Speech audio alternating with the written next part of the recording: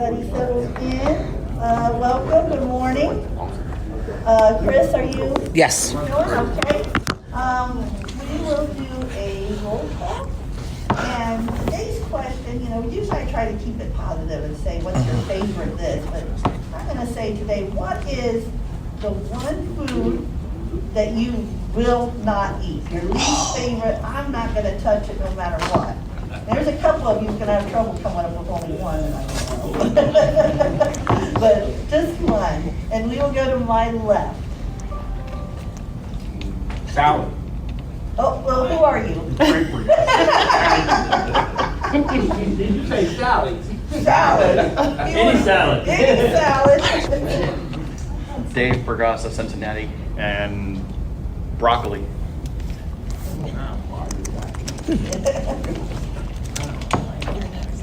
Oh, sorry about that. Christopher Sabin, I would say definitely cantaloupe.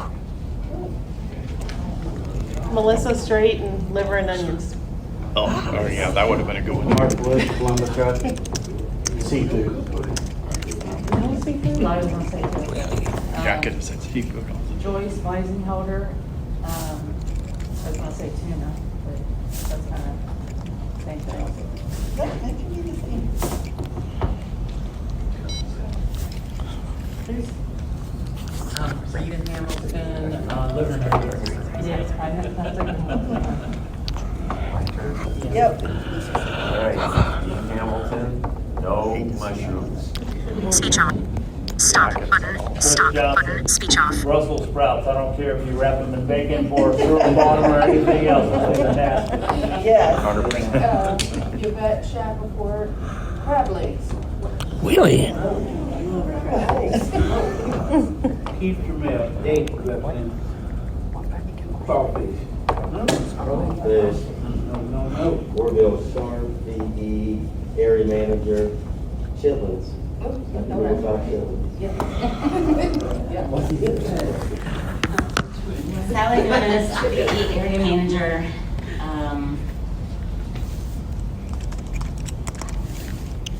Say chitlins. Sally likes everything. You can say chitlins. Oh, pig feet. Okay. I am too, I'm with you. Poor old, that made enough. Amy Secker, BSVI budget manager. For me, it's raw red onion.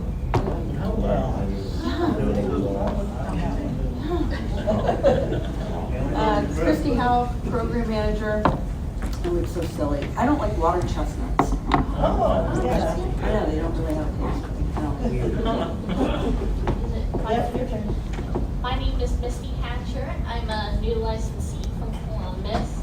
And do I really have to pick one? Yeah, I know. I guess mayonnaise. Okay. And Annette Lutz, chair and Toledo rep, and mine would be hard-boiled eggs. All right, anyone else come in? All right. Seth? Onions. Onions, okay. Who all do we have on the phone? Sally, what do you want to just read off who we have? Madam Chair. Yes. We have, I had to admit a couple people. We have a phone number that is 614-218-6452. Not pretty sure who that is. Jim Davis, Julie Russell, John Kanaday, Kelsey Burrier, Kat Jacoby, Michelle Kazar, Anne Marie Mosley. And that is it. Okay. We go to the 6452, if they could unmute. If they could identify themselves.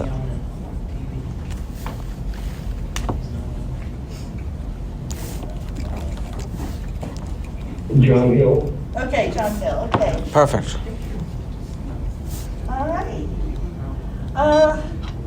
The minutes from the April meeting.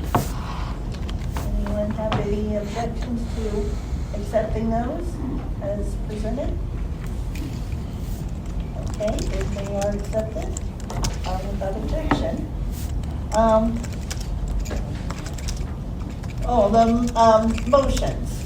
Any comments on the motions from the last meeting?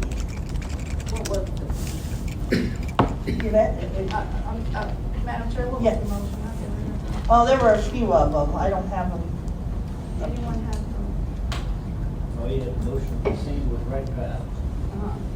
Oh, that was fine. And there was a motion that the operators who attend any point qualifying event need to be a licensed operator. There was also Dean Hamilton's motion Yeah. as well. Oh, But policies within 10 days. It was an amendment to the bylaws. Yes. There was Dean Hamilton's motion, and then there was another one. Okay. Any comments or questions on the motion, or the responses? All right, public comment. I have had 2 requests for public comment. I'm not sure if one is here. Aaron Hopkins, are you here? He wasn't on the list. Was Amy read it all, so. Yeah, he's not there. Okay. Maybe he'll join us later. So then, Julie Russell also requested public comment.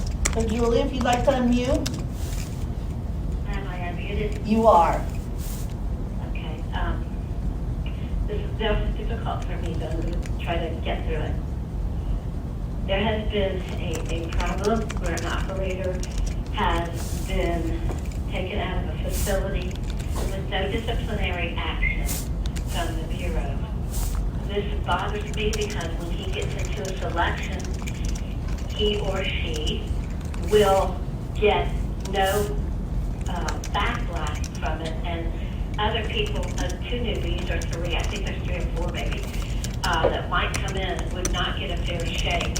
And I don't think a kind of a cover-up is fair. I think that the OVRC should figure out at least some kind of disciplinary action so that the other trainees coming in get a fair shake. If this goes to 2 or 3 grievances, it will put our stuff out there, and we really don't want to do that.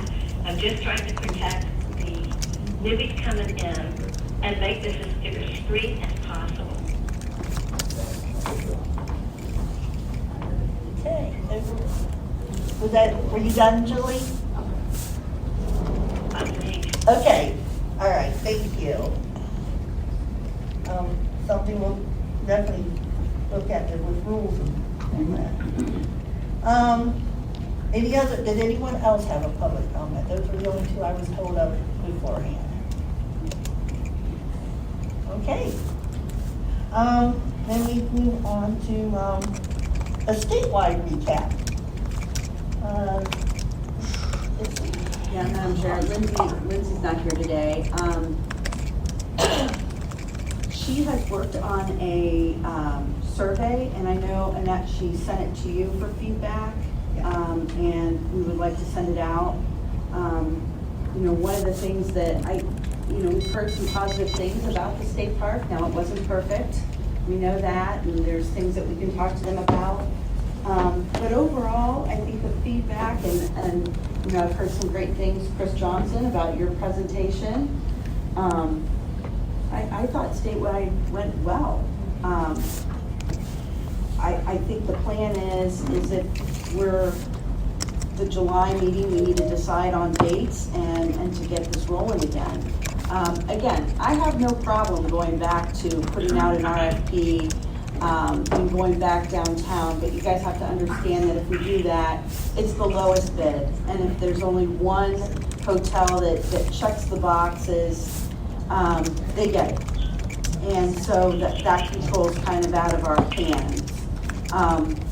But that's our options, I guess, is to put out an RFP, go back downtown, and get whatever, a hotel bids on it, or to look at a state park. So I guess I'm just looking for feedback, positive, negative, indifferent, on venue, on the actual content.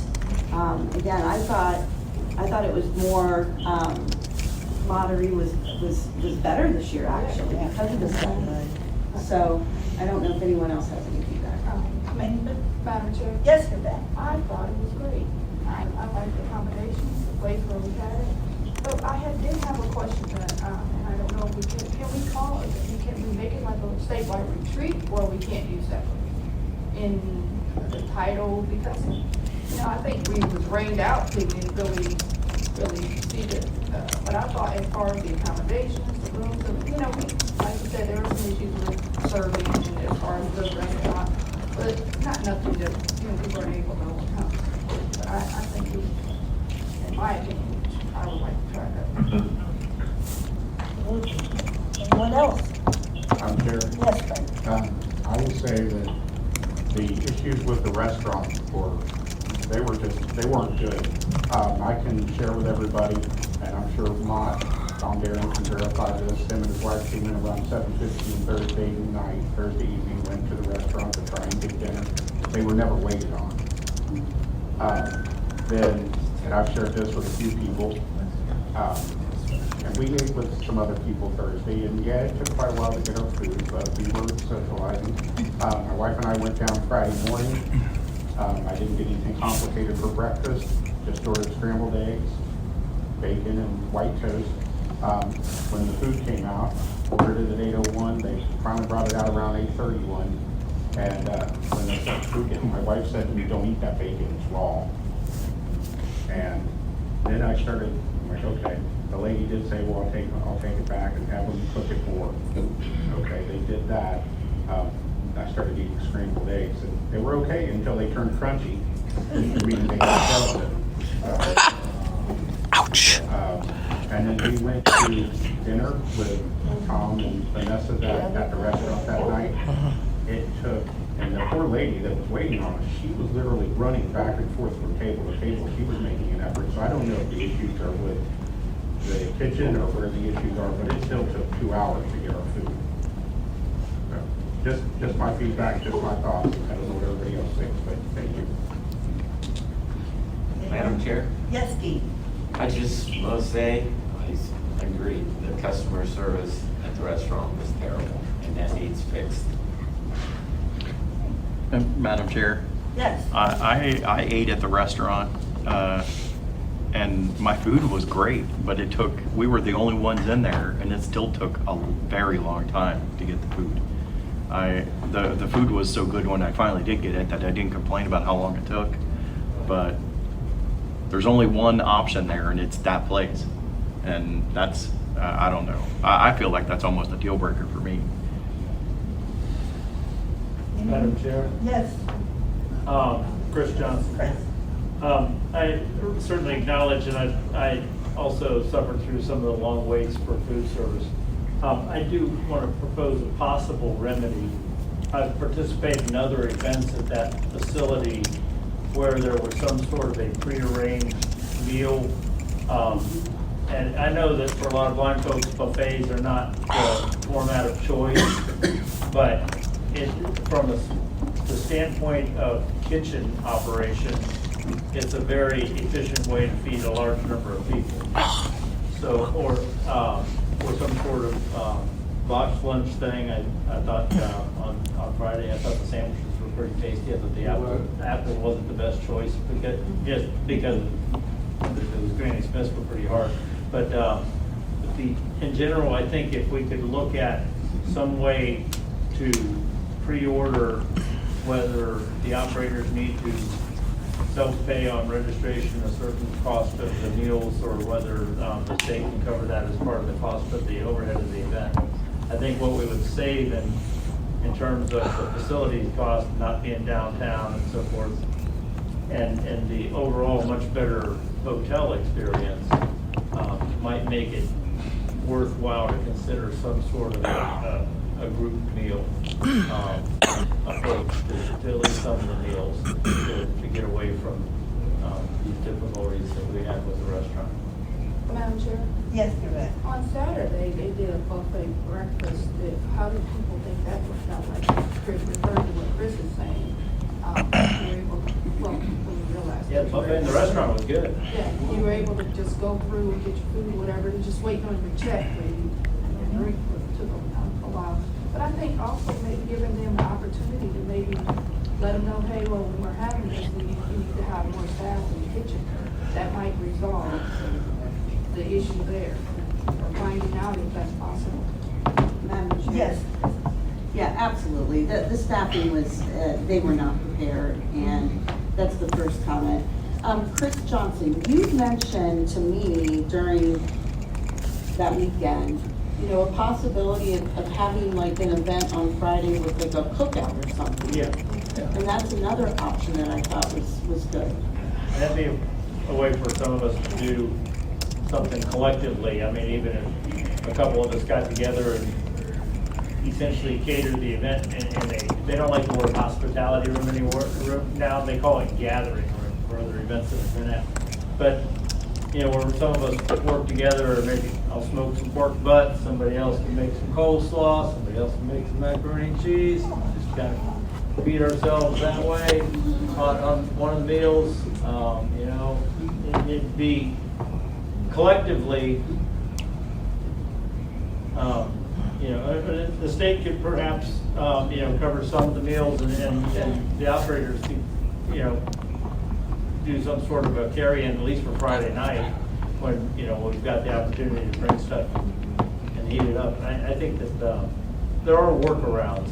You know, the events that I've been at, you know, where not everybody has a lot of money in their pocket, some sort of a gathering room where we could have, you know, a la your classic hospitality suite minus the booze is, you know, is what we're talking about. Madam Chair, did I- Yes, Chief. I'm cold-blooded on the grill. All right. Yeah. You and Chris are grill masters. I know Chris knows how to smoke some meats there. I've heard stories. Madam Chair, Yes. I don't mean to throw shade on anybody else's ideas or anything, but the one thing that I think we should consider for everybody involved is choices, and there really aren't many. In fact, there's only one there, and it's way out of the way. It's not like you can order food if you don't like what's there. It's just too far out. I would think convenience and choices would be the top two priorities for everybody. Not everybody hated it. Not everybody absolutely loved it. I mean, it was probably people, if they're going to go, they're going to go. If they're not, they're not. But convenience and choice, especially transportation and food, should be at the top of the priority list. I like Chris's, we would have to, if we were to do something like that, the logistics of especially food storage, if it's Friday evening and everyone comes on Thursday, we'd have to work out something with that, but. Or Madam Chair, they might be willing to. Yeah, they might, yeah, we might have to have, if we did something like that, we might have to have them do it. They may not appreciate us all bringing The food crunchy, to their facility. they'll provide the crunchy potato salad. Yeah. But there's hard-boiled eggs in it, I'm not eating it. No eggs in the potato salad. All right. But another option would be, I mean, if you order like some sort of a buffet. Yeah, that's. 25 bucks a head. Yeah, And we just, it's part of our meal expense that we write off as part of our out-of-pocket expenses Yes. statewide anyway. That, you know, that's not a big lift either. I mean, you're paying for your meal, and it's probably gonna be cheaper to buy, you know, pay 25 bucks or even 30 bucks a head versus buying in the restaurant. No, it's not. Madam Chair, you know, the policy on food and conferences has changed recently for the better. Yep. And so there's options, so we can definitely look at that. You know, again, going back to the Sheridan, which was the only, and I heard horrible things about that restaurant, so. I think everyone's not interested in the Sheridan. But at least with the Sheraton, you have other options. You can order, you can always walk to a restaurant across the street or whatever if you're downtown Columbus. Well, Madam Chair. all right, yes, Seth. I didn't attend, obviously, but there was no option for virtual attendance this year, from what I remember. I don't remember getting an email. Is that a problem with being out in the boonies where you have no Wi-Fi, and are we therefore taking away this? Because it's been virtual my entire time in this program. This is the first year it wasn't. No, Madam Chair, it was not virtual a year ago. It was virtual during COVID, but since we've been live in person, it's never been virtual, prior COVID or after COVID. So a year ago, it was not virtual. I thought I remember people on there No, talking. no. Madam Chair, Yes. why can't we do that though? I mean, if we've done it before and we do it for the meetings, I mean, even if you don't get credit for attending over the phone, you know? If I remember correct, we had this talk and the trying to set it up to where people could, we'd have the same problem like we used to have at the Rice Center. That's why we started meeting here, because of you don't have the equipment availability to make it virtual. You know, we were there and, you know, some of us were putting them on our iPads and trying to let people listen in, but we didn't really have a good system to set up for a virtual event. Madam Chair? Yes, you bet. Statewide, is there a way for us as operators that's around the state to meet and to get to know one another Mac? Yeah, I think that attending statewide is important, and nothing should supersede that. So, you know, I think that that's an important gathering point. Was someone on the phone, trying to get? Okay, maybe not, maybe it was just. I heard someone too. I did too. Maybe it wasn't that it was, They weren't addressing the. they weren't addressing it, maybe they just weren't muted. Madam Chair, Yes, Frank. I was just gonna say, and I don't know how to do this, but I do think it should be more centrally located where everybody can access it easily. And I'll just leave it at that.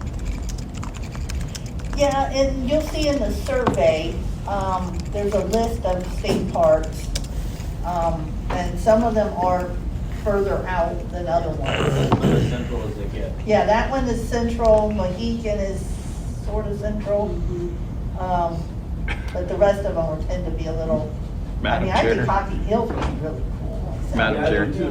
Yes, I didn't, that place was way out. It didn't feel central. Nothing about that felt central. It was way out there. If you don't drive, there's nothing central about that. And I feel like there is a big push for these state parks now for statewide. And I don't understand that. Even if everybody hated the Sheridan, why wouldn't we be more along transportation lines, you know, close to Greyhound, things like that, for people that use that to get there? well, that's why we're gonna do a survey. We're gonna see what, you know, it seems like we've had a lot of really good positive feedback. We have had some negative. We're gonna do a survey and see what people really thought of it. Madam Chair, Yes, Chief. so since you brought up that, how about putting on the survey?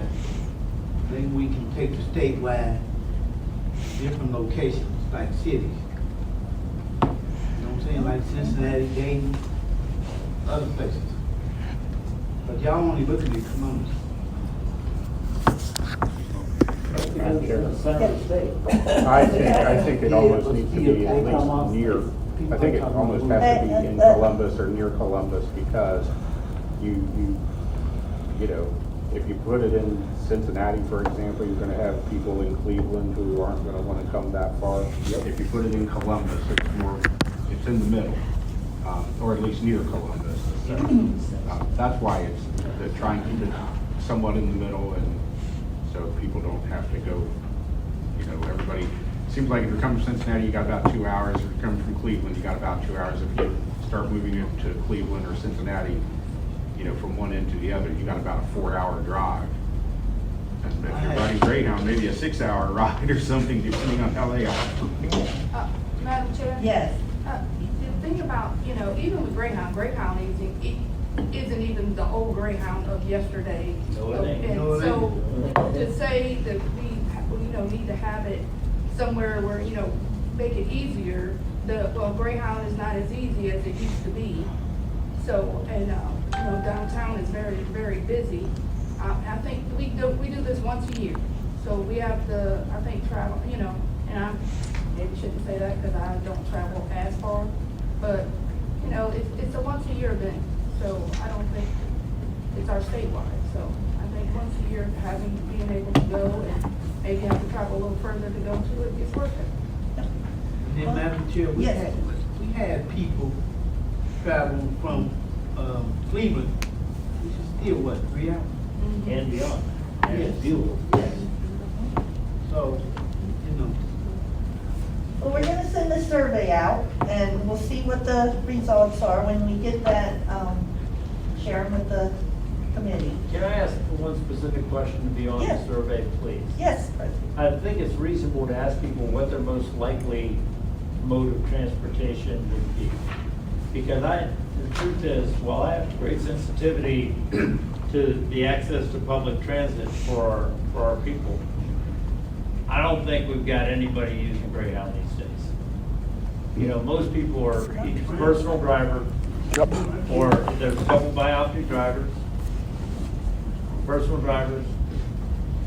I don't think we've got people using Greyhound. And so, if it's 1 or 2 out of 75 operators that might use Greyhound, maybe, if the personal driver's not available, I don't think that's justification for making a decision. If you've got a significant portion of the people who might use public transit, if it were not, that's a different deal. Madam Chair. Hold on, Frank Service. The one thing I will say is, well, Chris, that's how I actually get to these meetings, is via Greyhound. And if my wife, for whatever reason, due to health issues, didn't come to statewide this year, or didn't drive, and there are times when she's not able to drive, or not drive well anyway, where it was, to be quite honest, I wouldn't have been able to get there, because I would have had to take Greyhound from Cincinnati up to Columbus, but then the other problem would have been transportation from Columbus back to Mount Sterling. None of the people in Cincinnati would give you a ride. We gave 4 people a ride. My wife and I gave 4 people a ride. This loving kindness has got to be part of the plan. Chris, we're not gonna discuss back and forth. Seth? With all due respect to Mr. Johnson, I think that in a program that is for blind people, you make the exception for every blind person. You don't care about the ratio. If it helps one blind person, that's what we should do, because that's what we're here for. So I disagree with what you said about the amount of people that use Greyhound. If one person uses Greyhound, that should be our priority, to make sure that person is included. Okay, we'll put the question on the survey, see how people do use transportation. And even the ones that use, there could be alternatives. I do think the Bureau folks were very outspoken this year that if people needed, I don't know if anyone took advantage of it, but said, hey, if people need rides, we'll help find transportation options. Madam Chair. Yes, Mark. Well, Joyce didn't make it down there because she was sick. So they offered to take me back to the house. Oh, that's good. And then Saturday morning, I ended up getting a ride home from another vendor. So. Madam Chair, my husband and I, we gave people rides home and picked people up too. So, there's a way to work things out. Absolutely. Madam Chair. Yes, Seth. Just on the survey, because obviously, I guess you're the only one that has seen it on the committee. Does it only give options for state parks, or does it give the option to say, no, we want to get out of the state parks and go back to, someplace central? It asked if people like the state park, and then basically it was like, if so, here are some of the ones that can accommodate us. I don't think it mentions other hotels specifically. Thank you. Madam Chair? Yes. Yep, we can put that on there too. That's why we're talking about it. Thank you. All right. Madam Chair? Yes, Julie. Yeah, I have 2 Uber drivers that are friends, and they would have no problem picking people from airports, bus stations, whatever.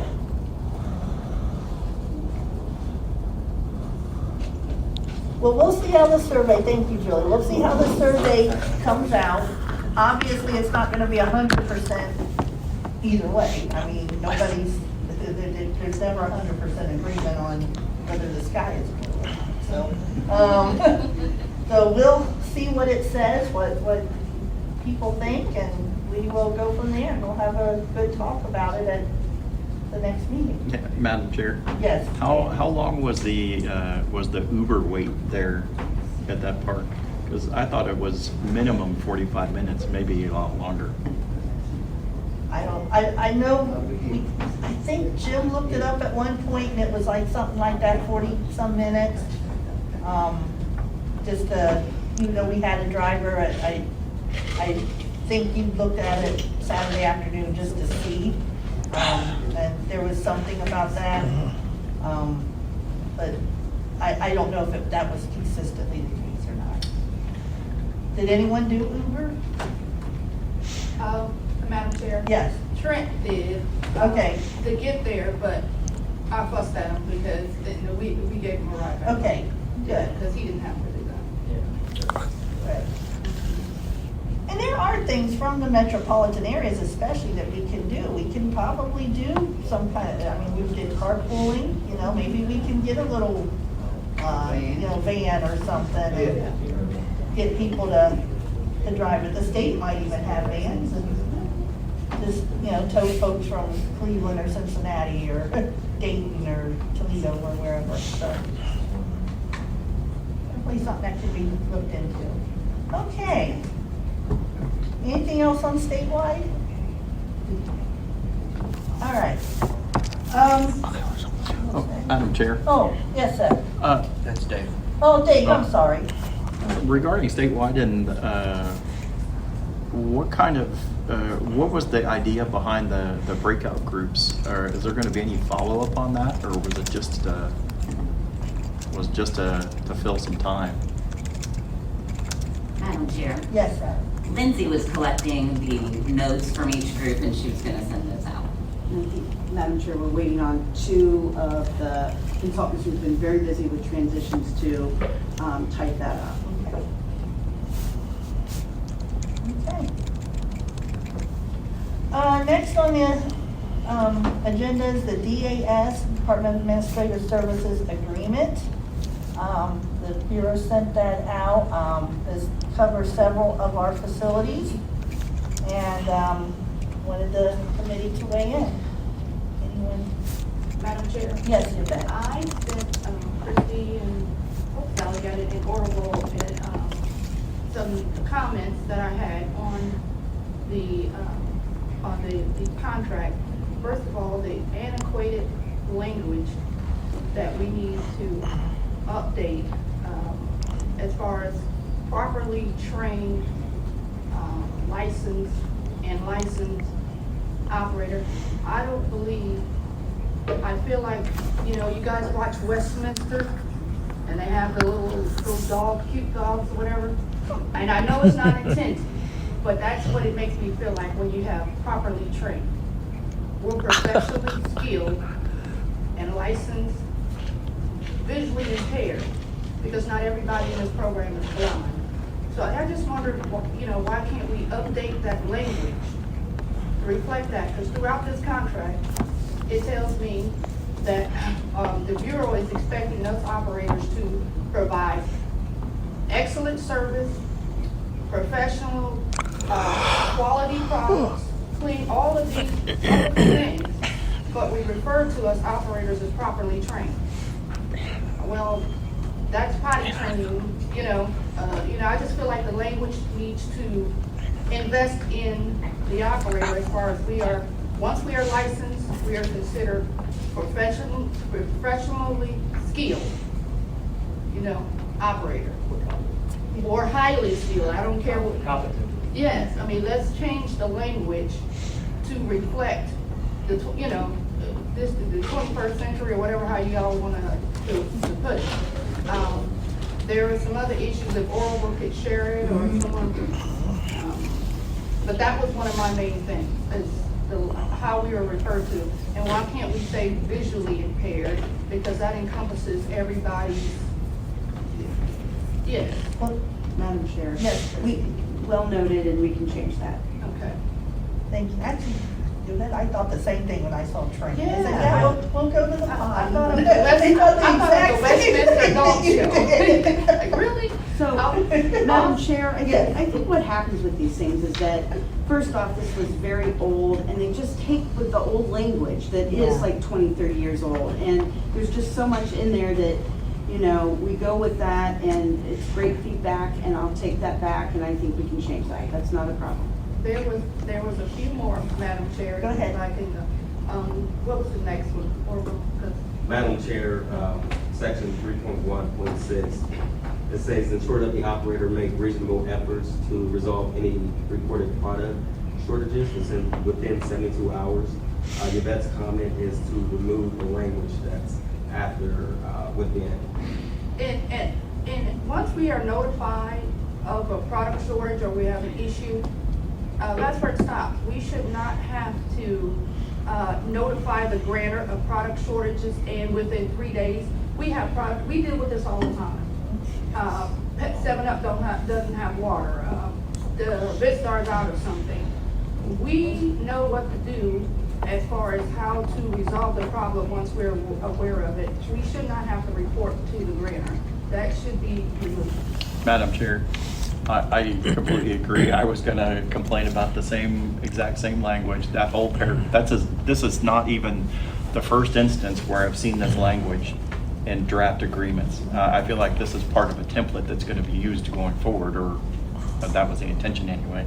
And that whole paragraph should just be removed. There's no benefit or reasonable, there's nothing to be gained for us being required by a VGA to notify the grantor if we didn't get something from a supplier. I mean, what are they gonna do with that knowledge? Madam Chair. Yes, Christie.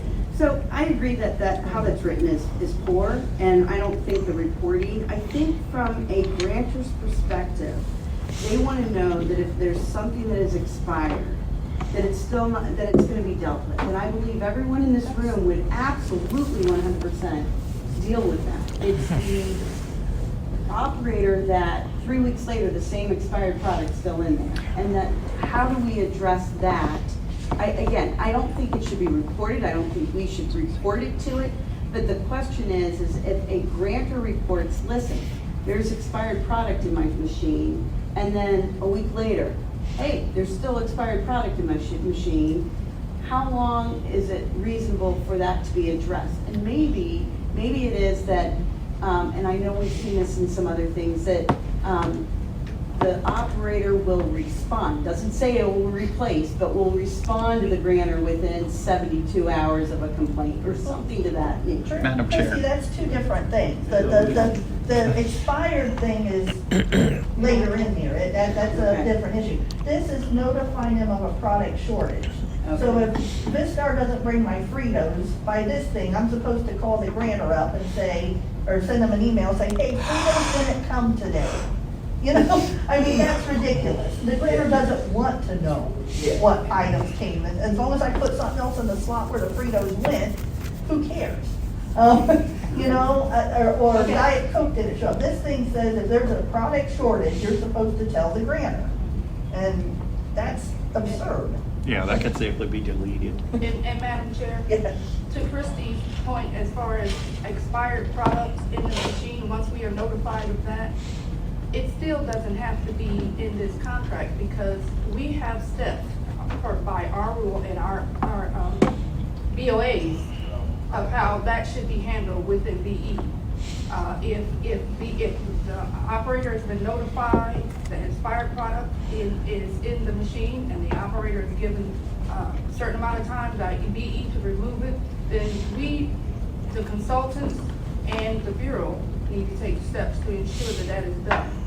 I don't think getting the grantor involved in that, second complaint, we have those rules in place already.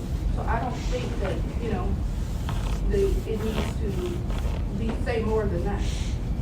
Referring to our rules to ensure that compliance. Because that's what Christie wants, compliance. Yes, Chris. If I may play the grantor's advocate for just a second. You know, they're not familiar with our rules. What they're familiar with is that they have a licensed blind operator running a vending facility in their building, and OOD has placed some machines and has some role in, that they have a contractual relationship with OOD, and OOD selects the operator to run the facility. They don't know our rules. So the language in the BGA is intended to define the relationship between the agency and the grantor, between DEP and the grantor. And so there are, there's going to have to be some language there that from their perspective gives them the assurances of an acceptable working relationship with the vending service in their building. And I think we need to recognize that, they're looking for that kind of assurance to be in writing, because unfortunately, not every one of our operators over the history of this program since 1936 has operated in a professional manner every day. There have been some shortcomings along the way. And so they're looking for some assurances to keep their people happy. And so I think we just have to expect some of this language that gives them some assurance that there's going to be fresh product in the machine, that complaints are going to be handled professionally, that the machine is going to be kept clean, stocked, and working. It's understandable that they're going to want those assurances. Madam Chair? Yes, Yvette. Chris, I read that whole contract, and we have quite a bit of all of those assurances in that contract, and I agree. But you can't punish the majority for a few. I believe the majority of us will do the right thing, okay? And all I'm concerned is when we're putting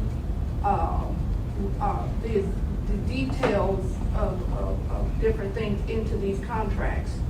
Like, once we are notified, and if it says the operator will have this amount of time to remove, okay, that's fine. But we do not have to go further than that, you know what I mean? And then it goes to what BE, go by our rules. What BE will do to take steps if it isn't done. Madam Chair. Yes. To Chris's point, that the BGA is supposed to frame out a relationship between the Bureau and the grantor, that's precisely why language like this doesn't belong in there. That's between the operator and the Bureau, not the grantor and the operator. The language in this agreement is supposed to frame out, I agree with that, it's supposed to frame out the relationship between the Bureau and the grantor. And they don't have to know our rules, that's what the Bureau is there to, they're there to be the person between the operator and the grantor. And that brings me to another piece of language in here, 3.1.3.4. Bear conspicuous identification tags with a number unique to each machine, and also conspicuously display information about how to report a problem or seek a refund. I'm assuming I originally thought that this bear a conspicuous identification tag, is this relating to equipment inventory? Or is this supposed to be a BGA mandated refund system? Madam Chair? Yeah. 3.1.3, it starts, ensure that all of the vending machines, semicolon, have identification tags with the number unique to each machine, and how to report a problem or seek a refund. Yeah, I think that's what he was referring to, and the question was, is that, we think of that as the 101, the BE number, the tag number. That's what we think of. But is this thing basically saying that, you know, you should have a number one, so that a customer could say, machine number 5 took my money. Is that what, how this is reading? I mean, having contact information is just professional business, but the number thing, I don't know if that's, you know, I've seen some facilities that have 1, 2, 3, 4, 5, 6 on their machine across the bank. But most of them don't. Well, Madam Chair. Yeah. Yeah, like I'm not sure what it's referring to. Is that the equipment tracking number that the Bureau uses on their equipment? Or is that a VGA mandated refund system that every operator is gonna have to follow based on that? Which one is it? Madam Chair, I'm just going to delete bare conspicuous identification tag with a number unique to each machine. And I'm just going to say, display information about how to report a problem or seek a refund. Okay, Madam Chair, I agree with that approach. And then I'm deleting the 3.1.6. And then for the 3.1.8, I'm keeping the, you know, ensure the vending machines dispense products such but not limited snacks, pastries, soft drinks, juices. Expired items must be removed upon notice. But then I'm deleting OOD, the operator, the grantor will work together to resolve any issues that are related to this matter, including the replacement or addition of specific food and drink items. That's being deleted. Oh, Madam Chair, should we really leave it, expired items were removed upon notice? Are we gonna have to go at 2 a.m. when they find an expired bag of chips? Madam Chair? Yes. I think that could be resolved. If you give a reasonable amount of time, whether we say 3 days, 4 days after notice, whatever it is, a reasonable amount of time, I think that will make the grantor feel comfortable. If we have to put a time period after the operator has been notified in writing about some expired, reported of expired, whatever, I think that could be resolved, and I think that would be satisfactory to the grantor. But Madam Chair, there's one other one that I think it's 5 point, what was it? The one that has our rules on when an operator has an issue, what needs to be penalties for, what is that, 5.3. 5.3. Can you read that for me? 5.3, if the breach is a result of a violation of Article 5.2 of the agreement by an operator, OOD shall immediately suspend the operator's BOA and assign a temporary operator. Madam Chair? Yes. I believe in this section, all it needs to refer, if it gets to that point, all this needs to do is to refer to our rules. And as far as, it does not need to say the steps that is taken by OOD, how they handle a situation like that. I just think it needs to refer, and it goes on to say a little bit more that I think, you know, we have, you know, certain things that we adhere to in our BOAs, and I don't think that the BGA needs to show say what steps the bureau takes to discipline or penalize or whatever word you want to use the operator. I don't think Madam Chair. should be there. Yes, ma'am. Could somebody read 5.2 as to what they're specifically referring to, please? Madam Chair, 5.2, if either party does not meet a material obligation set forth herein, the non-breaching party shall provide the other party with a written notice to occur within 14 days of identification of said breach. If the breaching party does not correct the material breach within 30 days of the date such notice is issued, the non-breaching party shall have the immediate right to terminate the obligations under the agreement without penalty. Madam Chair, Yes, Keith. going back to what was already said, the agreement is between the grantor and the BE.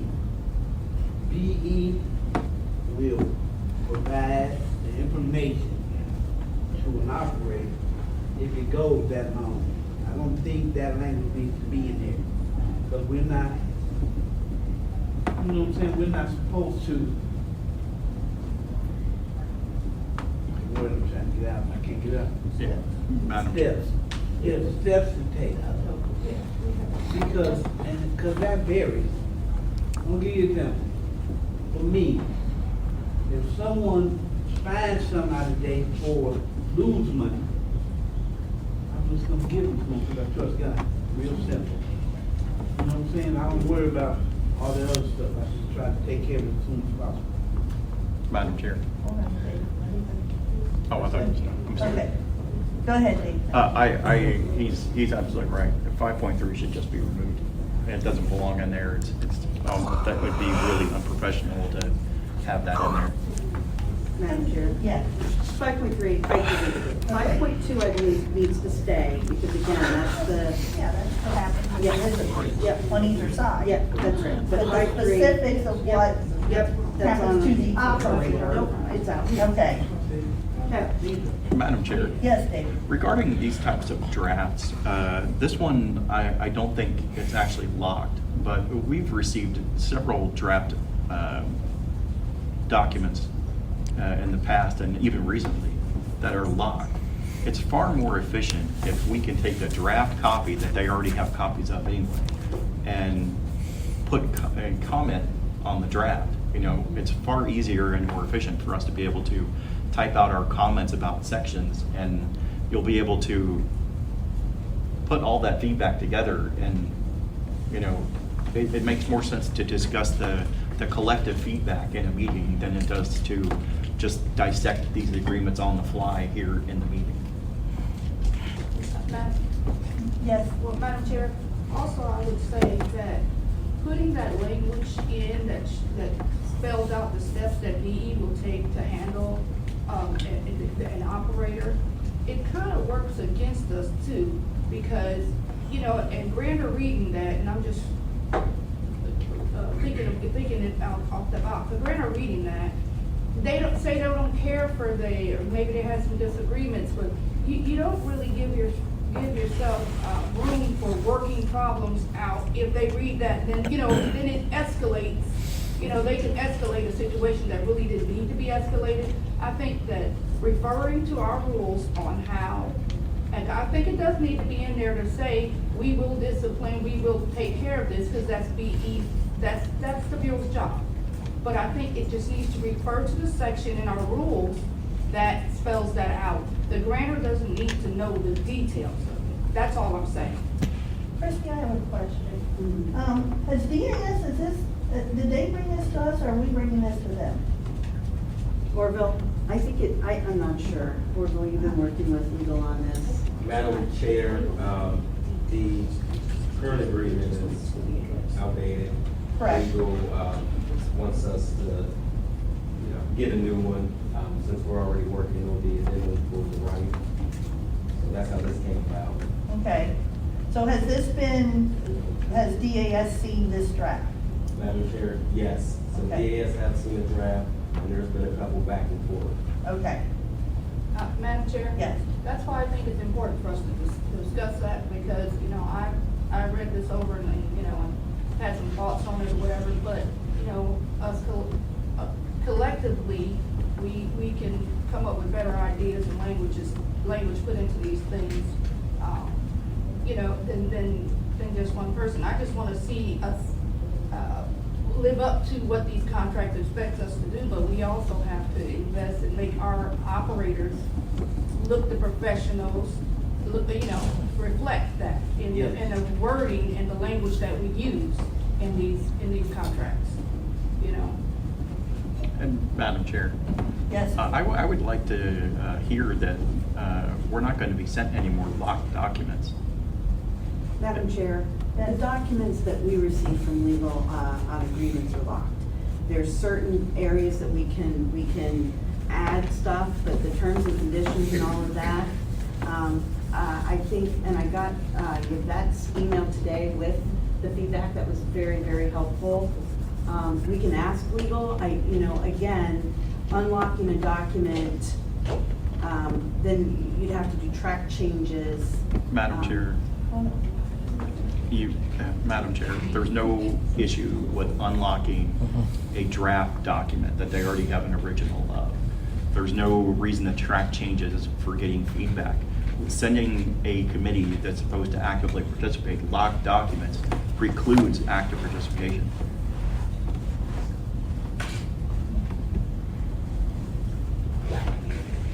anyone have any other thing? I had one thing I need to bring up, and in order to do this, I'm gonna ask Frank to take over running, as chair of the meeting temporarily while we discuss this.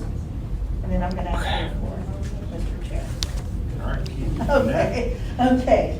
In the addendum for the RIFE, the days of the week were changed since the last draft that was sent out to operators, from Monday to Friday. Currently, Jim, and I'll be completely honest, if there's anyone in the room that doesn't know who is my husband, runs that facility, and is running that counter from 8 to noon, Monday through Thursday. He has tracked those numbers. He brought this to the committee a couple years ago, or about a little over a year ago when this whole thing blew up. He is running that counter at a loss. 4 days a week, 5 days a week will add an additional loss. It is still, it's better than it was prior to the folks coming back to work, but it is still at best break-even days, but there are lost days too. So to add an additional day without even discussing this, I don't think that was appropriate to do at all. And I think the amendment should be put back Monday through Thursday. Madam Chair? Frank's running it at the moment, so. You bet. Oh, I'm sorry. You know, I'm sorry, Frank. One of the issues, I think operators, the operator would know best as far as, because it's not the grantor's, interest if we make money or not. And I think that we have to keep that in mind, because I had the same situation when I was on the base, on the hours that we originally started, and I had to,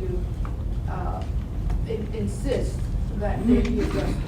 Because I was paying employees, or we're working at a loss with the amount of hours that we were open, and then especially on Fridays, when the building unloaded, people are leaving, so I think the operator would know the best hours. Seth. Did the Bureau know about this change of hours and not contact the operator? Mr.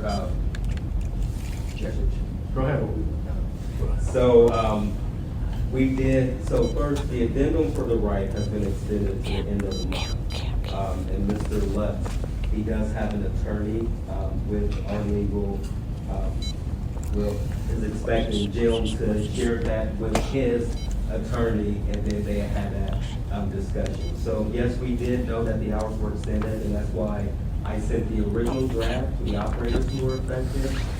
Even the operator at the Rose Tower, their hours of operations reverted back to before COVID, which, there were some conversations with that. I tried to get that changed.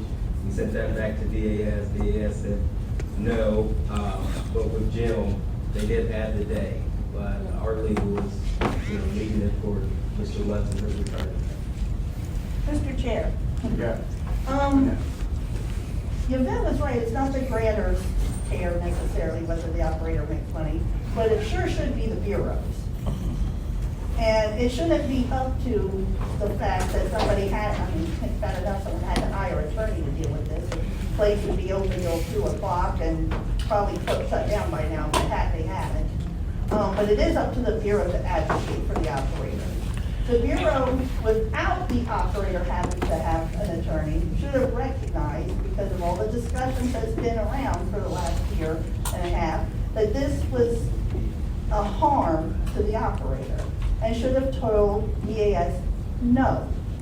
That right now, it's being run Monday through Thursday, it's being run 8 to noon. The operator's doing it at a loss, but is willing to continue to do it. And to add extra burden is not something that the program is, and this is exactly why people have to get attorneys for stuff like this. Because the program should know enough to stick up for the operator in the first place and say, no. There's a reason why we haven't done Monday through Friday. There is FUTA in the building. FUTA doesn't come on Friday. Fuda is only there Monday through Thursday because there's not enough population in there. So to expect more out of our operator than other people are required to do it's just wrong. I have, Mr. Chair. oh, Or Mr. Chair. hang on, just, oh my goodness. Chris, can I want to ask a couple of questions. Numbers wise, profit and loss, like sales and then the gross profit, net profit, do we have those numbers, or, and I'm assuming those numbers will track with what Jim Lutt is saying at the right, and, you know, I'm hoping we can get something worked out with BAS. I understand they want it open on Friday, but if the building population doesn't justify it, that's a hard thing to pull off. But go ahead, I know you had something. It's hard, it's difficult, to the point where this is, and I know people are tired of me saying this, but I've been told this many times. This is the highest profile area, it's got the governors in there, it's got legislature. They're saying all their people are back. That's what they're saying, all their people are back. So if we can come with data, and you bet you're right, grantors typically, their number one thing isn't what the operator is making. But if we can go there with data and say, there's X amount of customers, X amount of receipts, you know, there's only 3 receipts from 8 to 8:30, or that, you know, the receipts just aren't, or, you know, maybe even to come and say, let's try it, and if there's no receipts. The other piece of this is that, you know, at the same time, they're asking that the roads be back open at 6:30, and he opens at 8 on Monday through Thursday. And so we will push back, we will, but I'm telling you right now, they're gonna push back and say, well, then maybe it's not suitable for you guys, because we have a need to serve our people, and you guys, there's gotta be this thing where, and we're not just sitting back, we have fought back with them. I'm just telling you, the reality is that there's legislature in there, there's the governor, there's a lot of people asking for service. And I don't know where the disconnect is why they're not going to the 19th floor, because the population, they're saying the population justifies it. You guys are saying it doesn't. So I don't know where the disconnect is. Mr. Chairman. I'll just say, Christie, the numbers always tell the story unless there's a really unusual explanation. And then I believe Seth was next. Yes, I was. So a lot to unpack here. First of all, Orville, to say that we should wait for an operator to hire an attorney. Orville isn't in here, sorry. I'm sorry? Oh, you're here, Yeah, okay. he's here. To say that we should wait for an operator to hire an attorney before BE will actually do anything is absolutely ridiculous. Your job as the Bureau is to sign contracts to help blind vendors, not to help DAS. Next, to Christie's, correct me if I'm wrong, but under state law, BSVI decides suitable vending areas. Is that correct? I'll take that as a yes. To say that a grantor could say it's not suitable now is absolutely a ridiculous statement, because BSVI decides what is a suitable vending area in the state of Ohio and then tells the people what they have to do about it. So, Matt, Mr. Chair, we do determine suitability, but we can't say who, what, when, why, and all that. The grantor does have a say in it. They do have a say, and they're saying that their needs aren't being met. So that's the crux right here.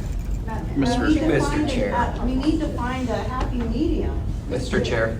Hang on a second, Seth. Like, if, Seth, we can't go in and say, we I'm just sorry, want the to chair's run got it. this for 2 hours once or twice a week. We can't go and say that. Is that what you're suggesting? That we say the hours? No. Yes.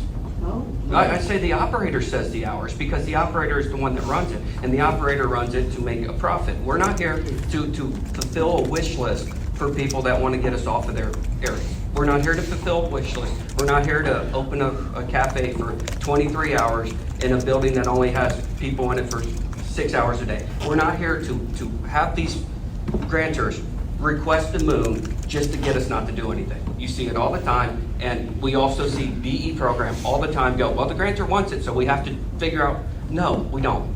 We don't have to figure out what the grantor wants. We have to figure out a medium in which an operator can make a living and not throw money away like Mr. Lutz is apparently doing, and then have the Bureau go, throw more money away, and if you don't like it, sue them.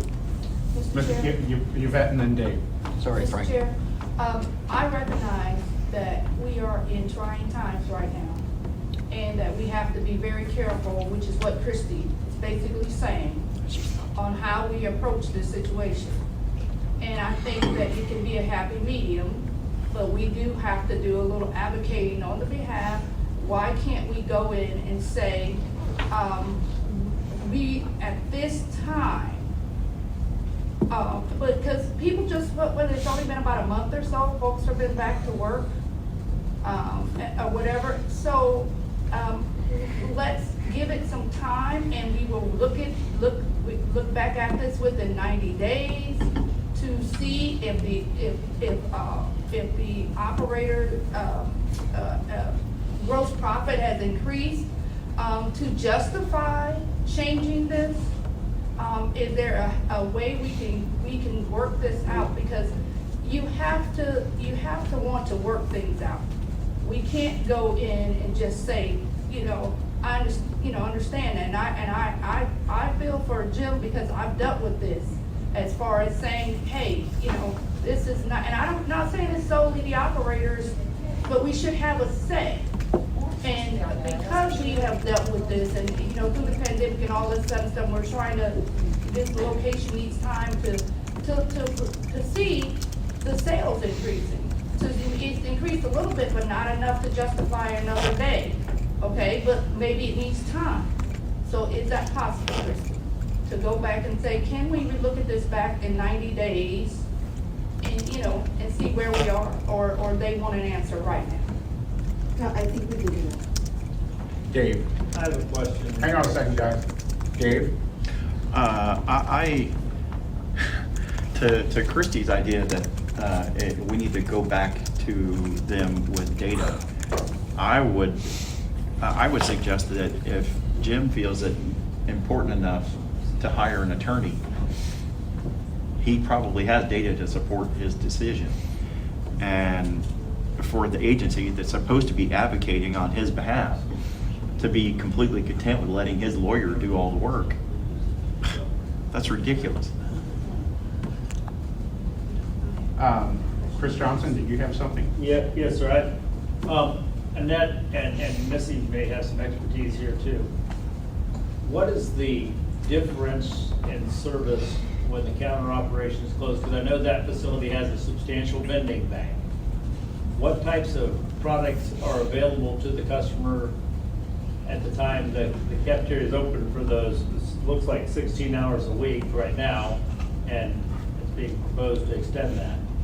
What types of products would be available to the customers during those counter operation hours that are not available via the vending? And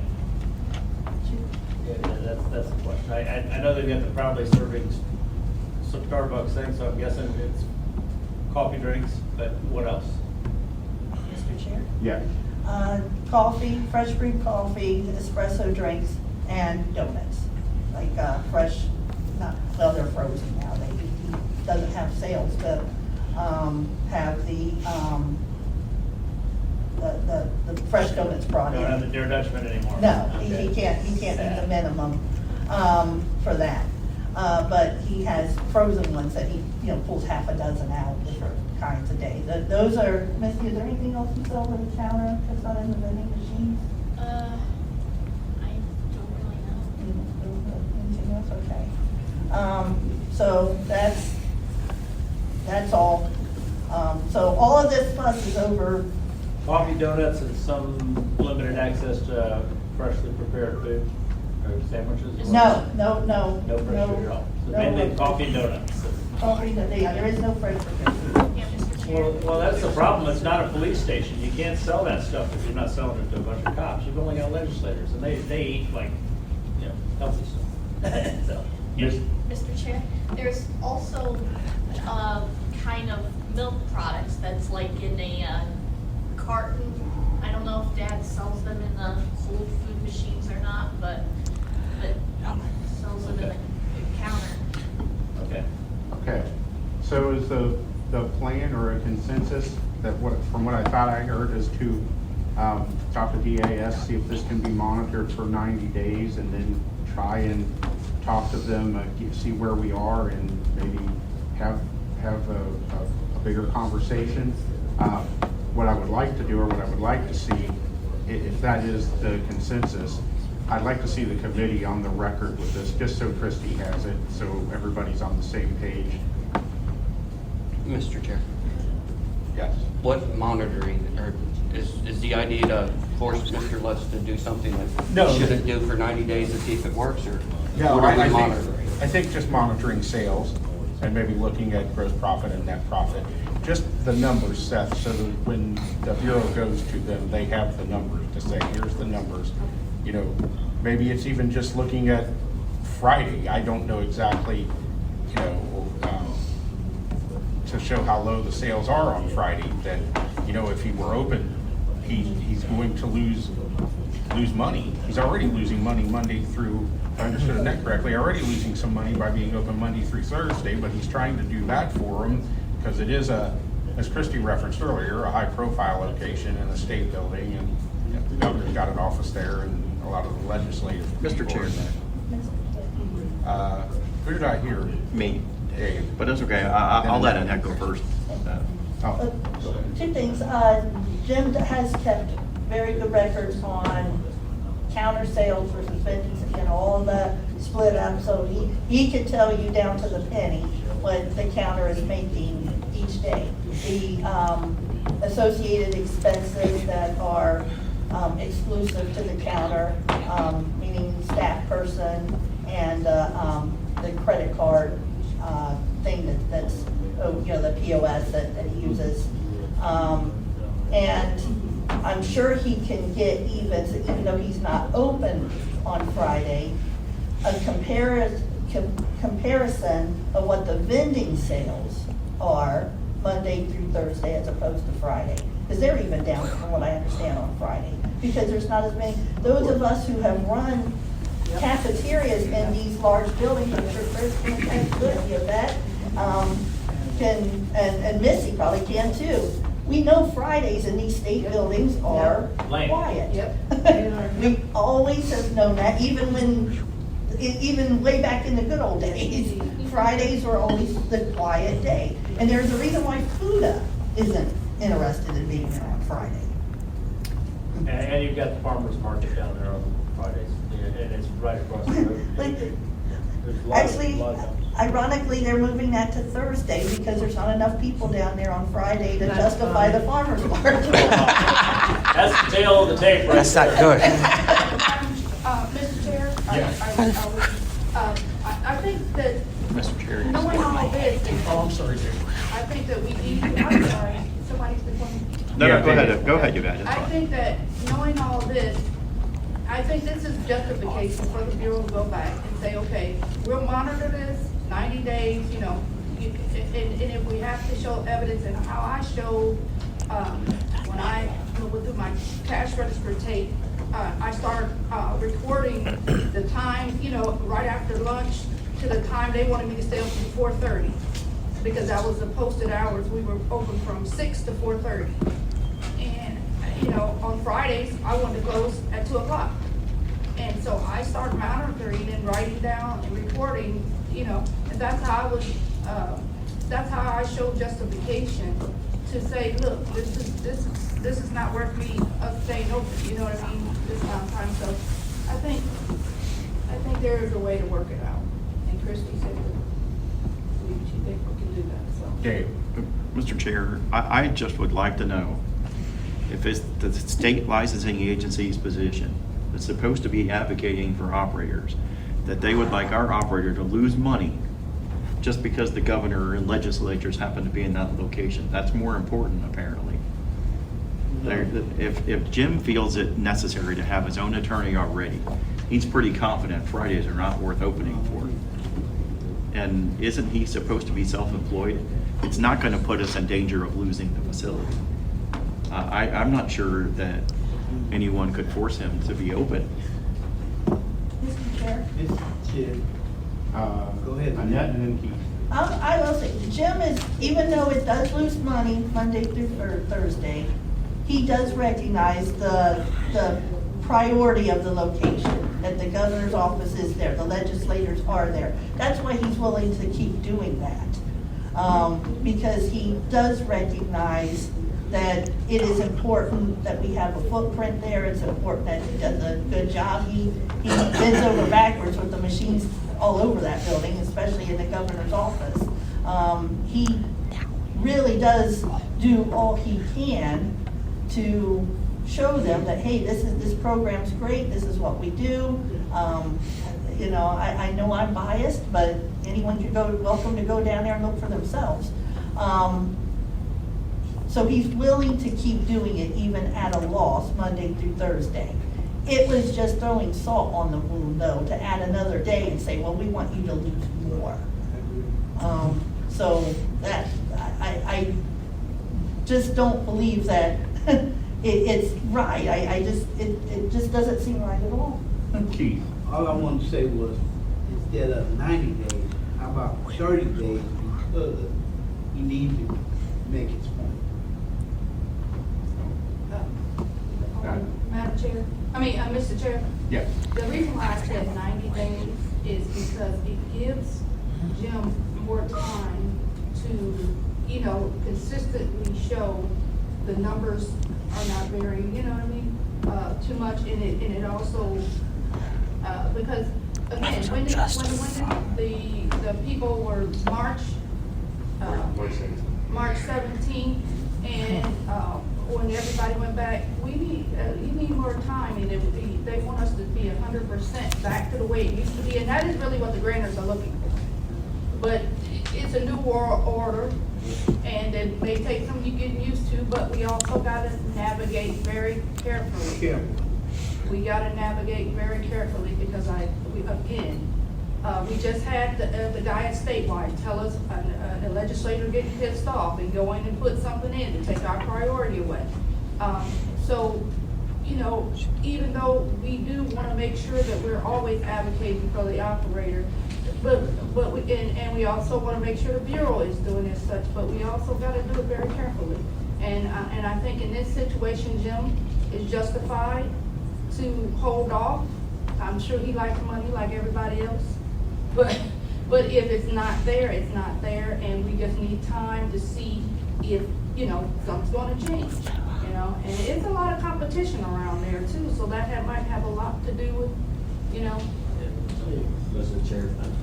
Just give me just a second. I wanted to say what Yvette referred to, everybody, and I'm not saying that this would happen here, but I don't know what went on in Tennessee, but I do know in Tennessee, one of the vendors down there, and I guess they were in the State House or somewhere where the legislature is, and I don't know, they did something, the legislature got ticked, specific legislator got ticked off and actually put legislation, you know, in front of, I don't know if it was their House or Senate or what, but they were trying to get it through to where Tennessee the Meeting program in Tennessee would lose their priority. Now, and I think they were ready to vote on it, and somebody said they didn't think it was ready, and they held off, and that gave a little bit more time for Terry Smith and other people. Terry actually lives in Tennessee, so it didn't happen, but it came close.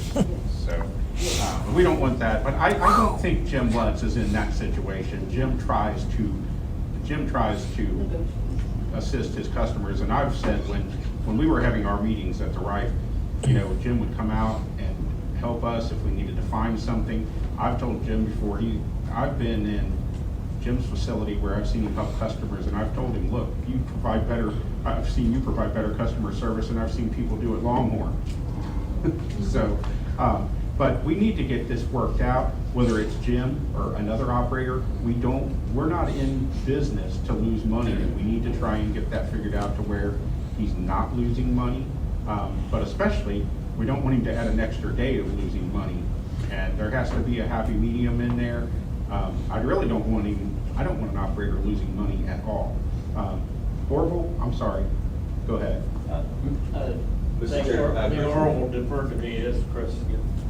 One of the things that might be a reasonable compromise too is to look at the schedule of the legislative session, because a lot of the people that, you know, we're concerned about having a positive opinion about the business enterprise program are largely the legislators and the legislative aides who might use Jim's service. And so my concern about this 90-day plan is that we're talking about 90 days in the summertime. Well, they're not there anyway. You know, once the budget gets approved, and I don't think this is a budget year. It is a budget year. It is a budget year? Yes. Okay, so once the budget gets approved, the legislators are gonna be out of there. And so I think we have to be cognizant of the fact that a large portion of this window is gonna be a period of time when there's just no potential anywhere, anyway, because of the fact that the legislative session has ended. And that's gonna be where a lot of your business is gonna come from in that regard. Worth kind of considering that in the legislative schedule as a possibility for this window that you're suggesting for an analysis. And that's Dean. Yeah, maybe I can answer this. When they say that everybody came back to the office there, I guess, is everyone working 8 hours or maybe just 2 hours? Any idea? We don't know. I mean, they say the building is full. They say people came back. Building How many full means hours? that all the space is assigned. That doesn't mean there's a bug in the chair necessarily. They've always underestimated the population of both the Rose and the Wright buildings, to be honest with you. So they've overestimated, sorry. I was going to say that. They've always been overestimated on their population, but it is not back to where it was prior to the pandemic. Jim has numbers from them then, he has numbers now. Giving it a few extra months might be able to tell. Chris's point is definite, but that's something that Jim is used to. He knows the seasonality of the building and stuff, and would be able to still give it a fairly good comparison. So, I don't know, maybe trying for a few more months. I'm sure he'd love to do it. What's he doing today? Today's a Friday. Is he operating? I send him to the grocery store. I don't know what else. Okay, so the facility's not open on Friday today? Seth? No, it's not. Orville had something. Oh, I thought Chris said. Well, go ahead. And then Seth. Mr. Chair, I wanted to touch on what Seth had said earlier. Seth, when I was the consultant and got assigned to Mr. Lutz, that's when the whole dental thing came up. That's when the right, came to us and said, we want A through Z. And Mr. Lutz and I, we sat down. I went to his facility. I'm like, hey, this is what they would like. They saying they want bagels. They saying they want all of this. And, I was against that. I'm just like, they want breakfast items, let's just say breakfast items. Let's not just spell it out. And I respect Mr. Lutz. And he said, hey, I have a lawyer. I trust my lawyer to go ahead and take care of this. And when that happened, I kind of, I respected and said, let this be. But I would say that, with all of this, he did incorporate FUDA as well as a farmer's fridge. And I was thinking that with us putting in a farmer's fridge and Mr. Lutz agreeing to it, that farmer's fridge was not going to do well. That farmer's fridge was going to say, hey, we're going to pull out because it's not doing well. But, and I'm always reaching out to farmer's fridge like, hey, what's the status? Because I want to get ahead of that. Because if farmer's fridge is not doing well and they want to pull out, I want to make sure Jim is aware of that. That way, like Jim, farmer's fridge is removing, so, the right may come back to you and say, we want these fresh options. But again, farmer's fridge is doing well, and Mr. Lutz does not have certain fresh items made available after the counter closes, which I think drives a lot of people to the farmer's fridge machine, which I personally feel if Mr. Lutz did provide those fresh items, because he does have appropriate storage, that he could be making a lot of money compared to the 10% that he does make. But that's just only my personal opinion. But again, they already extended it to the end of the month. You know, I didn't think they were going to, but I can see them extending it again. I'm going to give Seth the floor, and when Seth is done, I'm going to ask if anybody wants to make a motion. Seth? Well, first of all, when it comes to Farmers Fridge, I have Farmers Fridge at University of Cincinnati that does $1,000 a month, so they don't really care as long as they're getting subsidies. So that may be something along those lines. I guess sorry, I had forgotten my original question. So if I think about it, I'll bring it up later. All right. You bet. Mr. Chair, I'd like to make a motion that we extend, and I'm not sure if you all think we should say, I'm just trying to make sure that we are adhering, responding to the DAS. Let me ask you, Annette, before I make the motion. Would 6 months be better than 90 days, or what do you think that Jim would, to relook at this and maybe something that the Bureau can take back to them and say, this is what we're doing, or is that a mistake? I think the more information, the better, just off the top of my head, so. And that would take away the seasonality, because by the time this goes through, it's already extended to the end of May, so 6 months would take it to the end of November. And that'll give us probably better numbers, Yeah. Mr. Chair. I'm just wondering, what's this 90-day or 6-month window look like? Does this mean Jim's going to track his sales on the Monday through Thursday operation to see if it becomes more viable and gives him confidence to consider adding Friday? Or are we saying he's going to operate on Friday for a period of time and get numbers that way? I'm just wondering, what do you mean by a 90-day or 6-month period for analysis? Mr. Chair, I mean, he stays what he's doing right now, and if sales is increased, to justify, he see the volume increases as far as them coming to that the location, and he can justify another day. I mean, although we already know that Fridays in these buildings are. Okay, so what you're saying is to track the sales numbers for a period of 3 or 6 months for the purpose of making a more informed choice concerning the question of adding Friday. Yes. And it will give documentation that the Bureau can supply to DAS, because the numbers, like I said, the numbers tell a story. And of course, now I would say sometimes the numbers don't tell the whole story because there's other explanations to explain them, but I think in this case, this one's straightforward. And Mr. Chair, Jim has the numbers of what it was doing prior to this as well, so, if it's not better than that, or, hasn't reached that, the past numbers, sales and all that, then that's just, that answers our question right there. But Mr. Chair, I want to make a motion that we let DAS know that we're going to track sales for 6 months and Monday through Thursday, under the current hours. under the current hours, and see if it justifies opening an additional day. Justifies. And who seconded? Keith. Should that be better than? Mr. Chair. Opening, and that additional day being Friday, correct? Yes. 4. Can you read that, Mr. Chair? Chris, can you read that back to make sure it's? Yes.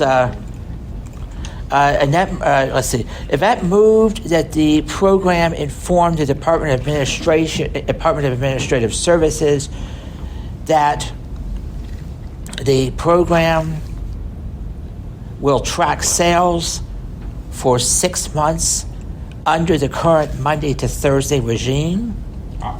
Is that to justify?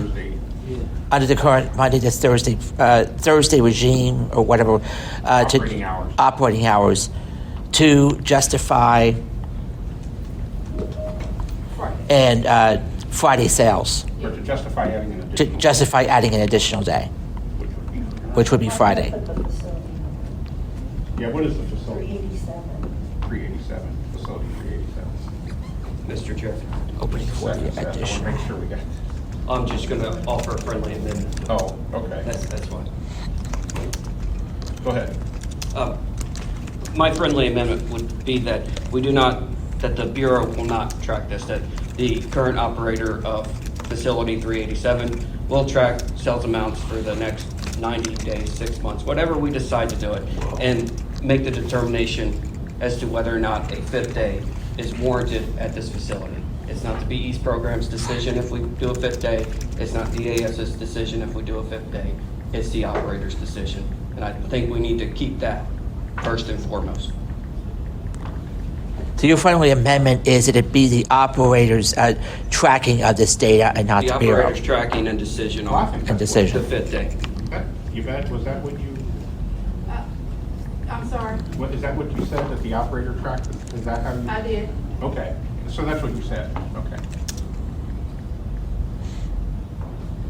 All right. Any discussion? We do have a motion, we have a second. With Mr. Chair, with Seth's amendment, we probably should have this read back so that everybody can hear the whole thing. Mr. Chair, I guess first, is the friendly amendment accepted by? True. That's Yvette? 3-0. Well, Yvette said that the operator tracked the sales. Yeah, and it's the operator tracking sales, but Mr. Chair, it was the Bureau to let DAS know this is what they're doing, because the contract is between DAS and the Bureau. And, so, yes, I do agree that the operator would know best, but I don't know so much, I think that it is up to the Bureau, and, the operator should have the say-so over over what these hours are, what the justification is, as far as that. But I think that we have to be careful, again, on how we are wording it. I think that the operator is gonna track the sales. That's what I was saying. The operator will track the sales and notify, indeed, we will report it, as what their findings are. Because DE is the one who is in contract with DAS. So they will report their findings. If their findings is that it does not justify a warrant of additional day, then there we are. We do need to go back through this, though. Go through the, Chris, do you have the language, or? I do. So it would be, let me get, sorry about this. Yvette Shackelford moved that the program informed the Department of Administrative Services that it will track sales for, that was the initial, and then we have Seth's friendly amendment. Right. So I'm going back over this entirely, which would be Yvette Shackelford moved that the program track sales for 6 months to justify, under the current regime, to justify an additional day of operations. Keith seconded. Seth, Ryan made a friendly amendment to Annette Shackelford's motion that the operator track the data at facility 387 and make a decision to justify the additional day's operation. Chris, I accept the amendment. You accept, and okay. And Yvette Shackelford accepted Seth's friendly amendment? Yes. Okay. All right, any other discussion? Okay. Yvette? Mark? Yep. Seth? Yes. Did I overlook anybody? Dean? Yes, you did. Yes. And Dean? Yes. Whoops. Sorry, I don't remember who everybody is. And I want to make sure I abstain. Okay. Yep. All right, motion passed. And now, we're going to turn it back over to Annette. Okay. Thank you, Frank. Anything else on the DAS agreement? So the motion passed unanimously? Yeah. Yeah. Well, on that estate. And I vote yes as well. Exception. I didn't vote. Madam Chair, Yes. the DAS agreement, let me see here, where did I see this?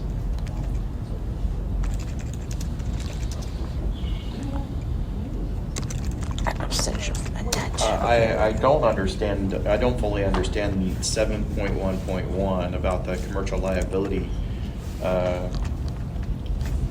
Operators are required to carry minimum insurance coverages, but apparently there's a minimum 2 million per occurrence. I don't know what this means for us, if anything at all. 7.1.2 says automobile liability. If state vehicles are used in providing services under this agreement, it is OOD's responsibility to ensure non-state driver is properly endorsed as a designated agent through the Department of Administrative Services Office of Risk Management for coverage under its self-insured vehicle liability program. I'm not sure why a state vehicle would be used for providing vending service or whatever we're doing, but Mr. Chair, Dave, before we go to that, we might need to redo that vote because we're not changing over yet. I don't think I was supposed to vote on that. Oh, Yeah, well, I it was think Keith, I'm sorry. It was just Keith. Right. Keith seconded. Keith seconded. Yeah, but Yvette's not a rep. No, because yeah. Oh, yeah. Here. Yeah. Duh. Of Oh, course. yeah, that got messed up. So could we just redo the vote? Yes. Yeah, we can redo it. Well, someone needs to. Mr. Chair, I move to accept Yvette's, So, Can I get anything? whatever it is, Anybody else? exact wording that Yvette used. okay, so, Now Seth made the motion. because Seth made the motion, not Annette, not Yvette, excuse me. Seth made the motion, not Yvette, so I'll just put, okay, Keith seconded. So I friendly. Yep. So there was no friendly amendment. you made a friendly amendment to your own motion. Friendly amendment item. So I will just say that Seth moved that the operator Yeah, it'll be the same thing. inform that the operator will track sales for under the current regime for 6 months, and that the program inform the department and make a decision to open an extra day, and that the program will inform the Department of Administrative Services. Just as long as it's the same as what we It is voted on. exactly okay. Yes. He That's seconded. my motion. He seconded. And we'll do this one more time. It was practice, Frank. Hey, Don't skip Dean. Don't forget Seth. Yes. Mark. Yes. Dean. Yes. And Keith. Yes. And Annette. Abstain. And Frank votes yes. Okay. Frank. Yes, and Annette abstained. All right, this liability insurance stuff. I think that, well, because this is between the program and the grantor, you know, the state vehicles are used because the consultants sometimes drive state vehicles. I'm assuming that's what that means. Madam Chair, I'm not sure what that means, because it literally says if state vehicles are used in providing the services under this agreement, which is, well, actually, it could probably be several different services, but again, the services would be provided by an operator. I don't know why an operator would be using state vehicles. Madam Chair. Sally. Yes, ma'am. Dave, I had the exact same question on why that was in there and what that meant, so we will follow up on that and get clarification. The very next one, 7.1.3, workers' compensation is required, or as required by the city of Ohio or the state in which the work is performed, with statutory limits and employer's liability insurance with a limit of no less than $1 million per accident for bodily injury or disease. If operator is a sole proprietor, partnership, or has no statutory requirement for workers' compensation, The operator must provide a letter stating that it is exempt and agreeing to hold the state harmless from loss of liability for such. What? That's, Um, Mr. Chair, or Madam Chair, I can address that. Yes, Chris. Go ahead. Okay, so essentially,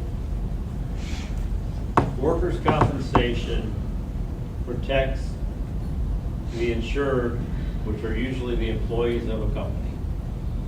And sole proprietors have the option of paying workers' comp premiums on themselves in order to have protection for on-the-job injuries.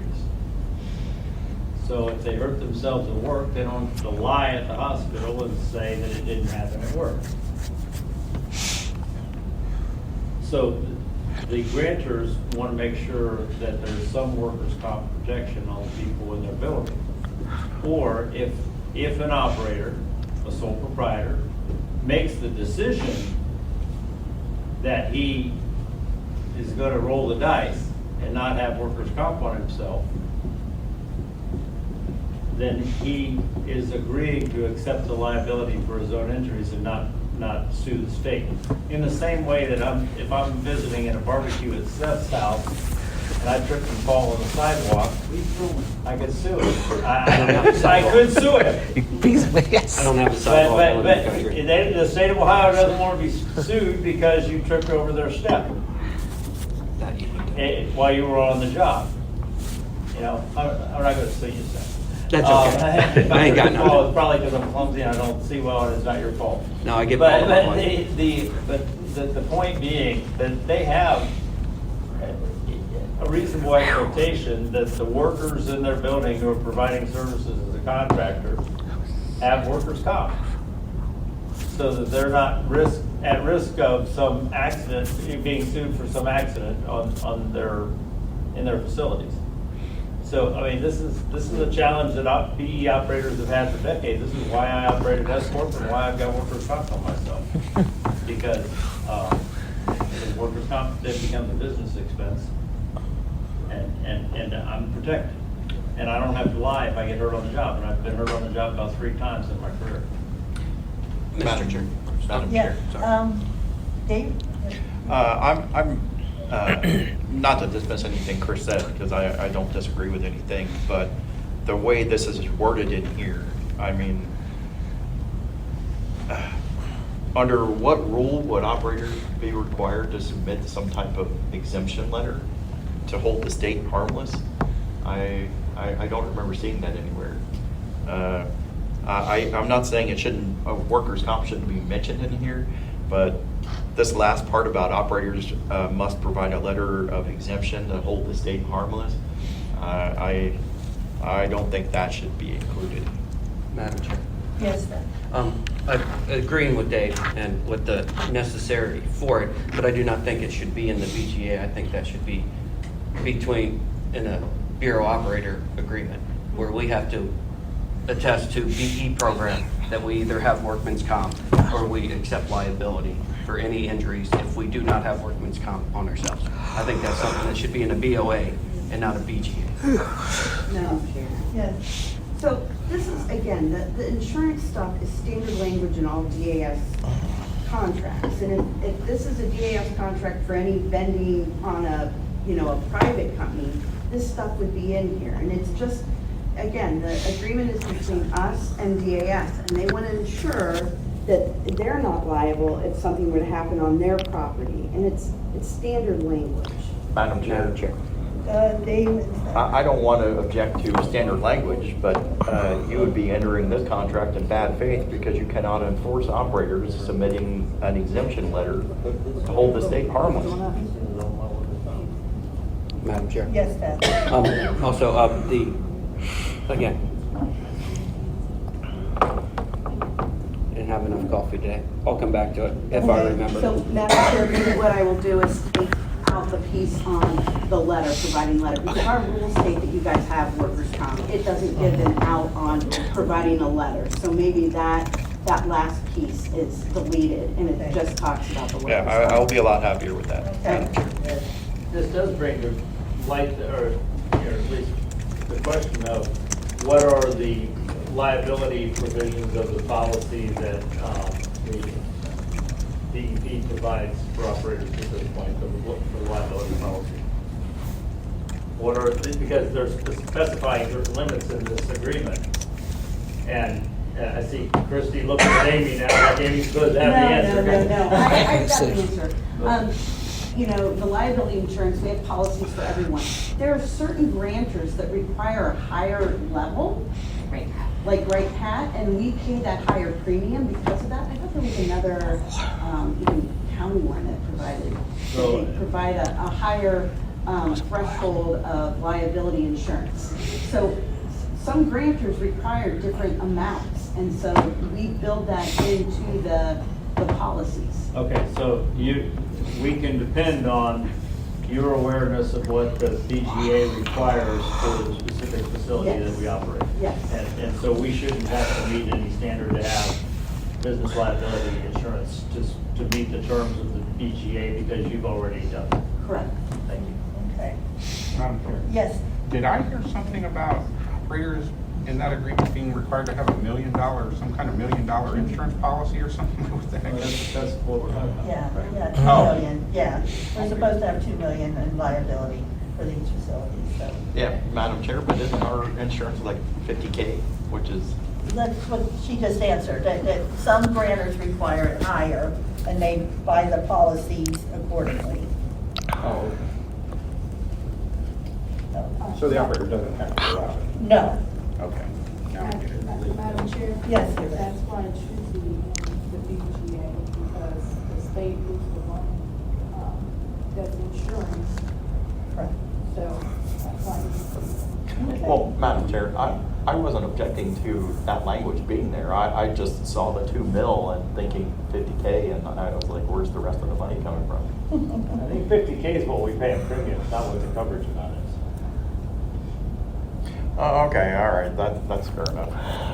I wasn't thinking about it in that respect. And for the good of the order, I'll just say that I've had umbrella policies through my auto insurance where they cover auto and business liability, and the additional premium is not that great.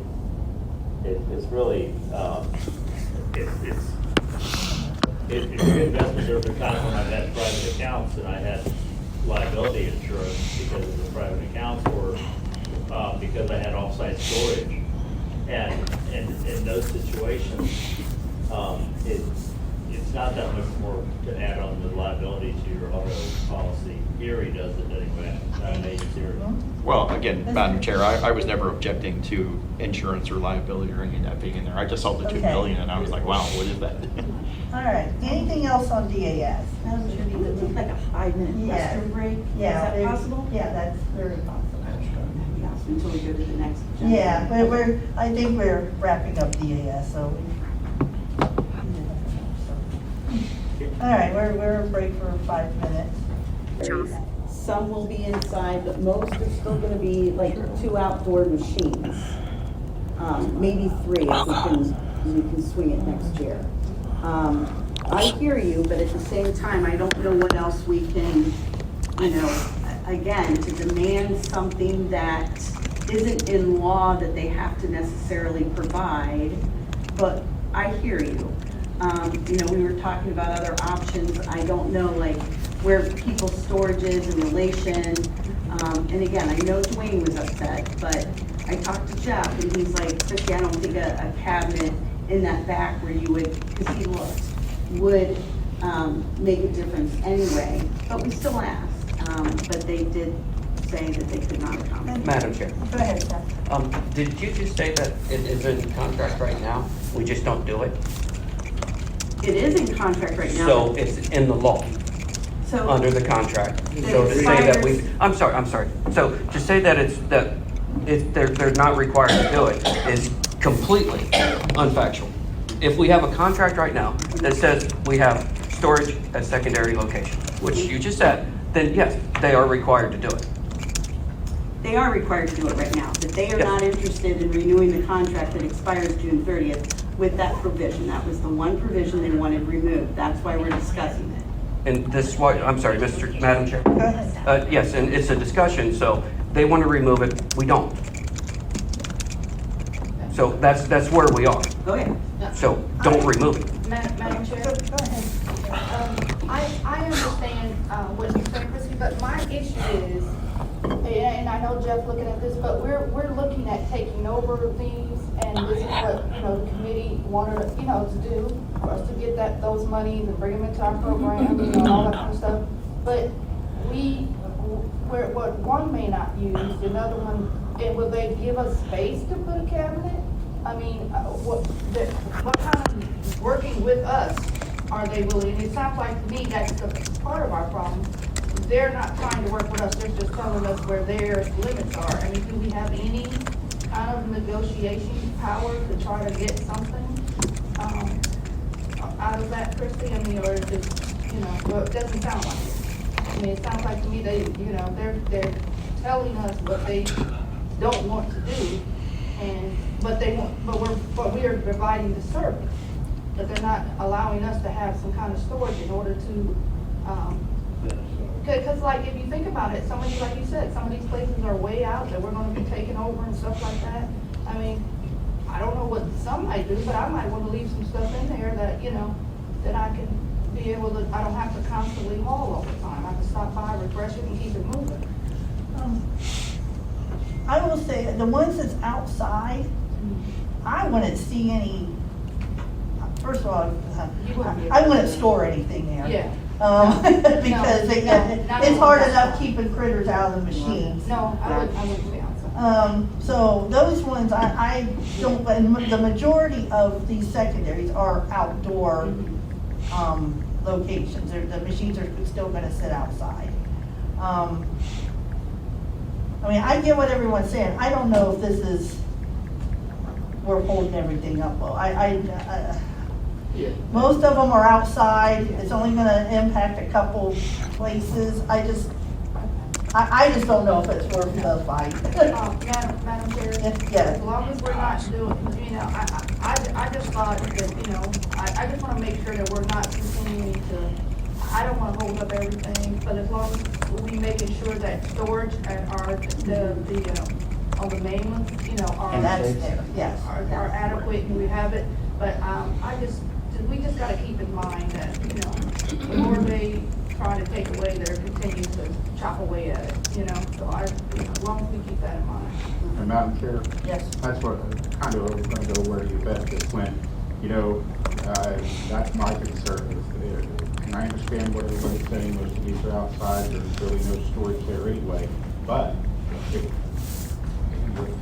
doesn't sound like we have a choice here, but if we let them do this, that's what I'm sitting here thinking, are they setting up the future where when some of these, I'm not saying with the current batch, but down the road, when they start rebuilding or remodeling rest areas, like on the main highway, I could see them trying to at least do away with storage in those locations, and that's where we could run into major issues. Madam Chair. Yeah, they didn't mention anything about the main. We would fight tooth and nail for that. What they said is ODOT does not have the space to allow for a storage cabinet. Therefore, ODOT cannot contractually agree to the provision of storage space, just with these secondaries. That's all they said. That was the only provision in the entire contract that, as a committee, we worked very, very hard with a couple years ago. This is not the main one at all. No, I'm just saying down, Madam Chair, I'm sorry. Yeah. I was just saying, Christie, down the road, I could see that. I mean, I hope not, I hope I'm wrong, but, if they do it in the secondaries, I could see sometime, and it might be way down the road, but I could see them, maybe trying as they build new rest areas, I'm not saying the new ones they're working on right now, I'm saying probably years down the road, I could see them maybe doing that. Well, if we don't need the secondary, we don't need it at the main. Trying to see if you could. Yes, Chris. I think it might behoove us to try to think about the ODOT relationship in the big picture. There's one issue here, I'm going to call it one Brussels sprout on my plate, that I really don't want to eat. But if the rest of the plate includes a lot of things I really enjoy, like fried chicken, Popeyes, or chocolate pie, then I might eat that one Brussels sprout because in recent history, we've been successful in the arbitration on the removal of the janitorial. We're making progress in the fact that a lot of our buildings are being renovated where we're getting storage inside the building now. We're getting the vending facility inside the building. You know, this is a revenue enhancement to the program. Mark, I believe, and Julie definitely have reported sales increases of about, I'm gonna say 10% per month or better in their facilities since they've gone to the new building. Julie talks to me about this on a regular basis. You know, we've got the prospect of the state routes and this development of this business, which is going to create at least another job or two for operators as well as additional program revenue. I think we got to be careful, not choose our battles carefully with ODOT, especially in the political environment that Michael reminded us of that we function in right now, where the Department of Education is being restructured. We don't know where the Business Enterprise Program support is going to land from the federal perspective as time goes on. I think we've got to be careful to choose our battles. And I think that storage in a secondary highway is just, it's a molehill. And we're making so much great progress in the interstate restaurant business and the secondary route business as a whole. And profitability for operators with some of the changes that spoken to. I just think this one, we just got to let it go. I pass it. Madam Chair. Go ahead, Mark. I'm the same way. I think I do a lot of secondary highways, and I don't think I'd want to keep a lot of extra product there. They do okay, but I'm not going to leave a bunch of product there to expire out because you're probably not going to move it. So you're probably going to have to be pretty mobile to take one of these secondaries and take your stuff with you because they're outside, they're just not real busy. Yep. Madam Chair. All right, Keith, and then. Okay, mine not outside, so I'm cool. Okay. I want to make a motion so we can get on with this. Okay. Yeah. Hold on, he wants to make a motion. Yeah, twice now. I'm sorry, go ahead. No, Hey. Keith has the floor. Go ahead, Keith. Okay. I want to make a motion that we accept the language now, before anything else changes. No. Go ahead. You want to accept, the committee accepts the language of the current ODOT agreement draft? Proposed. Proposed, yeah. But no, he wanted to, and I'm gonna just remind him, besides the language update, he wants to update the language in a way we are preferred to, as professionally skilled, because I'm sure that language is properly trained, is in there. Yeah, we want to change that, but we want to accept the rest of the proposed changes that ODOT wants to make for the secondary highway, referring to the secondary highway.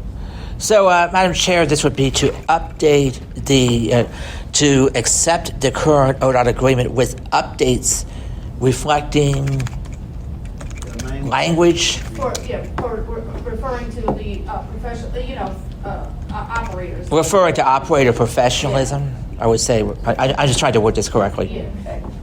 Referring to operator. We don't have a second yet, so. No, you can't. We need another motion. All right. I'll second it so we can have a Okay. discussion. Okay, Frank second. Seth, I'm sorry. If I missed you, I apologize. We're already on this, so, go on with the discussion. Okay. Madam Chair, I was going to say, I think we need to make sure, Chris, and that we get this language right, because I think it's. First of all, I think what they're trying to get at, is that like that training, the party training language, is that Is in it- there? Well, yeah, that was my question, is operator professionalism. But didn't we also say that we wanted to change blind to visually impaired as well? Yeah, I don't like that one. That was my- Professionally skilled. skilled We're all blind. and licensed visually impaired operators. Okay, operator, language, visually impaired and professionally skilled. That's as opposed to properly trained, correct?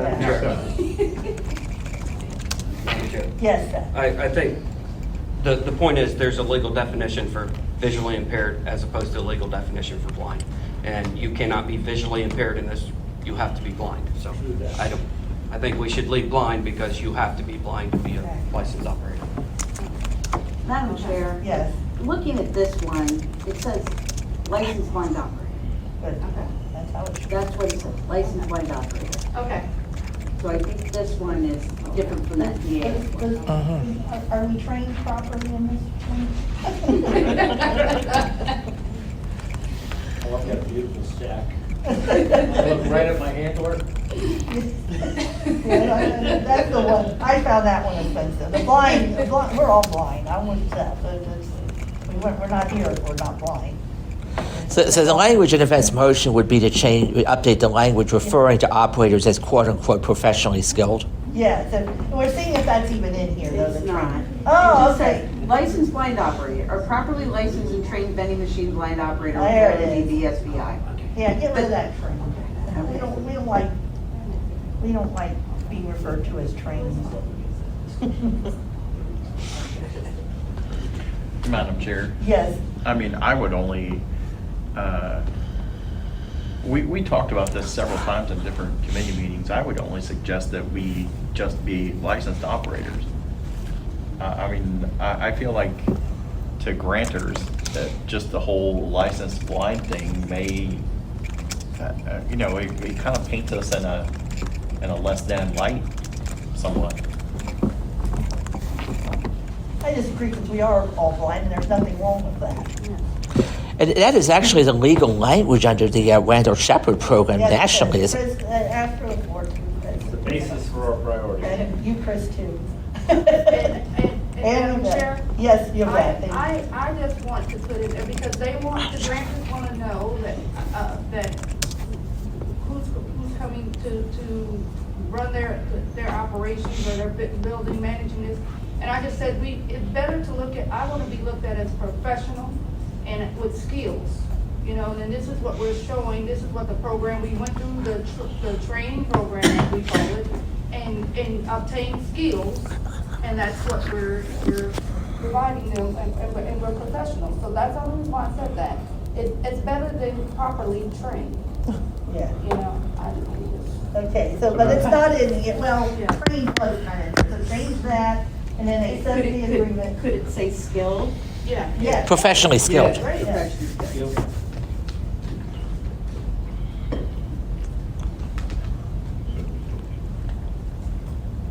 So the motion would be, Keith's motion is that we accept the proposed ODOT agreement with those changes referring to the training and professional skills of our operators. The big part of it is that we're accepting the agreement. And Frank seconded. Frank seconded that. Okay. Any other discussion? All right, then we will call for the vote. Keith? Yes. Dean? Yes. Mark? Yes. Seth? Resounding no. Frank? Yes. And then I'll say yes. Okay. Any other discussion on the ODOT agreement? All right. Madam Chair, Yes. I'm just curious if anyone on the committee here has heard anything from any operators about any changes that they would want on this agreement. I know I haven't. No. Okay.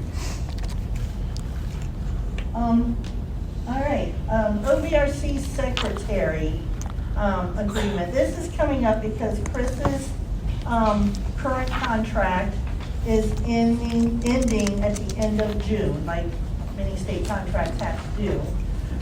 This is kind of wonky because normally it would be up to the chairperson to appoint a secretary. We don't know who the chairperson is going to be come July. But everybody except John McNamara, who could possibly be chair, is in the room.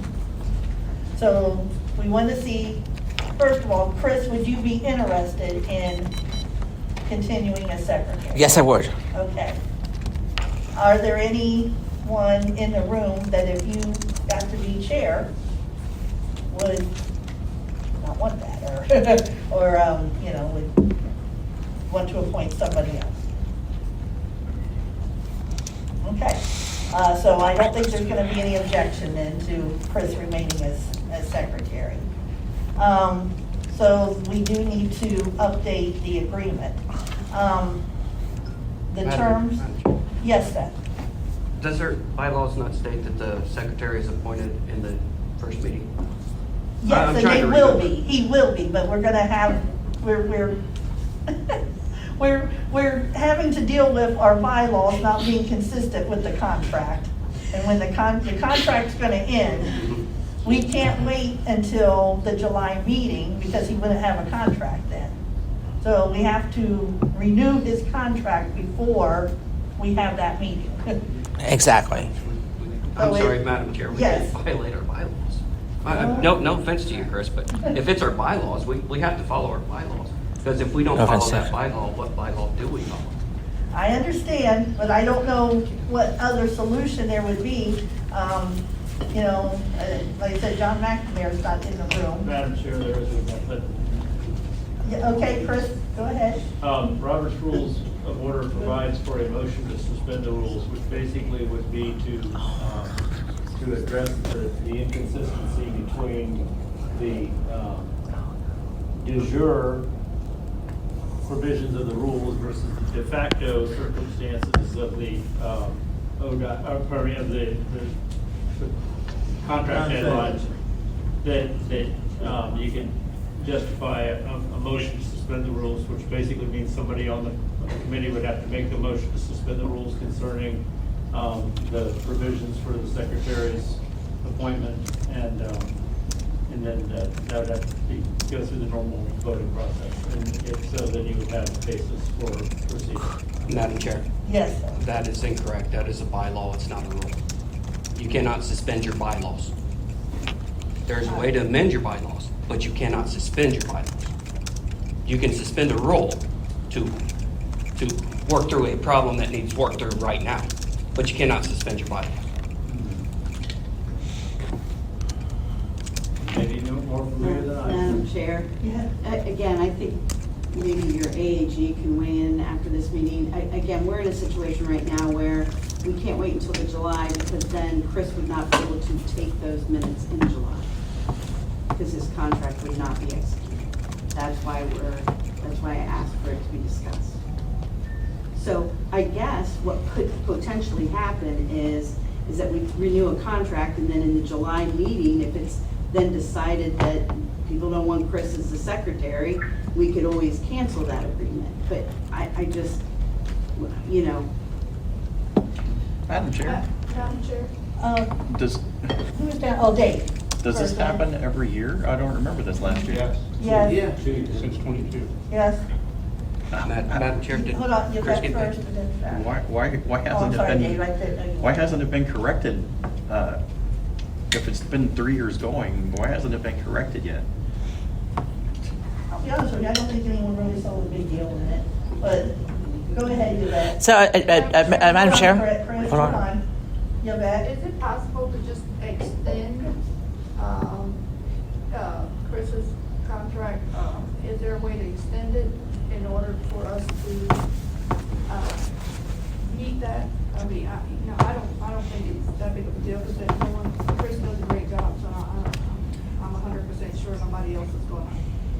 Is there a way to extend that, his contract or something, past the deadline, past this deadline? Madam Chair. Yes. So the big issue with the July date is because of the switch in federal fiscal, or not federal, state State. fiscal year. So we can't have a contract pass the state fiscal year, unless it's a multi-year contract. And then the kind of the same thing with Chris's purchase order that we pay him against. We can certainly reach out to legal to see if we can have like a month extension, but I just don't know because of the state fiscal year, that crossover, and then Chris would have to get a new purchase order just for that month extension. We're gonna run into this problem every year, I think in the past, where we've had different people not on contract take the minutes, so it was like a staff member or an operator. I would suggest possibly changing the bylaws so we don't do this on the state fiscal year, because that's where it gets really tricky. Madam Seth? Chair. Yeah, I was just wondering, Chris, did you get paid for this July? For this July, was I paid for this past July? Yes. Okay, so you got confirmed in the July meeting and got paid for July? Yes, I was. So what's the problem? No, Madam Chair, Go ahead. the contract was extended, Seth, in probably the May meeting. It was already renewed. Yeah, I think you're right. It was already renewed. It was extended. I think it was extended until September, if I'm correct.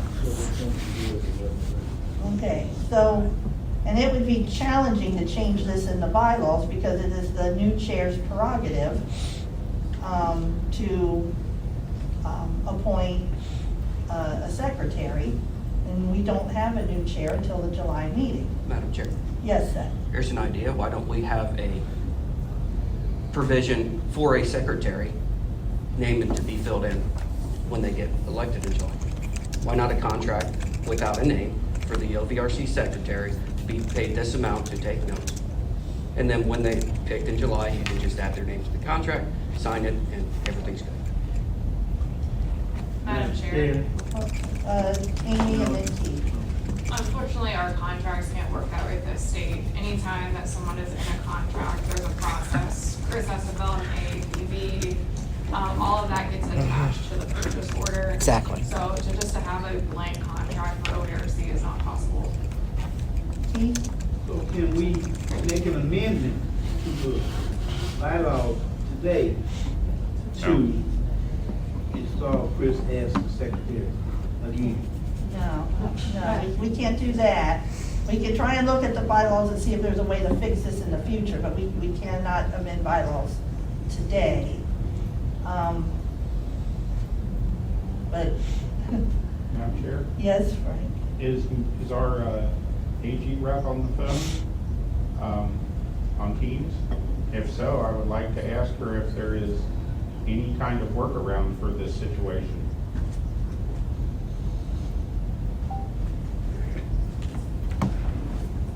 I'm here. It's something I would need to look at. I would need to see. I don't know what his contract and agreement looks like. I've never seen it. So I would need to see a copy of that and then go through your bylaws. Well, and they basically say that the chair appoints the committee secretary when the chair is elected in July. And that is in our bylaws, and I was just trying to figure out if there was a way to work through this legally without creating a problem.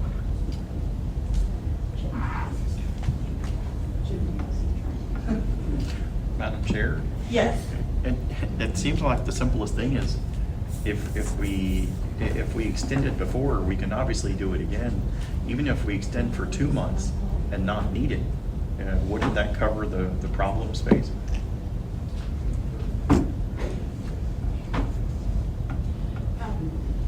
Madam Chair. Yeah, Seth? I guess the question is, if we walk in here in July and, no offense, Chris, someone else is elected as the OVRC secretary, what would BE have to do then to get them paid for that July meeting when they're elected? Because they're elected before they start taking notes. Madam Chair, if the contract ends on June 30th and they come to take minutes, we are under no contractual obligation to pay them. Madam Chair, so if the contract says from July 1st through June 30th, 2026, the OVRC secretary will be provided this amount when taking minutes at a scheduled or special meeting. Contract can't say that.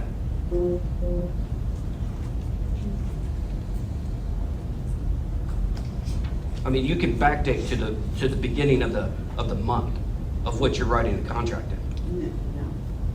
Madam Chair, if the time of the service that was provided is outside of the contract, then we cannot pay them for that. You're saying it's not an authorized expenditure? Yes. Madam Chair, Yes, yes, you're why back. can't we move forward and go ahead and approve the contract? And then if there is any issues with whoever's elected, and I understand you're going against the bylaws, but it doesn't line up and we need a secretary. Why can't we just move forward and do what you all are about to do, and then, look at this and maybe amending our bylaws and somehow to try to align this, get it within line with what the situation is. Madam Chair. Yes, sir. Again, if come July, we have a different secretary. What the BE program is saying right now is that you will not pay the new secretary for July. But, Madam Chair, that's because they won't be under, they would not have, the contract would have expired by then. It would be a new contract. Yes, ma'am. Yeah. I understand that. But what I'm saying is when Chris walks in here on July, whatever it is, sits down for the meeting, he is not under contract. Because he's not allowed to be, because he has not been elected, he has not been appointed the secretary. But yet he gets paid every July. And yes, you can walk in, I can walk into a place tomorrow, somebody can walk into the state and agree in perpetuity to a contract to be signed once it's filled out. You can do that. To say you can't is kind of misleading. You can walk in here in July and say, have the contract sitting here, and as soon as Chris walks in, first thing they do is Chris is appointed, sign it, and we're good. Yeah, but if, that works, but it works if we approve the contract today, but if he's not, if someone else's would be picked, in theory, on that day, then they would not have a contract. I agree, and then they're saying they wouldn't be paid anyways, which would not make any sense.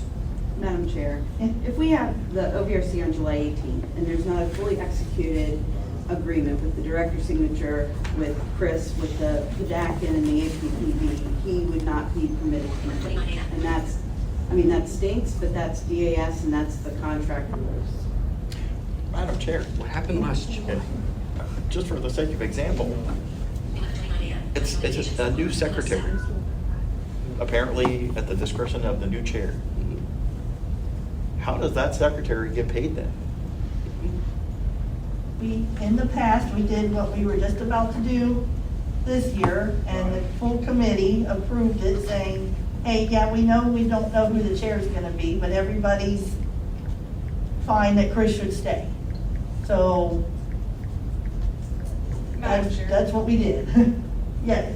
I think that we are reaching out to our legal to see if Chris's contract can be extended that 1 month past the federal fiscal, or the state That fiscal would be year. the simplest solution. Or if there's a workaround, it's like a one-time payment thing. Yeah. Again, I don't think that they can extend the current contract past that I'm asking. Okay, well, let's table this discussion and see if we get an answer. We'll talk about it later. Later on, hopefully we get some kind of answer by this afternoon. IVR update. Madam Chair, Yes. Chrissy met with them while, I was out, and there's been a That's couple. painful, Madam Chair, just for the record. There's been a couple meetings of status updates. They've officially started the project, and are looking to wrap up the coding and the testing by the end of June for a July 1 start date. Okay. So we will have like 5 days of support the first of the month, so we may reach out to a few of you who are IVR filers and ask you to file just within those first couple of days, so we know if the process is working or not. We'll do some internal testing prior, but just to have an operator's perspective would be fantastic. The way that it's gonna work, so when you call in, it's gonna ask you that initial time to put in your information, and it'll save it, and then next time, I think you'll be able to save like 4 different accounts if you choose to. If not, you can just do one. You set it up initially, and then in the future, you'll be able to just choose that account number. You won't have to re-enter it. So it'll work very similar as OVG. So I will hopefully reach out to you guys prior to that coming live on July 1st. But we're excited that it's finally happening. Good. All right. I have a quick question about IVR. The words that they use when it's talking to you, is that, do you gotta go through like, $10,000 and all these hoops and stuff to change the wording? Madam Chair, yes, Okay, probably. then never mind. If it's something that's, Well, it drives me nuts when it talks about the pre-approved training. It says only up to $1,000 annually, when it's actually $2,500. And every month when I hear that, it drives me nuts. But it's not probably worth spending all that money to. I can ask, since they have it open right now, if they would be amendable to that change. I feel like we are paying them enough money, they should do a lot of things for us. I will definitely ask them to update that. Madam Chair? Yes. The one thing I'll bring up is, it would be so nice if the system could slow down a little bit when it gives you the confirmation number. It's so fast. Some of us. Madam Chair, I don't use IVR, but I will say, just, if you pay with your credit or debit card when you're paying normal bills and stuff, a lot of companies do that. They'll give you a confirmation number, but they go so fast, it's crazy. Right? Madam Chair? Yes, David. Amy, is there a way that they can set the system up since it has, does it act, I don't know, is it able to send you a confirmation since they have your phone, like send you an email or a text message with that confirmation? Is it possible to build that in? Like when I pay my credit card or whatever, it'll ask me sometimes if I want to send the confirmation number to as a text or something like that. Is that something we can ask? And that way the operator will have that confirmation number. Madam Chair, I can certainly ask. That may be additional work that they have to do to set that up. But I will for sure ask what that would entail. May I? Question. Yes, Chris. It's always been a concern to me when I've talked to IVR users, or telephony is what I know it as, that they're not receiving regular management information reports in the way that operators who use Gateway have access to. And we know there's some hiccups with the management information reports, but we're confident that eventually those are going to get resolved. But from what I'm told, operators who use the phone system have the option of requesting a management information report from Kim. But that is not equivalent to the report that's available on Gateway. The report on Gateway is far more comprehensive and far more closely resembles the one that I've been familiar with over 36 years in the program. So there was improvement several years back when they started putting the net to operator number in there. But that was a nice improvement.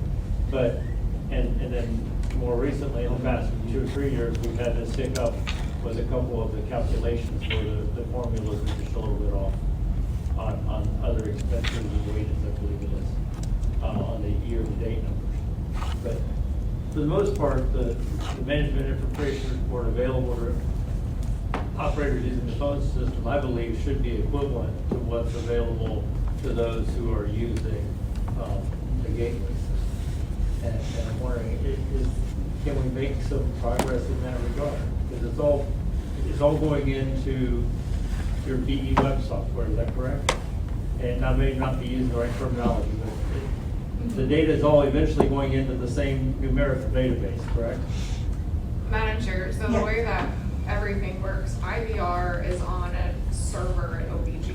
So this information from IVR goes, it compiles with anything that's filed in OVG, and then overnight, a file is sent from them to us. It gets downloaded into the BE Web Business System, and then we send a file back. So it's like overnight files transfer back and forth.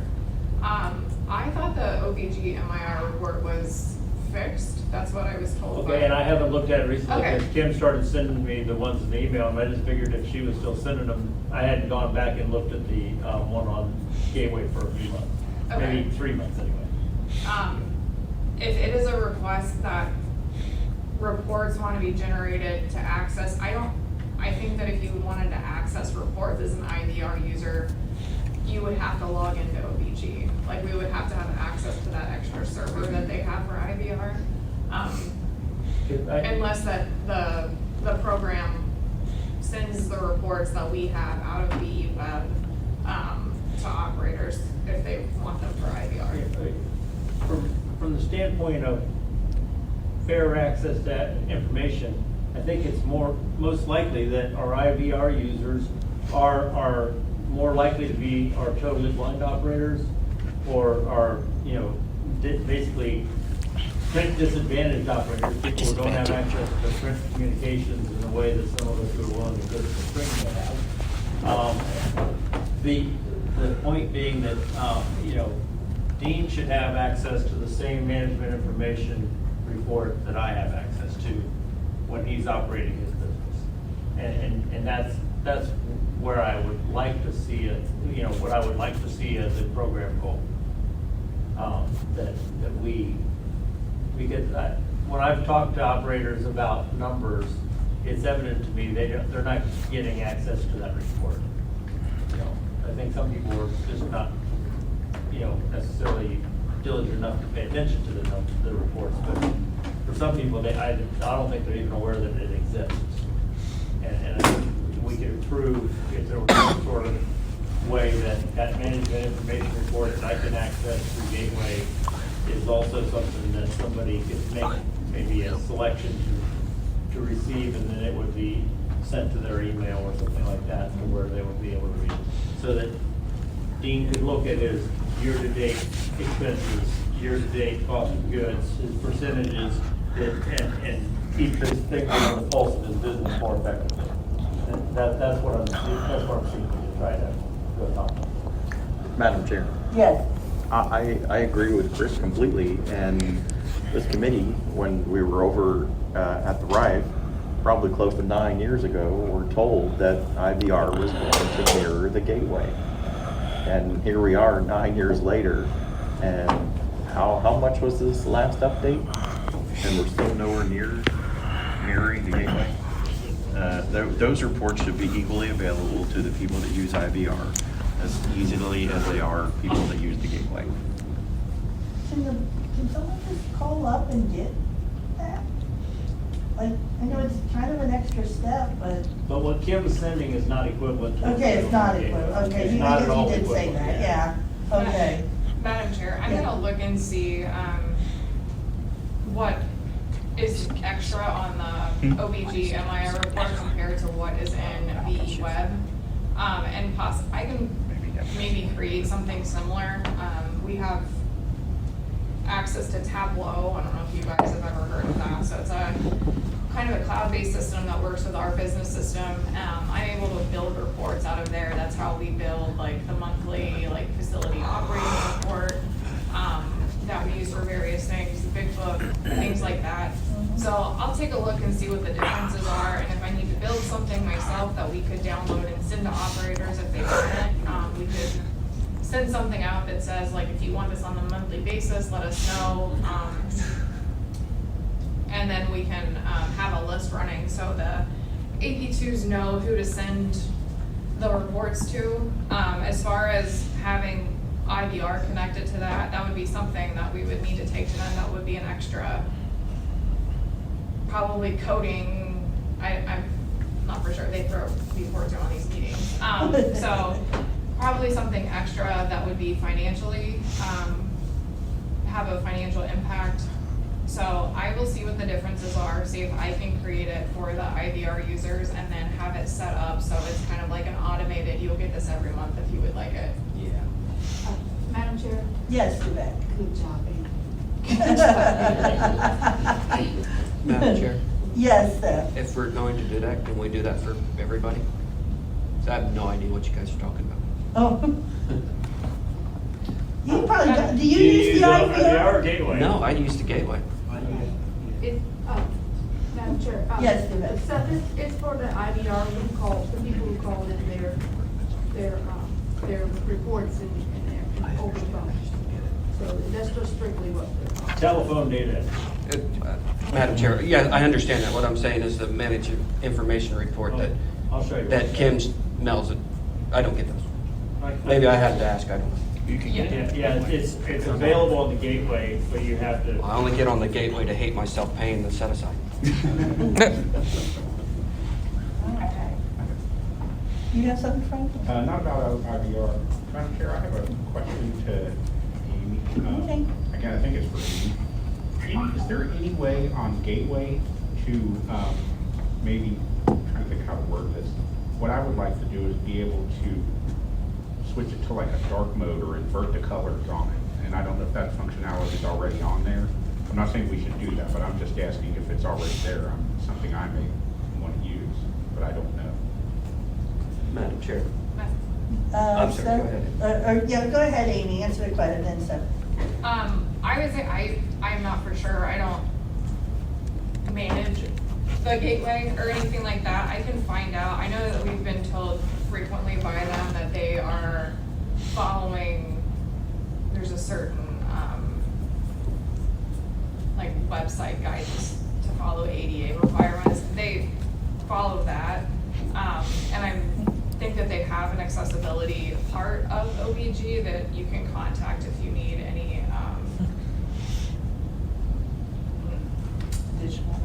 accommodation, sorry, I'm lost for words today. Madam Chair. Seth first, and then. Oh, I was just gonna say, Frank, I just have my computer set to dark mode and all my websites are inverted. So, Mine is as well, Seth, but it still comes up with a white background with, and I want the background to be black. mine comes up black. Madam Chair, that's a browser, that's a browser extension. You can download different browser extensions, and one of them is a dark mode on all websites. Yeah, you guys can. I think about that.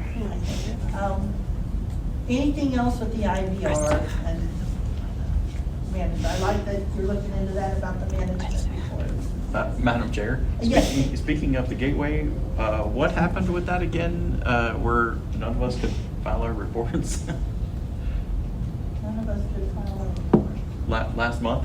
There was some kind of glitch or something. Madam Chair, yeah, we did research that. What had happened was they had done some update and it had something to do with a time zone issue. So, and I know Missy, you were caught up on that too, where it looked like, they filed before midnight, but it time-stamped it for the next day. And so again, that's one of those situations where researched it, they confirmed it.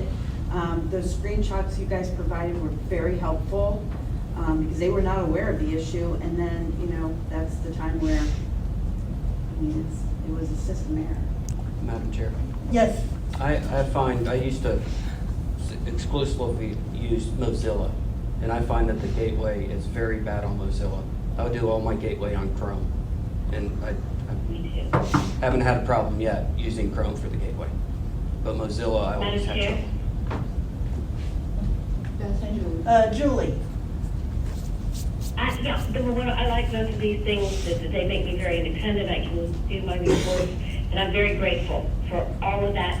And in saying that, since we can't get a sandbox for the gateway, could I do something like record doing it on the phone? I don't care if people know my numbers. And then we can somehow, and I'd have to have help from some of the geeks in this thing, we could somehow pass that around so people can actually hear step by step what they're gonna do before they get it. Does that make any sense, or am I messing this up? Madam Chair. Yes, Yvette. Julie, you're speaking about, teaching people how to use the gateway? No, I'm having a lot of bad luck getting them to do a sandbox so people can practice before, but we've got the tutorial now. So my question is, people who want to use I call it the velocity system, people who want to use that, couldn't somebody record, and I volunteer, record doing step by step, so before they get on the phone, they can see what they're expected to do and what it's like. Just yeah. Okay. Madam Chair? Yes, Yvette. I think that would be a good idea if it's something that we find necessary, a need for, people wanna, because when I first used it, I don't use it now, but when I first used that, it was cut. I think I called Julie really late to figure it out. So. Okay, anything else with? Okay, one more quick topic and then we'll go to lunch. The seniority versus years of, the seniority versus years of service, or licensure date versus years of service. Christy, you asked that question. Yeah, Madam Chair, just, some clarity, and I know Sally wanted this on the agenda, and she left, she had to leave, to go, we're losing, Sarah's leaving today, so we had to go pick up her equipment and everything. Oh. So, a couple years ago, seniority prior to the last rule package was based off of licensure date. And a couple years ago, we all decided in the rules process that it would be based off time worked. And it was discussed then, I tried to find it, but it was discussed then that there would be some overlap, but at statewide, when we were doing the years of service, again, we would have one seniority list. And it is possible, and we knew it then, that some people might have gotten like a 20-year, and then a couple years later might get to 20-year again, because again, it was based off of seniority. A couple of people were upset this year, and maybe it was just, again, education. When I talked to everyone, they understood, but when we did the awards and handed out seniority, people would be like, well, wait, he was in my class, or she was in my class, and why did they get it and I didn't? And so it's all based off of time worked, and I just, I don't really want to have two different separate seniority things going, but wanted to also get everyone's input, and maybe that's something that we just need to educate the membership more about what that's based off of, and that's why this is on there. Yes, Yvette. The time work, I think, I talked to a couple of people who've been in the program, but maybe was left for a little while. So they're fine with the time work thing. But they did have issues with not being recognized for being in the program. For example, Deborah Garrett said she's been in the program for 35 years, but she got out for a few years. So, she's fine with just getting credit for time work and that, but she felt like and that's because we're naming this service, you know what I mean? She's been a licensed operator for, 35 years. So I don't know if it's, again, something that, like Chrissy said, maybe explaining that a little better than what we do, or maybe we need to change the name of the award and times, I don't know, maybe make it more reflect of what we are doing, time worked. I don't know, changing that a little bit, maybe changing the name of the award will maybe fall in line, but, I think that was what the issue is. They felt like they didn't get credit for the amount of time, that they were, had they been a licensed operator.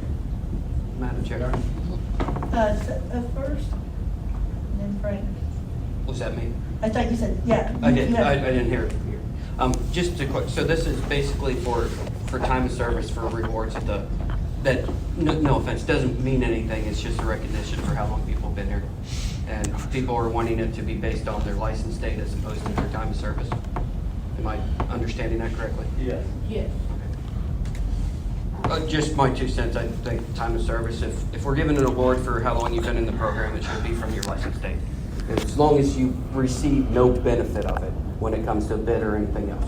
And Madam Chair? Yes. That's again what Christie was referring to, of trying to keep track of 2 different seniority lists.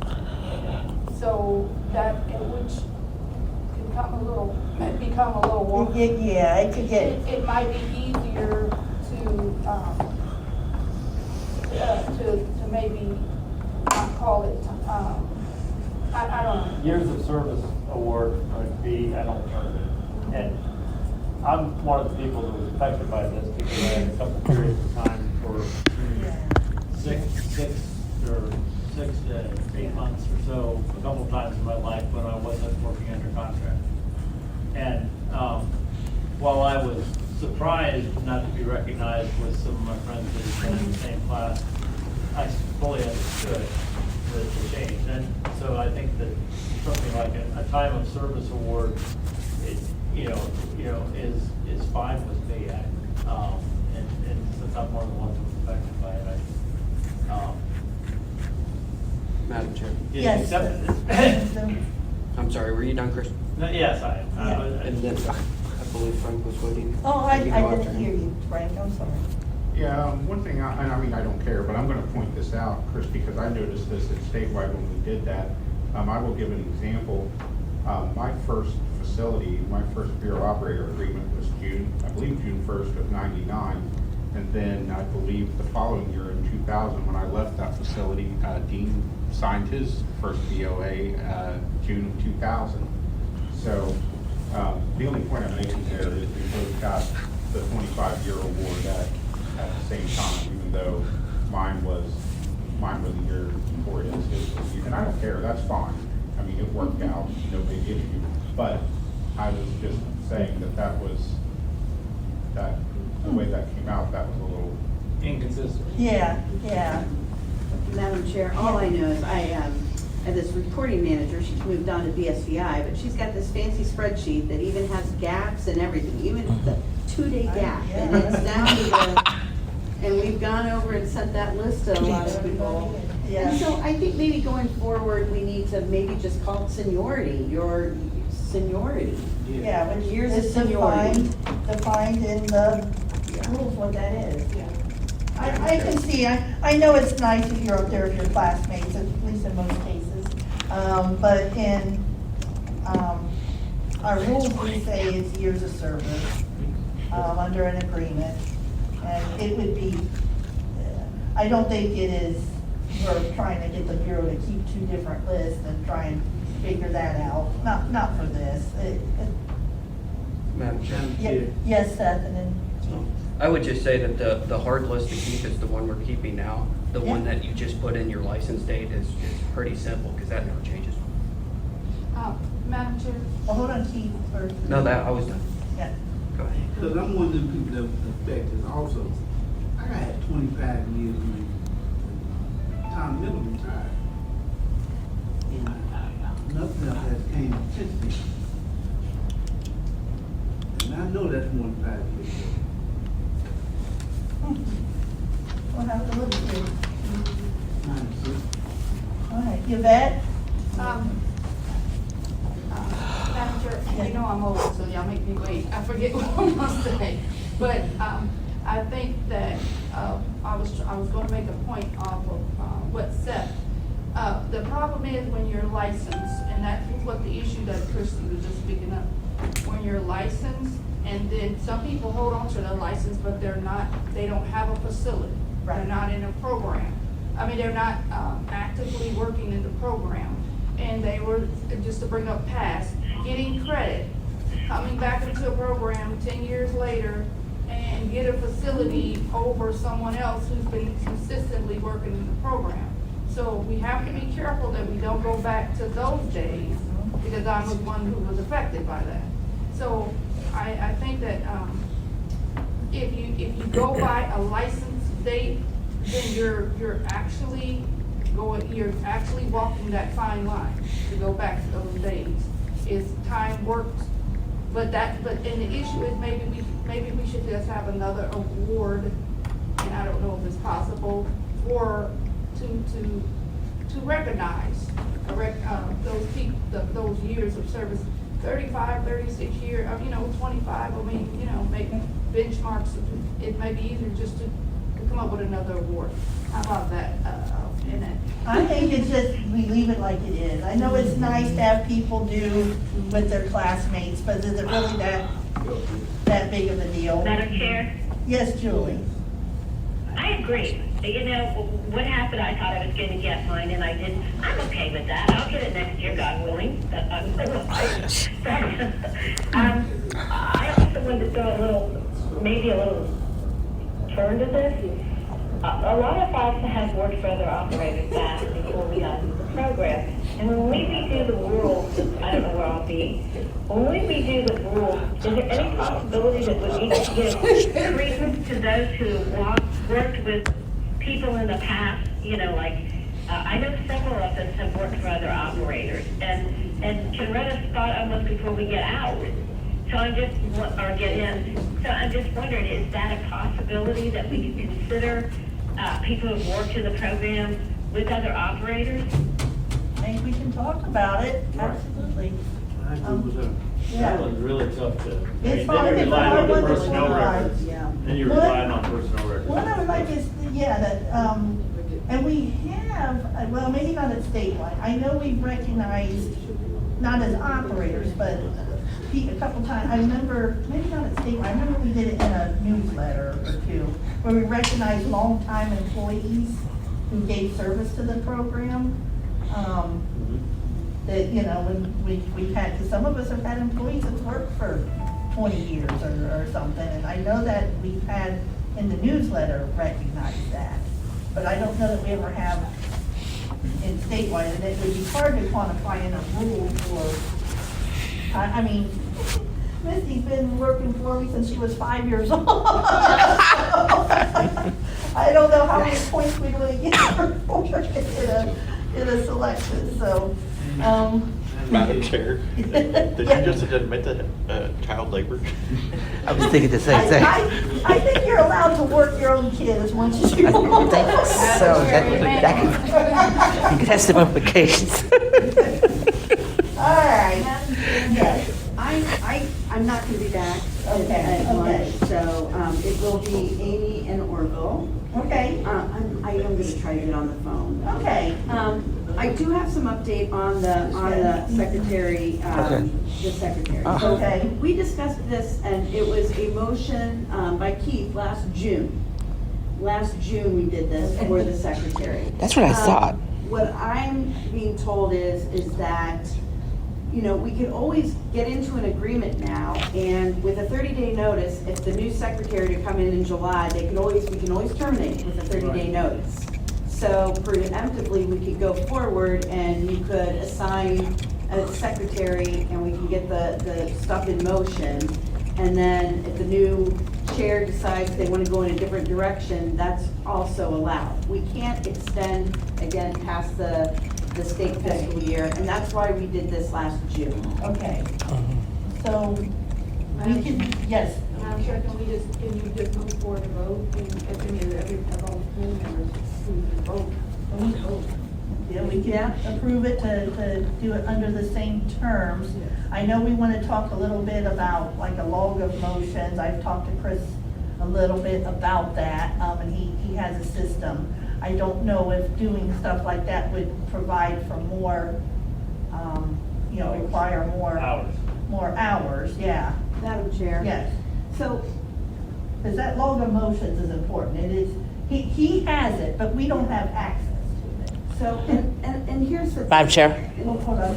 Chris, I know you spend a lot of time on these, a lot. And it probably takes you hours. One of the things, and I was looking, we have this on Teams, we have the recording.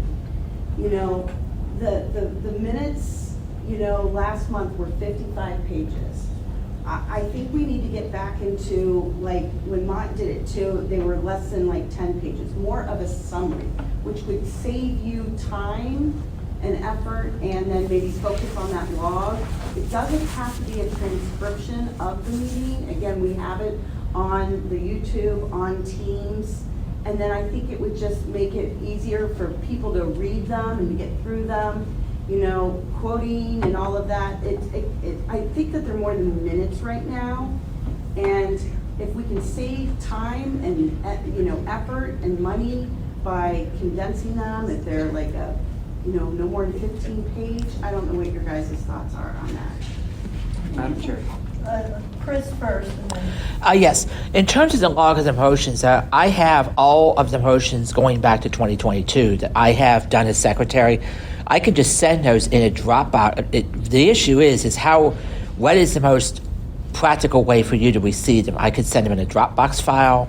I can send them in a just mail, a flash drive. I mean, there are many ways I can send it, but that information is available. My only question is I feel that we need to compile these motions and really all of the minutes as well into a database, so that when somebody has a question about, what did we decide on facility, 1017 at Cincinnati State, you guys can go in and say, that motion was January 24, blah, blah, blah, blah, blah, so-and-so passed, it was seconded by so-and-so, for example. I just want to say, Chris, I appreciate your minutes and I appreciate the detail. I second. Okay, Yvette?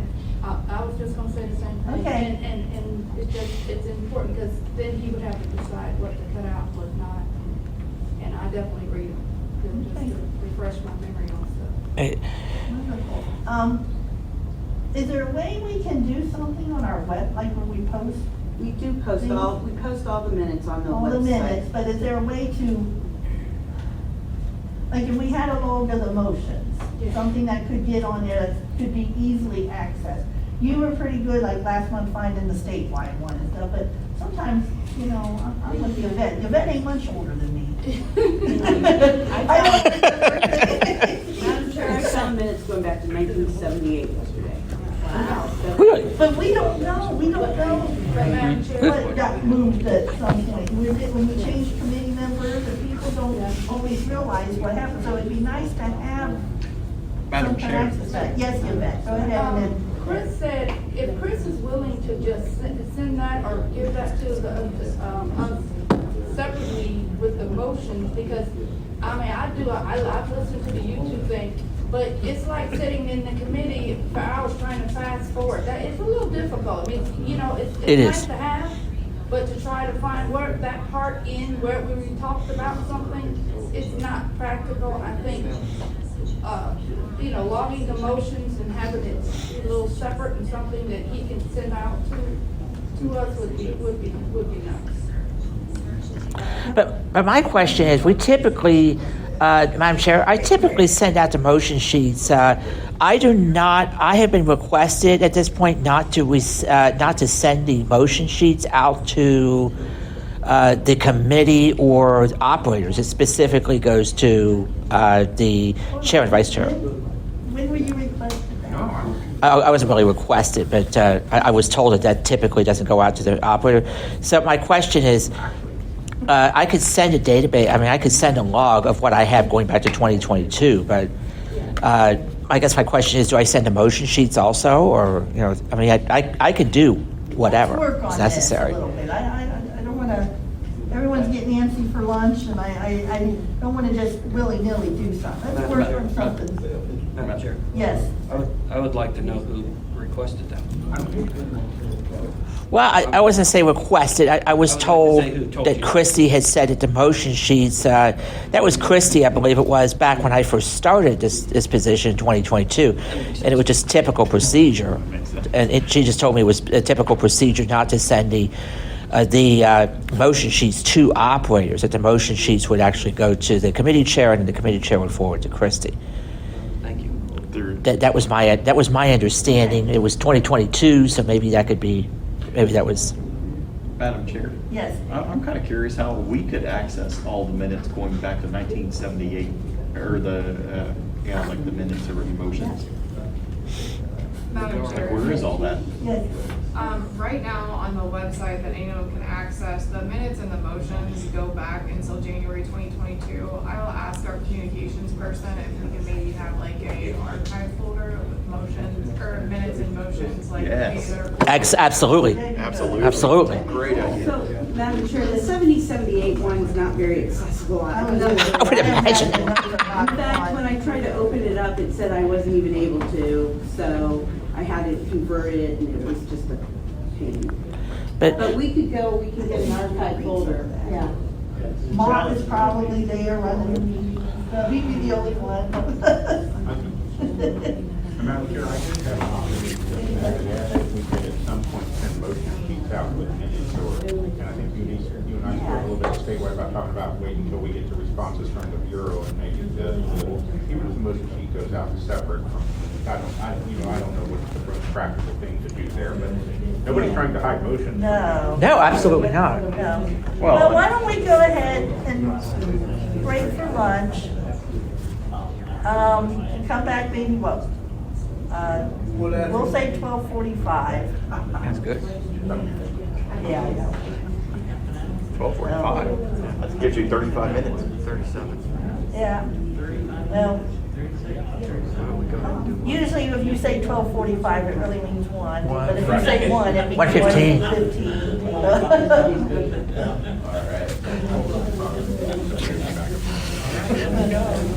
I vote for one. Make a motion, we go to lunch. Yeah, you don't need, we're done moved. All right, Chris, you ready? I am. Okay. Let's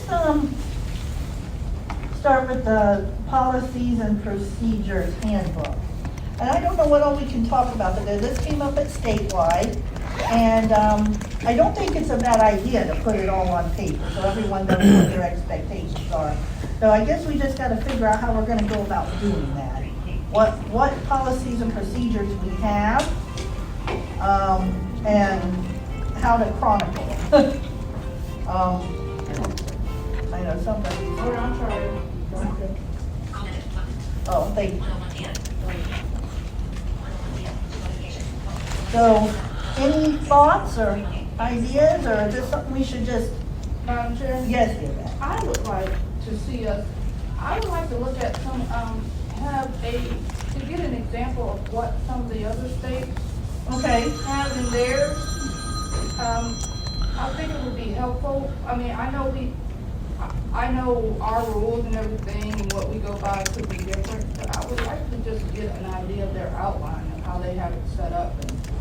Okay. I mean, I We don't can know. probably do that. I could probably get a few folks to send stuff. Between me and Christy, I'm sure we can. Because it's something, Madam Chair, because it is something we should have. That way we can establish some consistency. Right. Well, we had to talk about the inventories, what happens during a transitional inventory. The rules hit the high points, but things like dates and stuff like that are in the rules, nor should they be really. I mean, that's to that detail. We don't really need things to that detail in the rule, but people should know what to expect. Or purchasing initial inventory, how much, I know that's something we talked about, what's enough of it. So when we come up with something, so we can explore that, and we'll make sure it stays on the agenda so it doesn't get, brushed away. Madam Chair? Yes, sir. So the idea is to have these policies and procedures, which they can just write in any way they want to, and those are what we're supposed to. I don't understand, because we as operators, we don't have policies and procedures. We're independent contractors. We have our own businesses. We have nothing to do with what DE does in any way. Their policies and procedures are for them. They're not for us. No, this would be the ones that affect operators. The example that was discussed is, how do they count for an inventory? The example that came up, we found that some consultants put the dates of the product, some don't. So an operator would know what to expect. The 35% thing would be an example of something that's not in the rules, but would be something that's a policy. Yeah, well, yeah, that's being fault, but at the moment it is. Well, I guess. Communications, things like that, I think is where we, Madam Chair. Yes. I guess my question is, like with the 35% since you brought it up, if it's written down that this is the policy, procedure, whatever they want to call it, but it's not in our rules, you're telling us that this is something that we should expect. Going back to what you were saying about inventory, so if I walk into a place and I say, I do not want any dates under 6 weeks, but our policy says 4 weeks, then you're taking away my right as a business operator at that point. no. If the policy says 4 weeks, then how do we change the policy? It wasn't the amount of time, it was whether they're even writing down what the dates are when they do, transition. Yeah, go ahead. Madam Yvette. Chair, This is let me yours. explain. Well, one of the things is, Annette said, when every inventory I have been in, and we had this discussion, the consultant records the date of what the product is, and when we are given our, if you're transitioning in or you're transitioning out, you know, there's written data of what was there and what was left, and the operator was leaving, knows, has proof of what they left, and the operator coming in, also knows what's there. What the issue was, it was told to the consultants no longer to record those dates. Because some consultants wasn't doing it as far as recording them. I guess they were looking at, I don't know, they were looking at the dates, whatever, but they were told not to do it. And I felt like that was at a disadvantage to totally blind people, because I rely on my consultant to look out for my best interests. And even if some thought that you should have somebody there, blah, blah, blah, but not everybody had someone.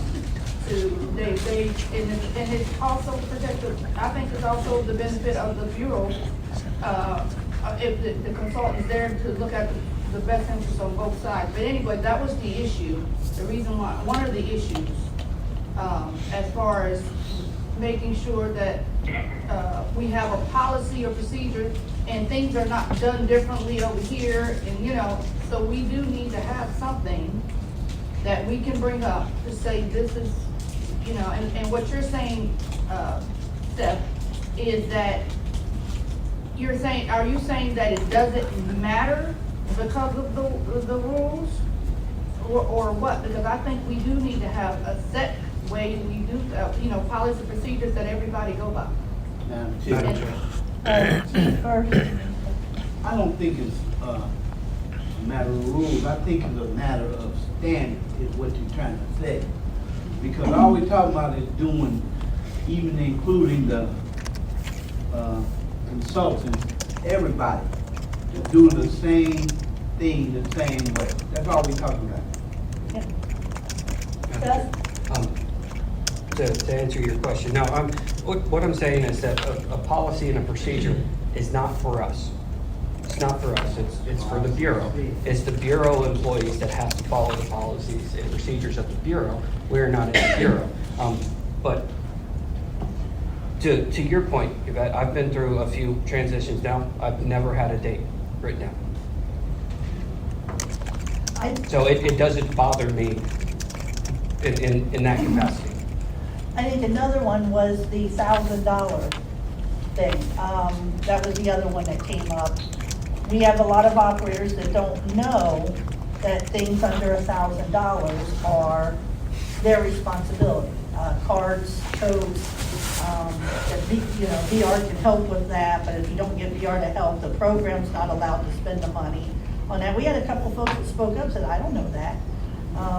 And that's when the suggestion came up that maybe this stuff should be wrote down that where operators have access to it and that explains it. I knew there was another template. Madam Chair? Yes, Chris. I'd like to cite another example. The rules concerning selections, I think, are one place where this would apply, because it is not practical to put all the feasible scenarios into rules. You know, the rules, and this is why, like at the federal level, legislation will be passed, but then they have, the agency has to promulgate rules to implement the legislation, right? Well, in our case, we've got Ohio Revised Code, what we call the PE manual, but then how that is interpreted and put into place has some specifics to it that aren't practical to write into rules. And one example, God rest his soul, Joe Hall beat me on a selection because the area manager interpreted the rule one way in her area, and that happened to be the area that was involved. And another area manager had interpreted the rule differently in another lane when it came to the point to be awarded regarding having the cleaning list posted in the facility. I had years of documentation that I had cleaning lists posted in the facility and all my inspections and so forth that they had done over the years. But since I wasn't currently under contract, Vicki Smith made the call that I can't get that point because I'm not under contract, versus Joe was under contract, so he could get that point. You know, that's the kind of a level of minutia that's not practical to write into every rule. Right. And but you can have some statement that, you know, of policy about when points are awarded and when they're not.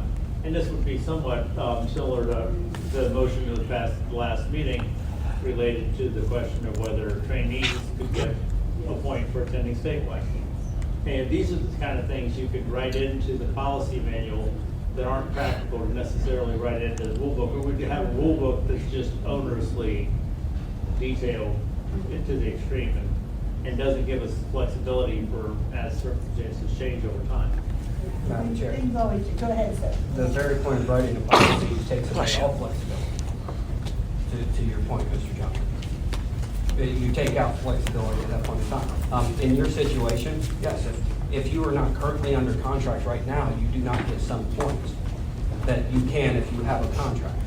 So that's, I'm not throwing stones or anything, but I can understand why you would not get a point in that situation, someone else would. So here we have multiple people with different interpretations of it, but no one's wrong in it. And when we write a policy, we're saying one is wrong, one is right, and that's untrue. If we don't want that, we need to write clear rules. But the flexibility of, you know, that what I'm saying is there have been history that one area manager had interpreted it differently in another area.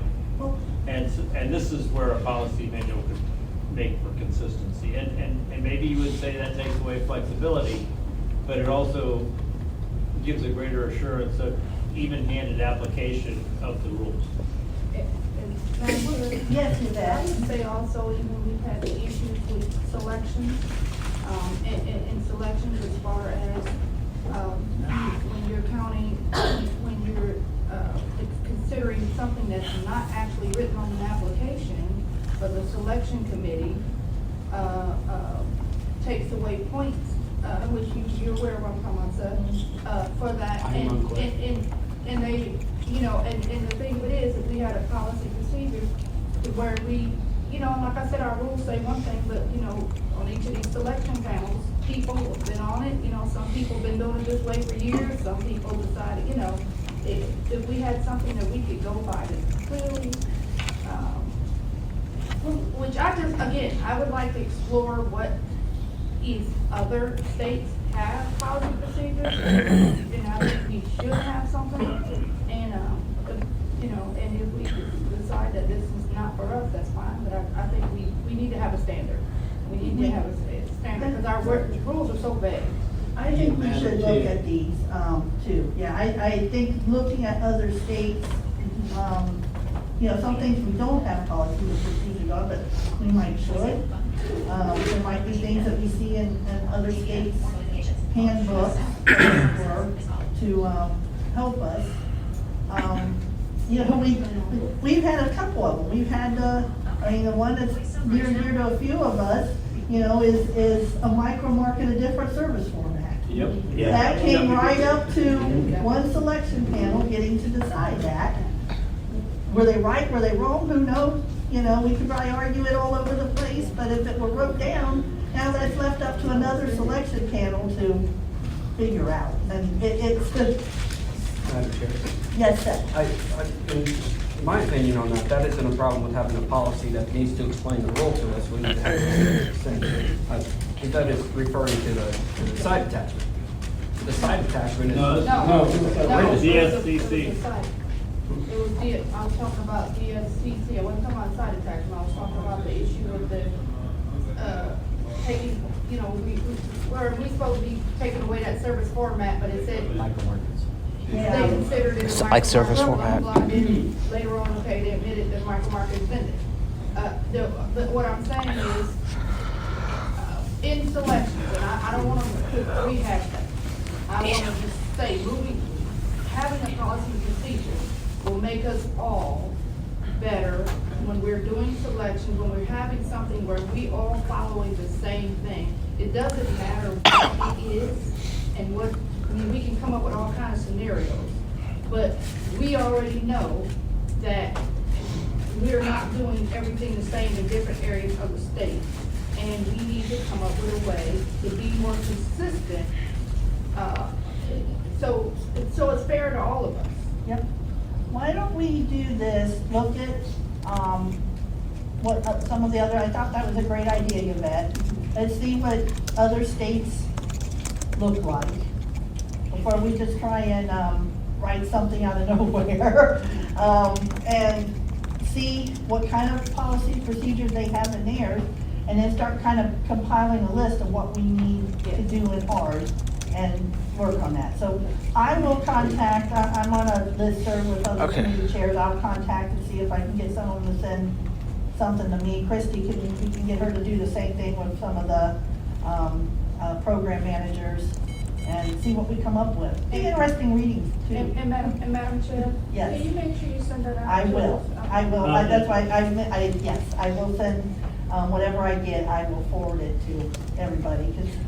Well, I have no standing to make a motion, but I would suggest that if anybody on the committee wanted to, a motion that, you know, said that the committee requests that the chair and the program manager reach out to other states for a copy of their policy procedure manual and distribute that to the committee, would be in order, because you want some accountability with the program manager to come back with something to work with here too.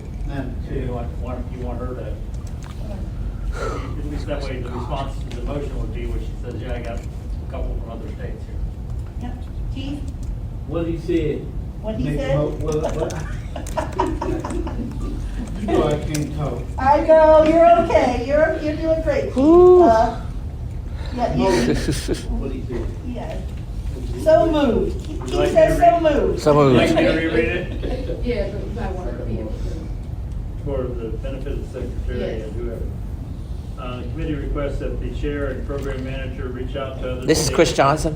Well, Keith Keith made made the motion, I'm just giving him the words. Okay. The committee requests that the chair and the program manager reach out to other states for a copy of their policies and procedures manual and distribute this to the committee. Reach out to other states. Is there a second? For copies of their policies and procedures. Okay. That was Mark Ward? Yes, it was. Mark, okay, 1 second. Madam Chair. Yes, sir. I would say it was and distributed to the committee. That's what I heard. I got that. Thank you. I'd like to offer a friendly Okay. amendment that it's distributed to anybody in the program that so wishes to see it. Distribute to the committee and other officers upon request. Manuals. You good with Be that? I am. Are you good with that, You Keith? good with that, Mark? Yep. Okay. Okay, any other discussion? All right, call for the vote. Keith? Yes. Dean? Yes. Mark? Yes. Seth? Sure. Frank? Here. And I say yes, so, okay. We will do that. I need to, we have, I hope he's on here, Aaron Hopkins had asked for public comment this morning and had some technical issues. So he asked if I would take his public comment, let him speak this afternoon, and I told him I would. So, Aaron, are you here now? Yes, can you hear me? Yes. Yes. Okay, go ahead. Great. I just wanted to raise a little bit of concerns about the, what do we call it, the voting where we can do virtual meetings. I'm a big fan of the virtual meeting. I really hope that we can get something going for this because, you know, we are a state-funded program. We're supposed to accommodate the blind or the visually impaired.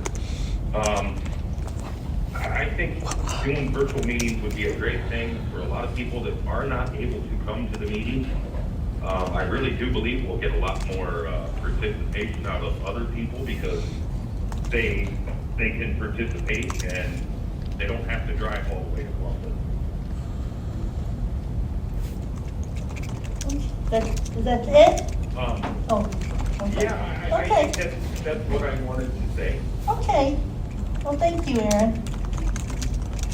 You're welcome. I hope everybody has a good day. You too. Thanks, Aaron. And I just looked and it just coincidence. It didn't work out this way in any plan, but the next thing on the agenda is the virtual meeting thing. So the public comment was timely, I guess. But we talked at the last meeting, just as an update, about it was the consensus. We did not vote on it, but it was a consensus that we continue to do regular meetings in person and then use the new legislation for special meetings or subcommittee meetings. And since then, I've had a couple folks bring it up to me that, hey, I want to talk about this some more. I did put together a draft bylaw and send it out. It was pretty vague and probably wasn't as well written as it should have been. And actually our AG person told me the same thing. It wasn't as well written as it should have been. But it told me that she would attempt some language. It needed to be more specific.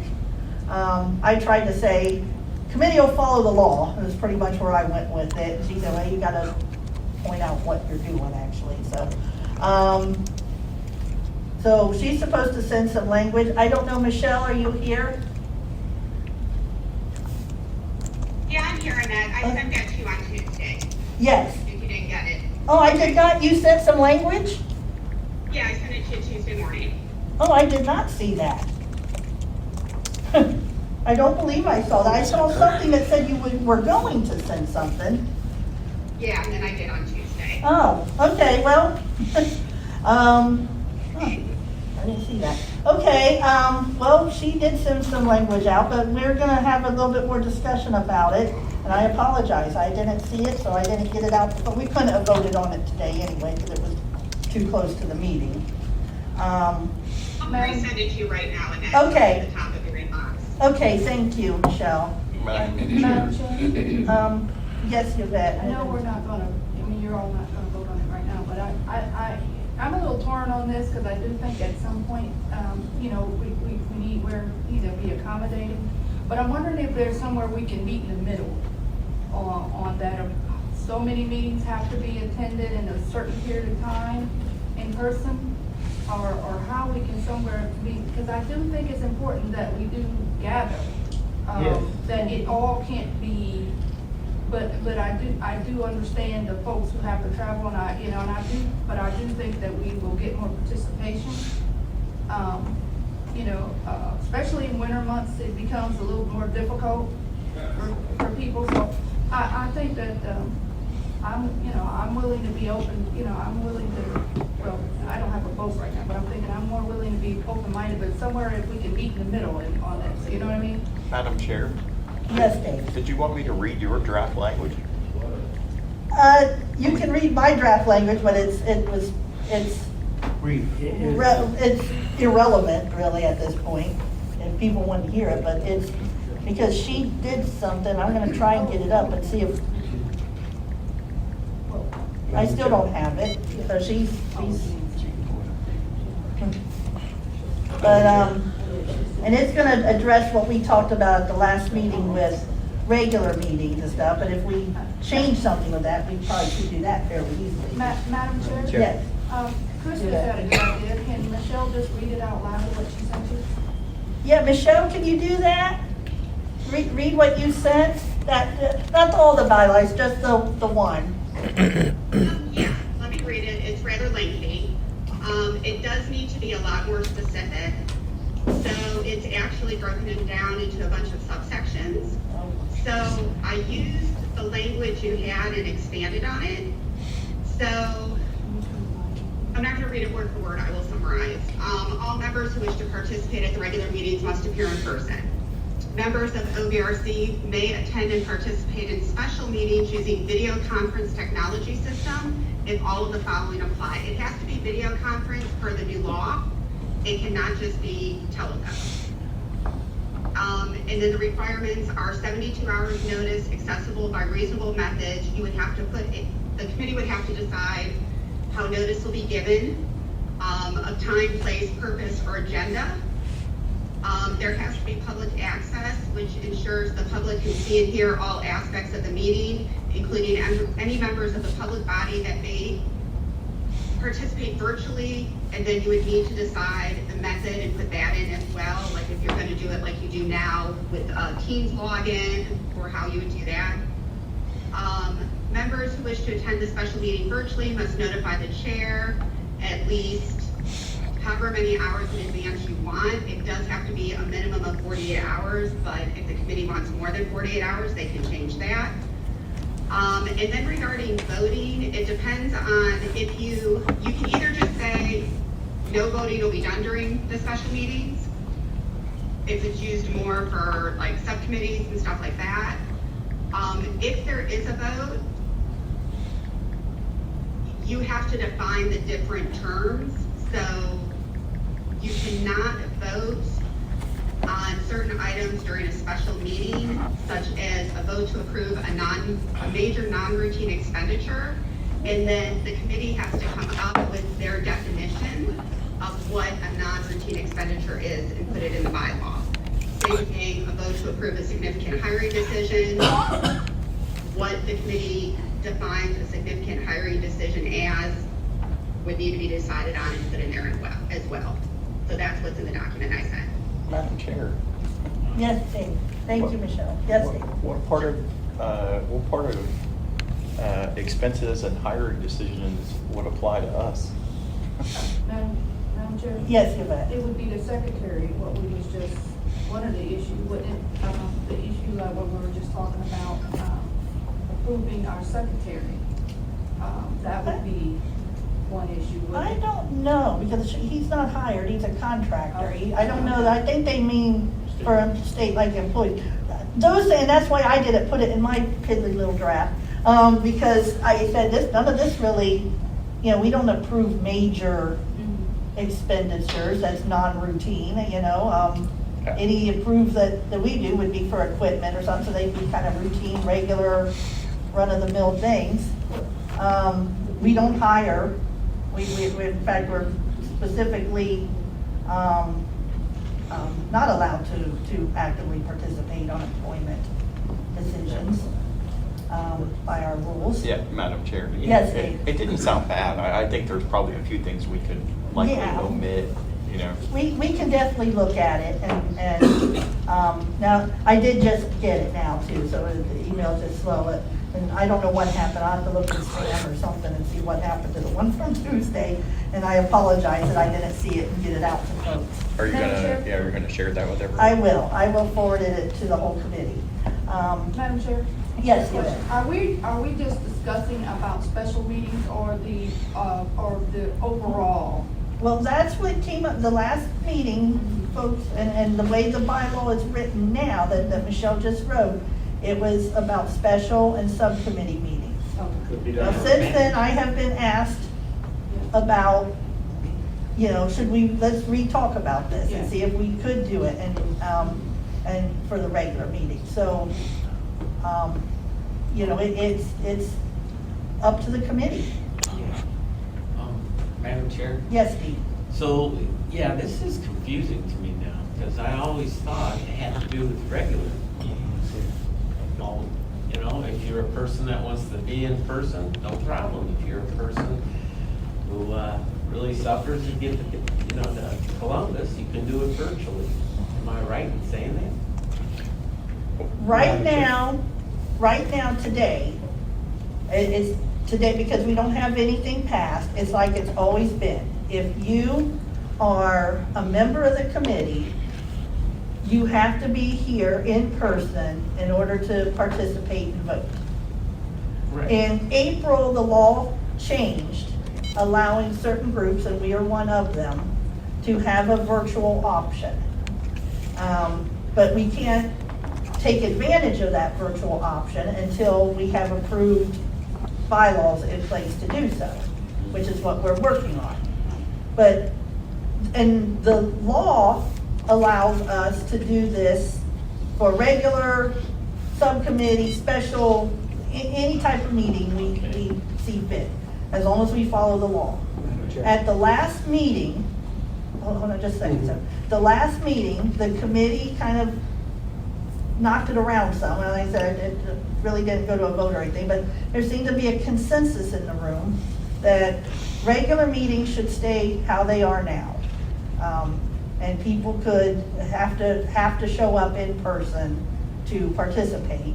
But we're going to allow folks to use the virtual option for special and subcommittee. Madam Chair. Yes, sir. Go ahead. I think one point that needs to be clarified, anybody can participate in the meeting virtually right now. As a member, you cannot vote unless you're present. So the idea that you can't participate as a member of the OVRC if you're on the phone, that's incorrect. And we went over this with Larry when he tried to stop that when I was 2 years ago. No, there is nothing in the law. Anybody can participate in a meeting virtually right now.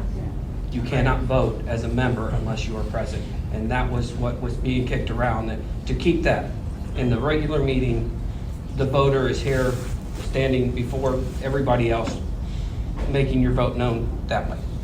That was what I took from the last meeting. And Madam Chair? Yes, you're right. I thought the committee did vote on part of that, and then yeah, I think we voted on that. No, I don't think we actually voted on it. I'm pretty sure Christopher's gonna have the documentation on this in the minutes of the last meeting, but I'm pretty confident that the decision was made, and I think I wrote it was called for, but the decision was made that virtual attendance would not be, that voting, you had to be present to vote for OVRC members. At this point, yes. I'm sure. Regular meeting. At this point, yes. But, yeah, that was what was discussed at the last meeting. You had to be present to vote for regular meetings, but that you could have virtual attendance for special meetings. And within the constraints of what Michelle was pointing out regarding the other elements of the law. Madam Chair? Yes, Dean. Okay, so, I talk to people who would love to be on this committee, but they suffer so bad to get to Columbus all the time for the meetings. And, they would love some kind of an accommodation, like a virtual meeting where they can be a rep and they can vote without coming to Columbus. And I'm 100% for that and understand that, because they really suffer to get here, but they really want to be on the committee, and they can't get here. And now that the law has changed, we can accommodate them now. That's my point. Yep, Yvette?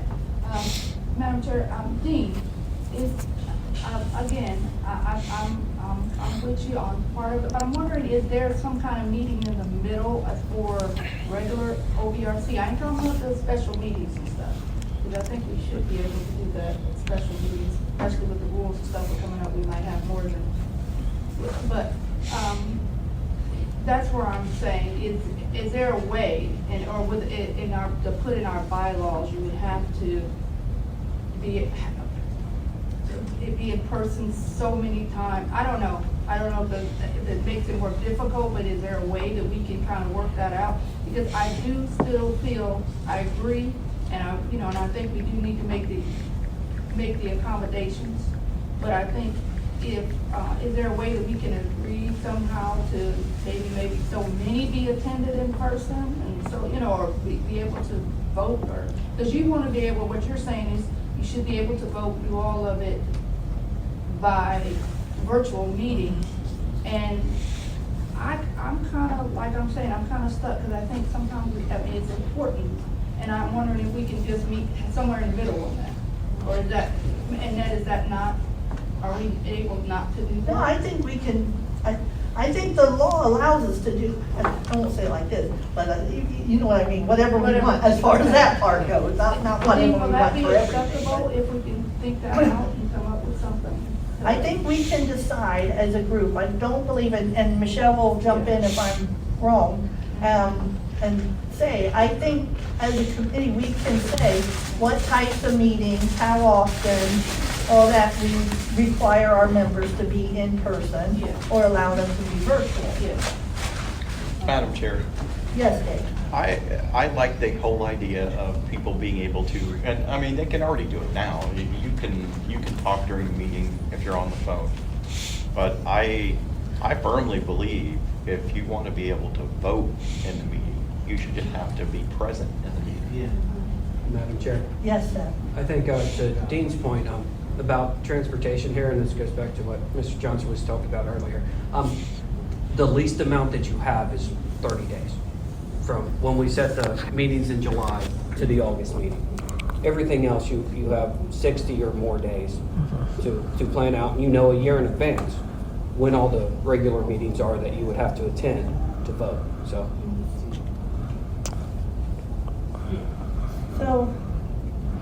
right now, the draft of the bylaw, and I will definitely send it out, and I will send it out again for the next meeting when we're actually able to vote on things, to amend it.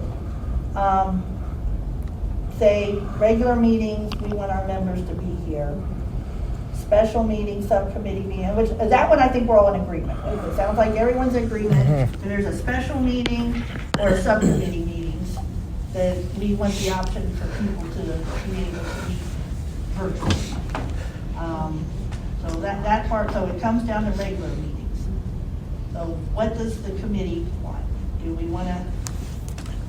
Madam Chair. Yes, sir. I would, my personal opinion, and of course I don't have to vote too much, but my personal opinion is we leave it the same. I think if you're going to act of consequence, you should have the effort made to come here, to meet minds and discuss things around the table, as opposed to, we have how many people on the phone right now, nobody knows who they are, what they're doing, because we're all having a discussion around the table. I think we keep regular meetings the same. You have to be here to vote. And Madam Chair. Yes. I as someone represented by the rep in my area, if someone was running to be rep and asking for my vote, but telling me they wanted to represent me, as long as they didn't have to actually go to the meeting, I would never vote for them. Right. Right. If you want to, you can already call in and participate now. I mean, we just asked Michelle about the language. So you can already participate now. But if you want to be able to vote on things, you need to be able to actually be present. Madam Chair. Yes, Mark. That, or like Dave was saying, I think, either your rep or you do have an alternate you can send in your place to do the vote. So, I mean, if you can't make it, and your alternate can't make it, well, there kind of goes your vote for the area, but. Yeah. Madam Chair, that's a light bulb right there. Yeah, I agree. That's a light bulb. No, there are alternates. So what, we should probably get this on record, because we kicked it around last time, and then we had some folks come forward and say, hey, let's talk about this again, and we have some mixed votes. Is there anyone who wants to make a motion? Madam Chair? Yes.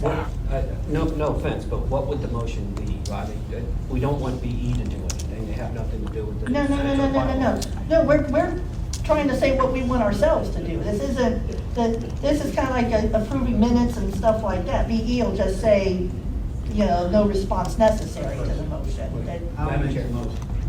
Madam Chair, Keith? I'll make the motion. Yes, go ahead, Keith. All regular meetings be in person. And we can still do virtual meetings for the subcommittee and anything else. And special meeting. Thank you. Okay, so the motion would be for all regular committee meetings to be held in person, with all special meetings and subcommittee meetings handled virtually. I don't think that was exactly it. It wasn't exact, well, I'm trying to speak. No, I think it was, we don't want to I say apologize. all. Or with. No, not for the special. We don't want to force ourselves to have to do them virtually if we want to. Madam Chair? Yes. Keith, do you mind on the language to state that all scheduled meetings to vote, a member has to be in person, but all meetings are held both in person and virtually? Because we want virtual for anybody to come to it. But to vote, you have to be in person, and special meetings and subcommittees. I'm just curious, should we put something in there? So if we have the subcommittee meeting as a scheduled meeting, do we need 4 members of the OVRC to be on it in order for it to be legitimate? Not a subcommittee, no. Well, if we're going to take votes, you have to have 4 members. What about special meeting? Special meeting is just like a regular meeting with the full OVRC. And a lot of times we would have to vote. But if there's a special meeting, the rules aside, that might be something we use special meetings for. But other things we use a special meeting for is if the Bureau, they might have some big issue that came up that needs the immediate active participation of the committee. And so they might call a special meeting, which is they're able to do that, and say, hey, we really need your active participation on this. And if it's that big of an issue to call a special meeting, it's probably something we want to vote on. So you probably want your motion to say something like, all members are required to appear in person at regular meetings. Madam Chair, in order to vote, but I would recommend something like, however, committee members will have the opportunity to participate in subcommittee meetings and special meetings virtually. Yeah, that's something along those, yep, that sounds good. So, is that good with you, Keith? Who seconded it? Oh, Mark. Was it Mark? I'll second it. Okay, I thought did you second it? No, but I will. Oh, I didn't know if someone did or not, okay. Madam Chair? Yes. Yeah, I think, I pointed out that I think Mark had a light bulb moment there, and at least the way I interpreted it. This may not have been his intention, but this is the way I interpreted it. We want geographic representation of as many areas as possible within the operation of the OVRC. I believe that we could perhaps think about inserting some language for regular meetings that would essentially, that if neither the rep nor the alternate from a specific area are able to attend in person, then they may attend virtually, or may vote virtually. If neither one, that way you've still got voting representation from as many areas as possible. Because like right now, today, I don't think Akron is represented. No, Akron's here, Cleveland's not. Cleveland's pardon me, Dean, I'm sorry, buddy. I got my geography wrong. Okay. So if Cleveland's not represented today, that's not for the good of the order. It really isn't.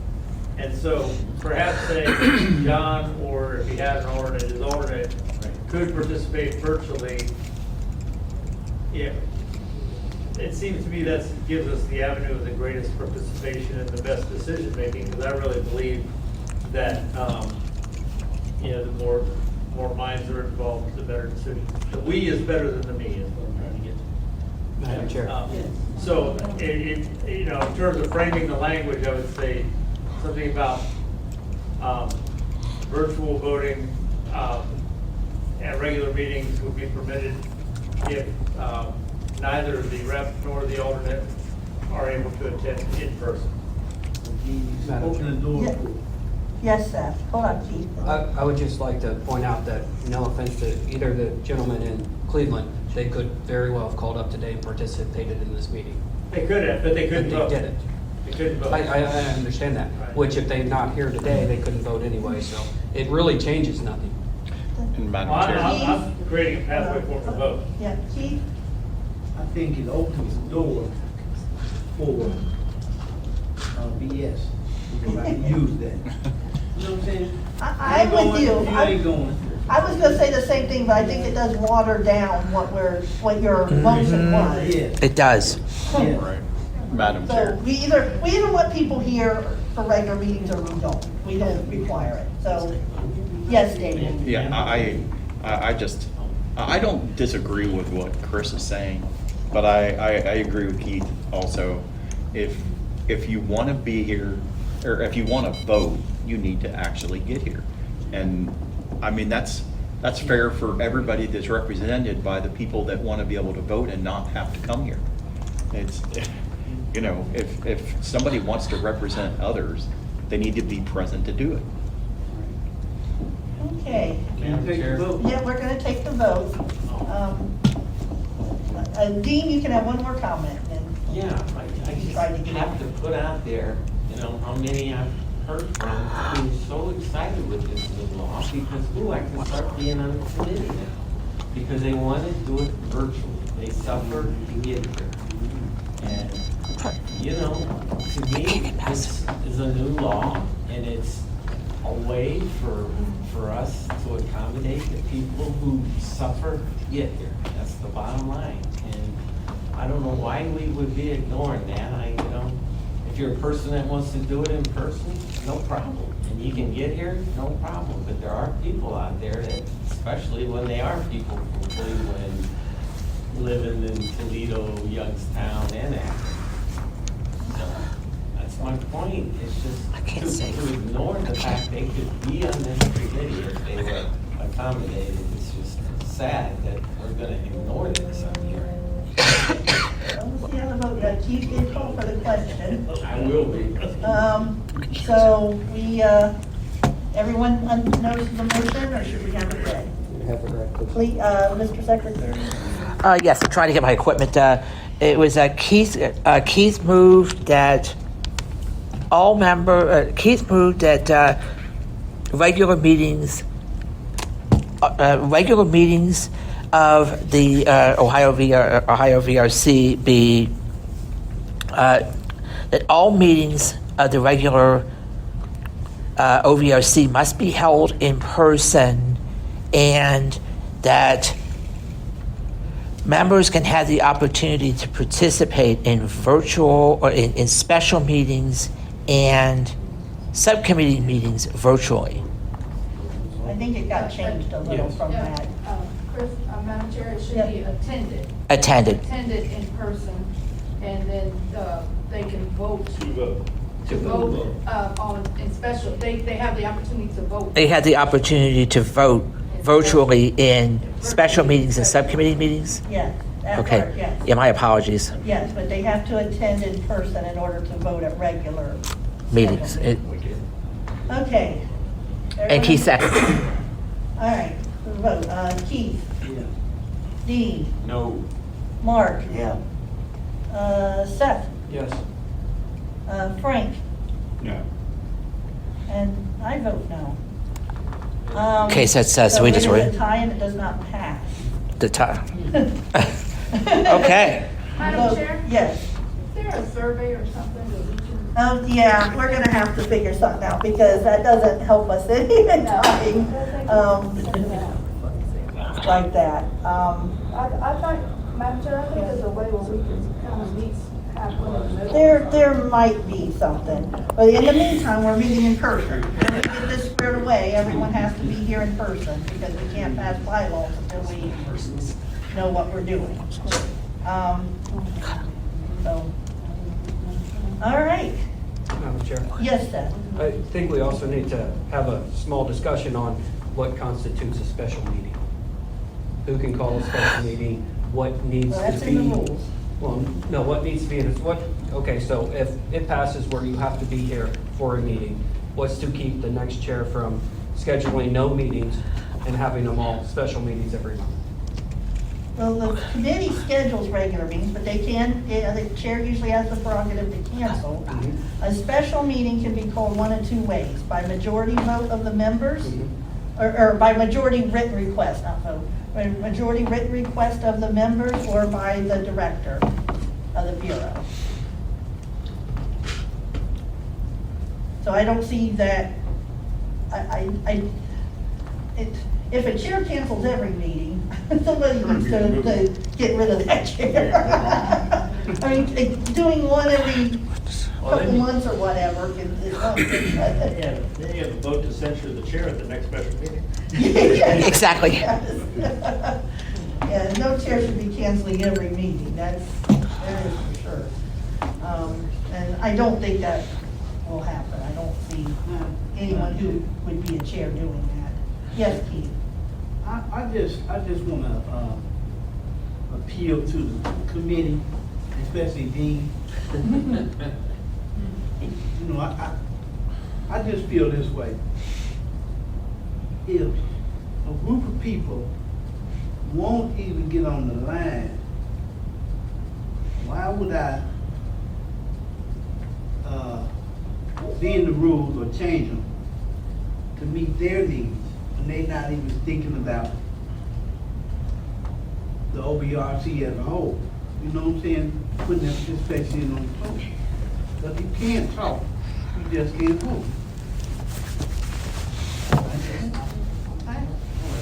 I get, well, I get it, and I'm not required to say why I voted how I am, I'm going to. I'm not trying to sway nobody's vote. No, I get you, I just, you know, I think the legislators gave us this option, for a reason. I personally, I don't carry it, I'll probably still come myself, to be in person, because I don't like the whole video thing on it, and I live right up the street.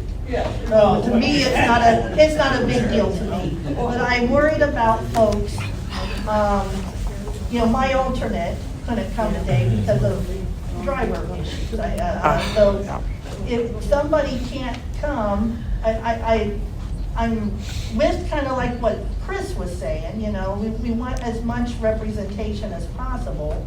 I thought his idea watered down the motion that was made. But I like people being able, you know, the greater mindset, you know, you get more people involved.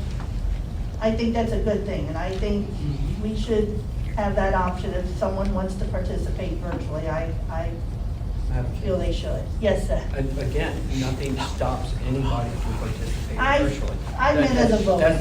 Well, that's what gets me. So it's not, so what you were saying, it's not a matter of participation then. It's a matter of voting at that point in time. Anybody can participate. All the people that Mr. Hamilton's talking about, they're not online right now participating, which they could. Yeah. And Just Madam a Chair, point. Yes, Dave. I have been coming to committee meetings since I was first an operator, since 2007. And I've never once had a vote, but I still come to all the meetings. And it's 2 hours each way for me too. And for all the people that are saying, well, they're telling others by proxy that they want to be on the committee and represent people, but they don't even have enough drive to actually get on the phone or come to the meetings before they get a vote. That doesn't demonstrate their resolve at all. Amen. And I'm secretary. All right, so we're gonna obviously table this for now, unless somebody wants to make a different motion, but I don't know if it'll. Yeah, right.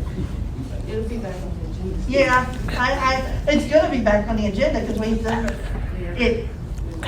If we don't pass the bylaws, then basically what, it is passed that we're here in person, so, and then we still have to be here for some meetings or special meetings, so. Shoot, I opened her thing, closed my agenda. Program growth updates next. Okay, thank you. I closed my agenda to open her email. Okay, program growth updates. And I put secondaries, we had asked the Bureau to do cost analysis on the secondary. Amy, has anything been done with any of that? Yes, I did calculate how much it would cost to go in, just based on the machines that are there, and either replacing one of the pops with a snack, or if there's space, having two pops and a snack. It just kind of depended on location. Okay. So with that, I'm gonna open up here.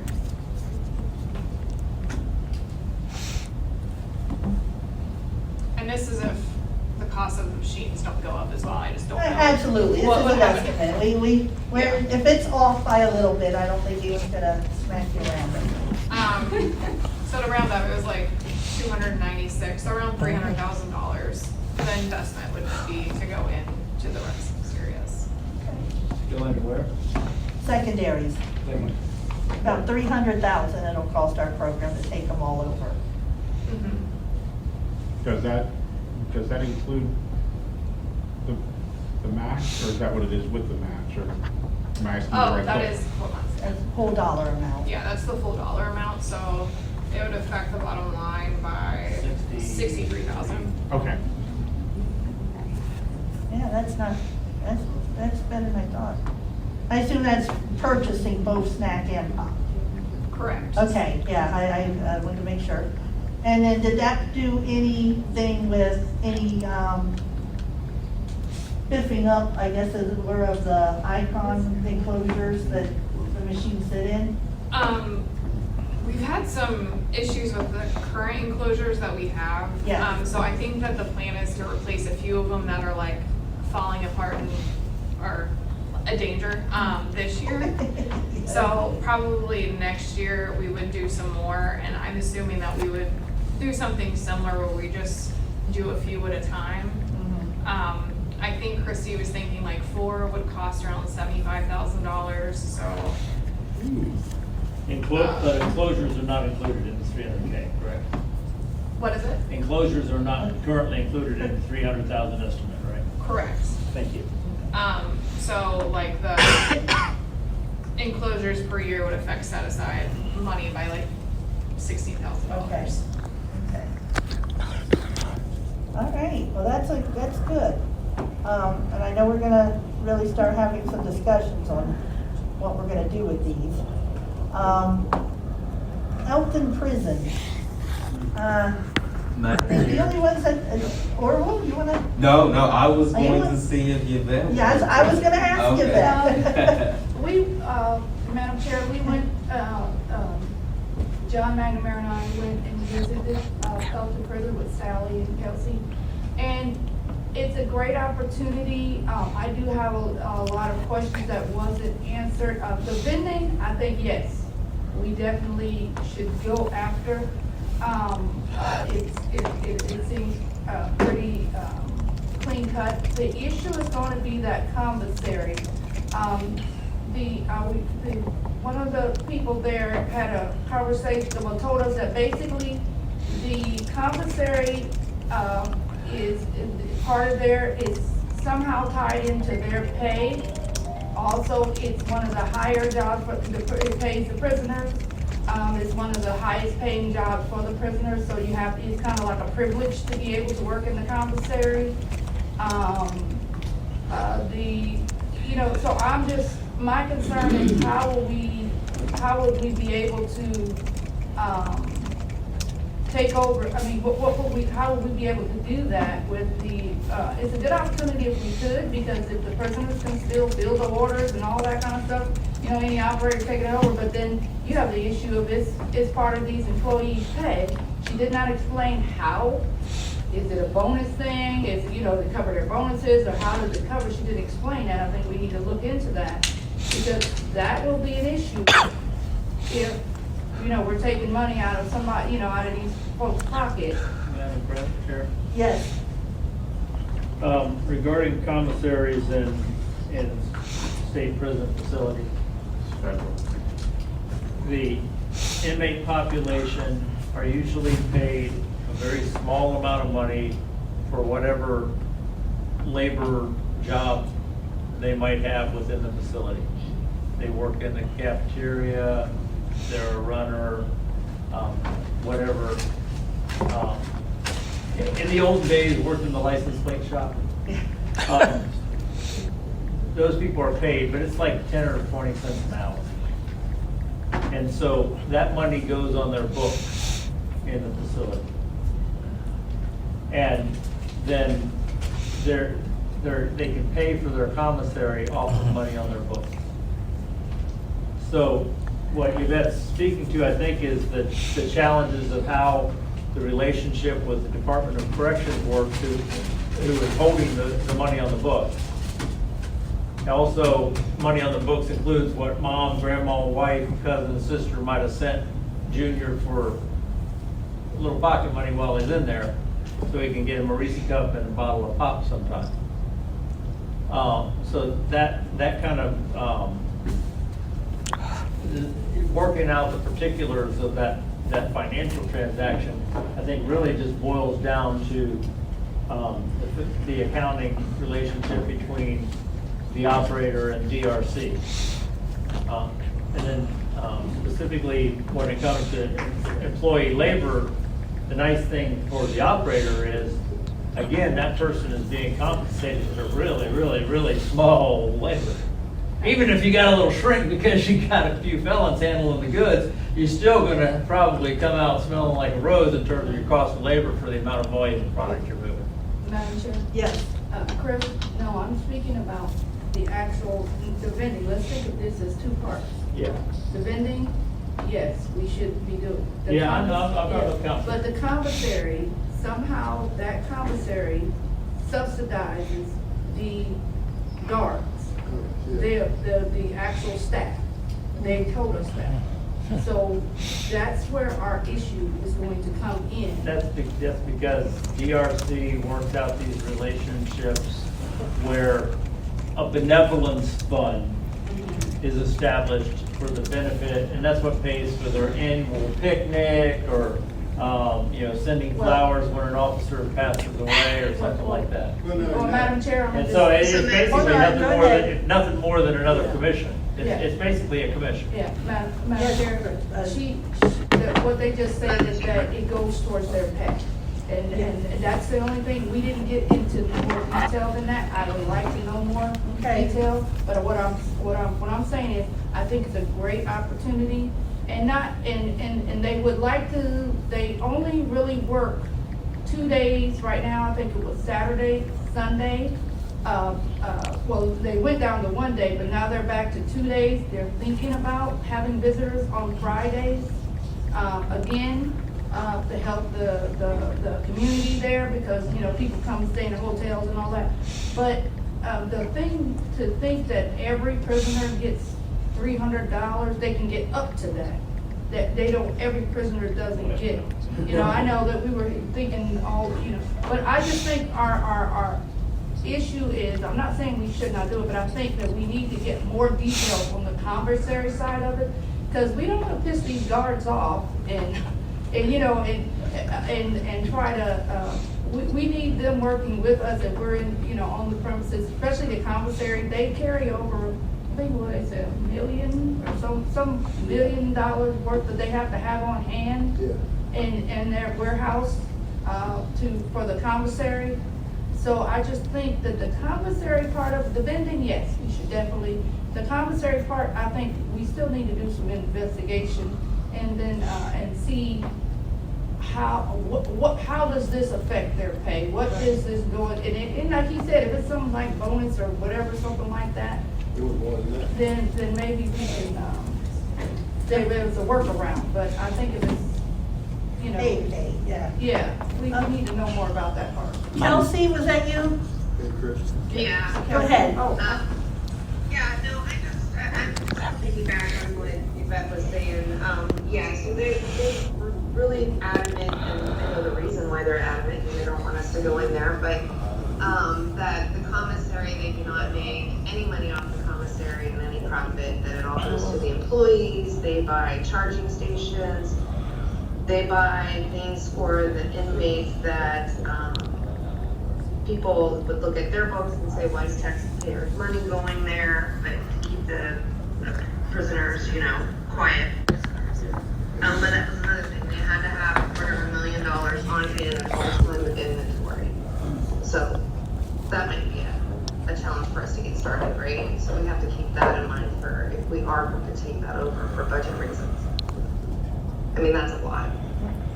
I do know that nationally, I have not found a single prison, a federal prison, where BE does their commissary. Do their vending all over the place. I haven't found any that do the commissary. So this, if we were to do this, it would be a first. And I'm not sure that we're up for it just yet. And there might, I'm with you, Yvette. I think there needs to be some more research done before we really fight for something that we're not 100% sure that we want yet.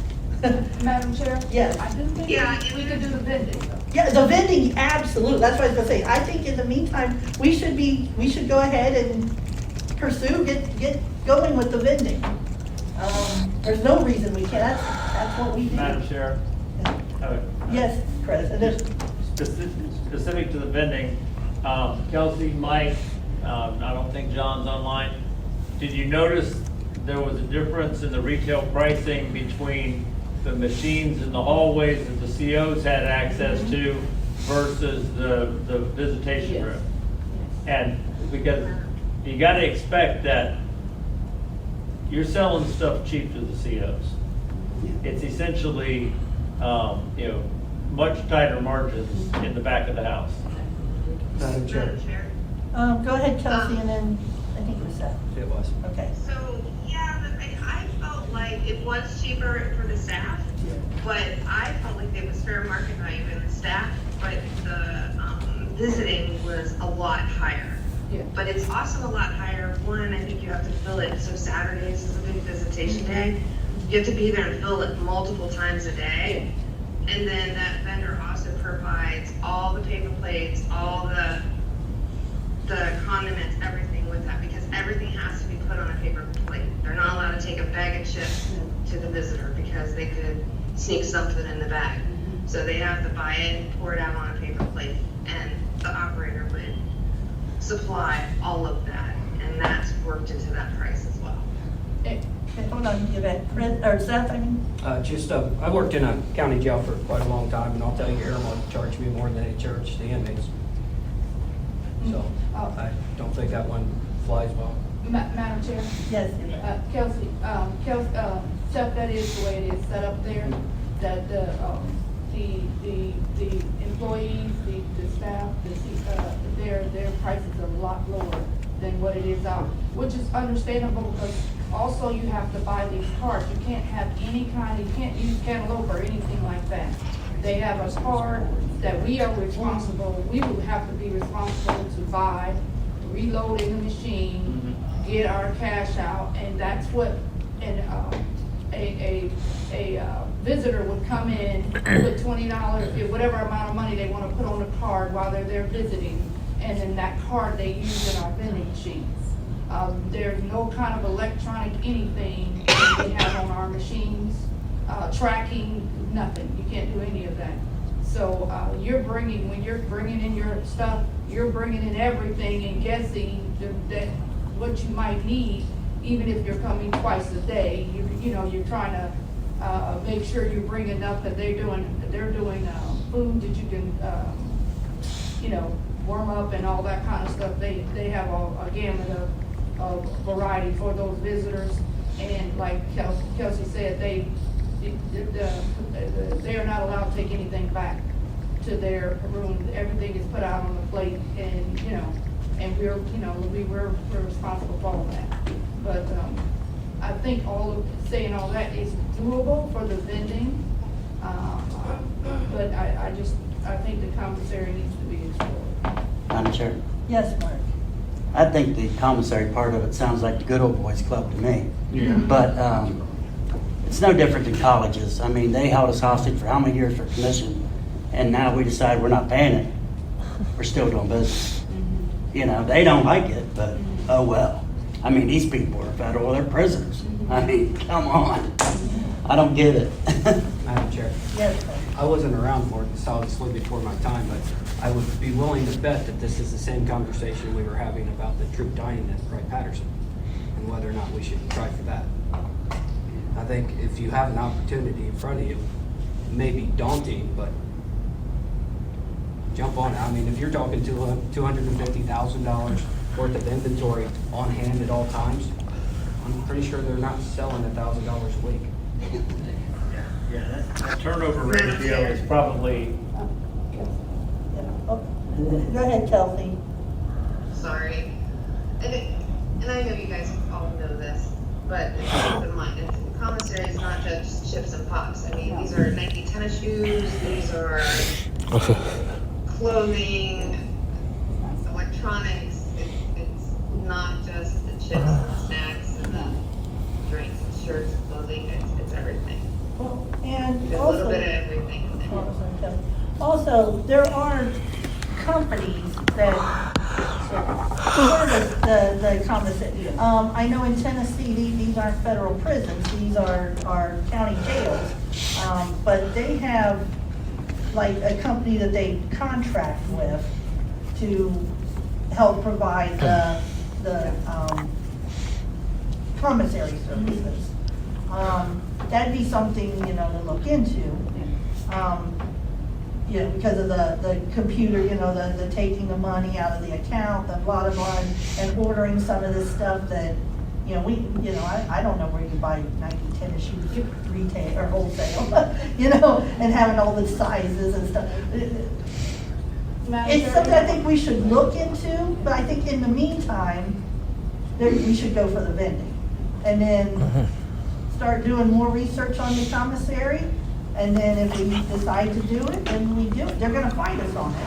It's gonna go into arbitration and all of that, it sounds like, but we've been there before, that's not a. Madam Chair? Yes. Kelsey, I wanted to ask Kelsey, was you able to find out any specifics on where the money is going for the, I mean, she just told us generally, but were we able to get any more specifics on that? Because, you know, when you're in the commissary, and especially if inmates are doing it, and you're there, you need the protection of the guards to especially, you know, or if we took that away, we're paying more money as an operator to try to bring people in to do that, when you could save more money by using the current system. That's where I'm saying some of our issues are going to arise from, but I think we need to, even if, let's just say this, a bad word for the Bureau, because they can't get into commissions or something, but even if an operator went in, didn't mind paying them a commission, we do still need to know a little more details on that part of it, as far as where, how is this subsidizing the guard? Is it just a bonus thing, or is it something else? I mean, I'm just concerned. I just want to know. Madam Chair. Yes, sir. Yvette, are you, I guess the impression I'm getting, obviously not at the tour, is, are you under the impression that they would just not have guards with us if we didn't do what they're doing now? No. Okay. Madam Chair, no, Seth, no, I'm not, no, that's not what I'm thinking. What I'm saying is, we don't want to go in pissing a lot of people off and having issues when we're, you know, on the facility. I know we're gonna fight to get in there, they don't want us there, I know all that. But I'm just concerned, how could we go in and, we bite off something that more than we can chew and it becomes an issue without finding out all the information. I just feel like we're not complete in getting all the information that we need. I guess that's where I am. We need more information on that part of it. We know part of it goes to pay the prisoners, and I think it's a great opportunity, don't get me wrong. It would be a great opportunity for us to go out there and be able to do it or whatever, but I sure would like to know a little more details on that part of it. And that's what my question was. Kelsey, was you able to find out any other information? Madam Chair, yes. No, we haven't gotten any more information. That gentleman that we were with went on vacation. Oh. And then he did just email me at the end of the week saying that he was back, but I've been in transition, so I haven't had a chance. Okay. There's a separate person who's over the vending and then over the commissary, so I do believe that we need to have a meeting with that. Yeah. The person over the commissary. And when we were there, I think they had like 5 guards. Yeah. And then maybe about 10 inmates by the time we were there, and there was no line. So also this commissary isn't, they place their orders on a sheet or through a computer and then you fill it. It was my understanding that it's a storefront, so the inmates come in and they submit their paper order in person and get their orders right then. Is that what you understood? Yeah, Madam Chair? Yes. Yeah, that was my impression. They had certain days for commissary. So many inmates, am I right, Kelsey? Certain days, and they put their orders in, and then they prepare it, and then the guards deliver it or something like that? Oh, they come get it. Oh, they come get it. Oh, they come get it, okay. Personally come up and turn in their order slip, and then they wait for their order to be. Okay. That's what I thought it was. Yeah, you're right. There's a bit more lax than A lot of interaction with we're used to. Yeah, like, I'm used to the commissary and the behavioral health where you get the orders the day before, you fill it, and you deliver it, and you have no interactions with the patients, right? But this is, you have interactions with the inmates. Okay. Frank, you were. Madam Chair, I was going to pick up, I know our program had sent them, and it's been a while, but I don't think it's been a year. I know some, I thought Christie had mentioned they had sent them a public records request, and I think the prison said it was going to take about a year to respond or something like that. I don't know what month that was sent, to be honest with everybody, but I don't think it's been a year, but I was just wondering per chance if they had ever responded. And I don't know what the request asked for. Not to my knowledge. Okay. I really That might think, be a Christie, I would think Christie. I really think right now we should aggressively pursue the vending. I don't think there's any question about that. That sounds like something we should really go after. And then do a little more research on the commissary.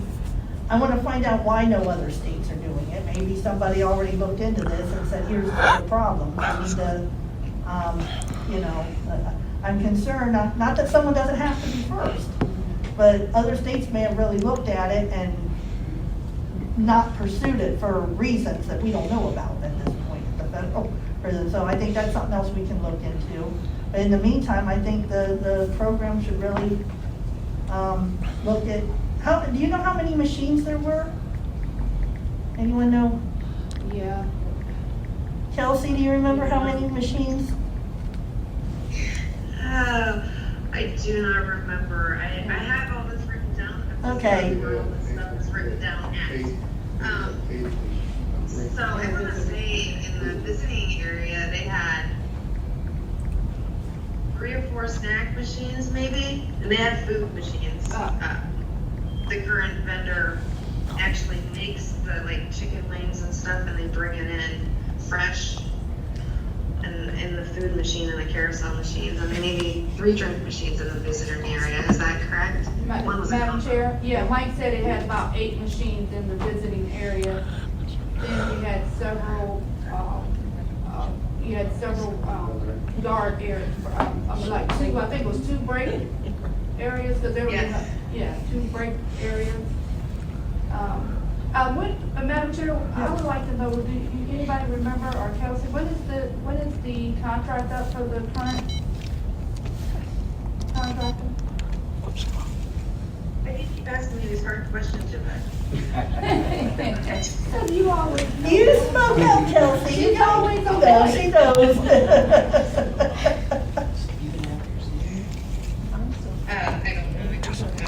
I don't know. I'll teach her the I details. didn't get into all that nitty gritty. It's No, we can, Madam But I'll Chair, type something up from my notes. I Okay. just don't have them. I'm not where they're at right now, and send it out, sure. okay. Thank you, Kelsey. Chris? did I understand you say that you expect this to go to arbitration for the vending or just for the commissary? No, I expect they will fight us on the commissary. I Okay. don't know if they'll fight us on the vending. It sounds like they were pretty open to us on the vending. Okay. But And on that- the commissary, To me, it sounds that's a like. great foot in the door. Right. Yes, that's what I'm saying. We and should go ahead and go develop for the the vending. relationship. Yep. I think we should And that's the go one ahead and drawback pursue the about vending this now. vending. I'm sorry, what'd you say, Kelsey? I said that's the one difficult drawback about the vending is like Yvette was saying is you can't have any telemeter or anything on there to tell you electronically what you need to bring in. So no Right. kind of inventory system. So you have to go in, check the machine, or you have to get everything in your van, or bring in everything, right? And go through security and get it all checked out. And Madam Chair, So- and there's no special door, you have to go in just like any visitor and go through that whole, checking, there's no special dock area we pull up to, you gotta go through that whole, scan in just like a visitor, everything you bring in and all that kind of stuff, and then you are in there loading machines sometimes while the visiting is, going on, it lets you, like Kelsey said, you gotta come twice. But I think that none of those things are nothing we can't overcome. I think it's a good opportunity. Another company's making money at it, Yeah. so they're doing it, so, I can't wait. yeah, absolutely. Well, Okay. Yvette forgot to tell you that they snuck telemeters on the machines the night Yeah, before we I got did. in there. And their IT picked it up Yep. and they had to remove them all that Yep. day, so. Yep. And Madam Chair, That's good for they will get in trouble, the IT guy was ticked off with the guy that was, walking us around because they didn't catch it when the vendor guy brought the stuff in, they didn't catch it at the time it was checked. And so they were pretty ticked off. They check that stuff all the time to make sure there's no electronics or anything installed on the machine, and they caught it. Chris is right, that looked good for us. Mike, Yeah, absolutely, that's a feather in our cap. We Yeah. We'll play by the rules. Yep. And that's a big rule, that's, Well, the first rule going into prison is their house, their rules. You know that, you got no problem. Yep. I believe that, so I think we should do it, go for the vending, and then we'll do a little more research on the commissary and see what we can look at for the future. Okay, I don't have it specifically mentioned on here, and Sally's gone. How are we with UT? Are we, because that's supposed to be like next month. Amy, do you know? Or Orville? Madam Chair, I do not. Okay. Madam Chair, I don't know if Anne Marie or Kelsey or, that's not Anne Marie, it's Jeff. I don't think Jeff's on here, but I don't know if Kelsey maybe knows. Christy's on here now. Oh, Christy. Someone knows. Madam Chair, this is Christie. Can you guys hear me? Yes. Sorta, yeah. So it's my understanding, and I talked to legal, the RFP was back from UT. The RFP come back from UT and they're scoring it. So we don't know who has been awarded it. I don't know if they have, but once that's awarded, then we will start the process of the VGA. I made it clear that, we need to plan, and that there's absolutely no way that we're gonna be going in July 2nd, but for everyone involved, the plan is that by the time fall semester starts, which I think is August 25th, that we are running the beverages. And as you know, I think they have Coke now. If Coke stays, it'll be easier in the sense that we don't have to wait for Coke to leave and Pepsi to come in. But we've done this before, and our plan again is that we're going to be going in there to take over the beverages, between July and August. That's what I know so far. Okay. Anything else on program growth? Anyone have any? Okay. Quickly, we still have a couple things to do. I put budget on here to just kind of get an idea of where we were. We haven't talked about budget for a bit. I don't have any specific questions, but I wanted to have the opportunity for folks to ask if anyone had anything. Madam? Yes, go ahead.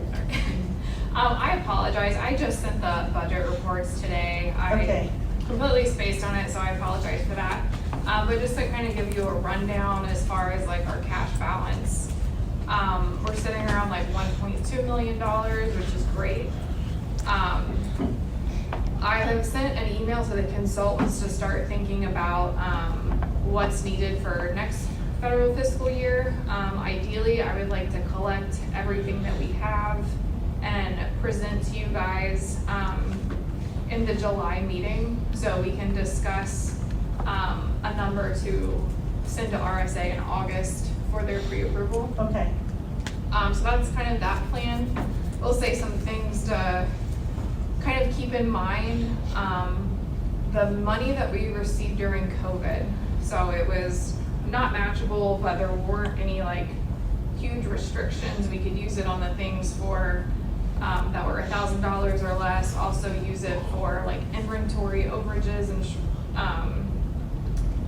even like ongoing stock and supplies that we couldn't use set aside for. So that money is gone. So now the only available funding to use for that is the unassigned income, the non-federal portion of that. So with that being the source of income or revenue for that, and taking over the secondaries next year, it just may be a decision that needs to be made. How are we going to pay for those things? Are operators going to supply their own liability insurance? So we can do some cost analysis on that if we have enough money to cover those items. If inventory processes change, that could also alter the need for that funding. Inventory processes aren't going to change by October 1st. We haven't even hardly talked about the rules yet and the big long rule process, so we're going to have to still plan for. Keith, are you optimistic? It was more of a, not necessarily like this federal fiscal year. Okay. Because our insurance renews now in April. We finally got them off the state fiscal Correct. year Yeah, because that that's was a great. nightmare. So I think as we approach April, we're gonna have to see, did we bring in enough money to cover our budgeted items that are coming out of those funds and insurance? I don't think it'll probably be possible the following fiscal year because we're gonna deplete those pretty quickly. Okay. We'll have to. Okay. Any questions? All right. Amy, on average, what are we, sorry, Amy, on average, what are we taking in per year on unassigned income? Do you have a number? So, Madam Chair, the unassigned income is it varies. Right now, so far this federal fiscal year, we've collected $85,125. Of that, $12,963 is federal, so that will be either, you guys will vote on to use it for fair minimum return or distribute it to the operators. It can't be used for any other purpose. Do we Madam still- Chair? Well, Frank first, and then Frank's got another question. Do we still get, unassigned, does that include the money we get from, what building? Capital, State House. State House. Madam Chair, yes. So of those amounts, we get So far, we've gotten $44,210 from Cap Square and $27,952 from the other state unassigned income resources. Okay, Yvette? No, no, I just didn't hear what Amy, Madam Chair, I didn't hear what Amy said prior to that. It was a, Okay. Madam Chair, so in total, the unassigned income that we received so far this year is just a hair over $85,000, but of that, around $13,000 is federal. So we would have to either use it for the stipends or distribute it to the operators. Those are the only two options for that money. I was really pleased to see in the sales comparison report how much our sales were up this year over last. I thought that, it was like $350,000, which is a tremendous amount of money from 1 year comparisons. And that's with some rest areas being closed. So, yes, Chris. I feel an ethical responsibility to make sure that we're all on the same page with our understanding about these source of funds. Oh, yeah. What I believe I understood Amy to say right now is that unassigned operator income amounts to about $85,000, of which about a little more than $12,000 is federal unassigned, and presumably the remaining roughly $72,000 will be state unassigned, right? Correct. And the vast majority of that is either commissions from Coca-Cola or commissions from the food service operator at the State House. Is that correct? And there's a few other small ones, but yes. Okay, the majority is from those two sources. Correct. The State House is not an unassigned facility. We have an operator in there. Her name is Shelby Heindel. She operates 4 vending machines, maybe 5, I think actually now, that are directly across the hall from the competing food service. If it was anybody else in this room, don't you think you'd be fighting for that assigned income to be coming to you instead of paying for our insurance? Madam Chair. Yes. I will say that we actually don't get any commissions from the everyday operations of that. No, We it's from only the receive catering. it from catering. Catering, right. Yes, from the catering. But is it from the same contract? I believe so. I believe so too. Yeah. And they're running that cafeteria as a lost leader so they can have that Mhm. catering access. So they are part and parcel connected to one another. So I just think it's really important that everybody know in this room that your insurance is being paid on the back largely of one operator who should be receiving their assigned income. I'll pass. Any other questions on the budget? All right.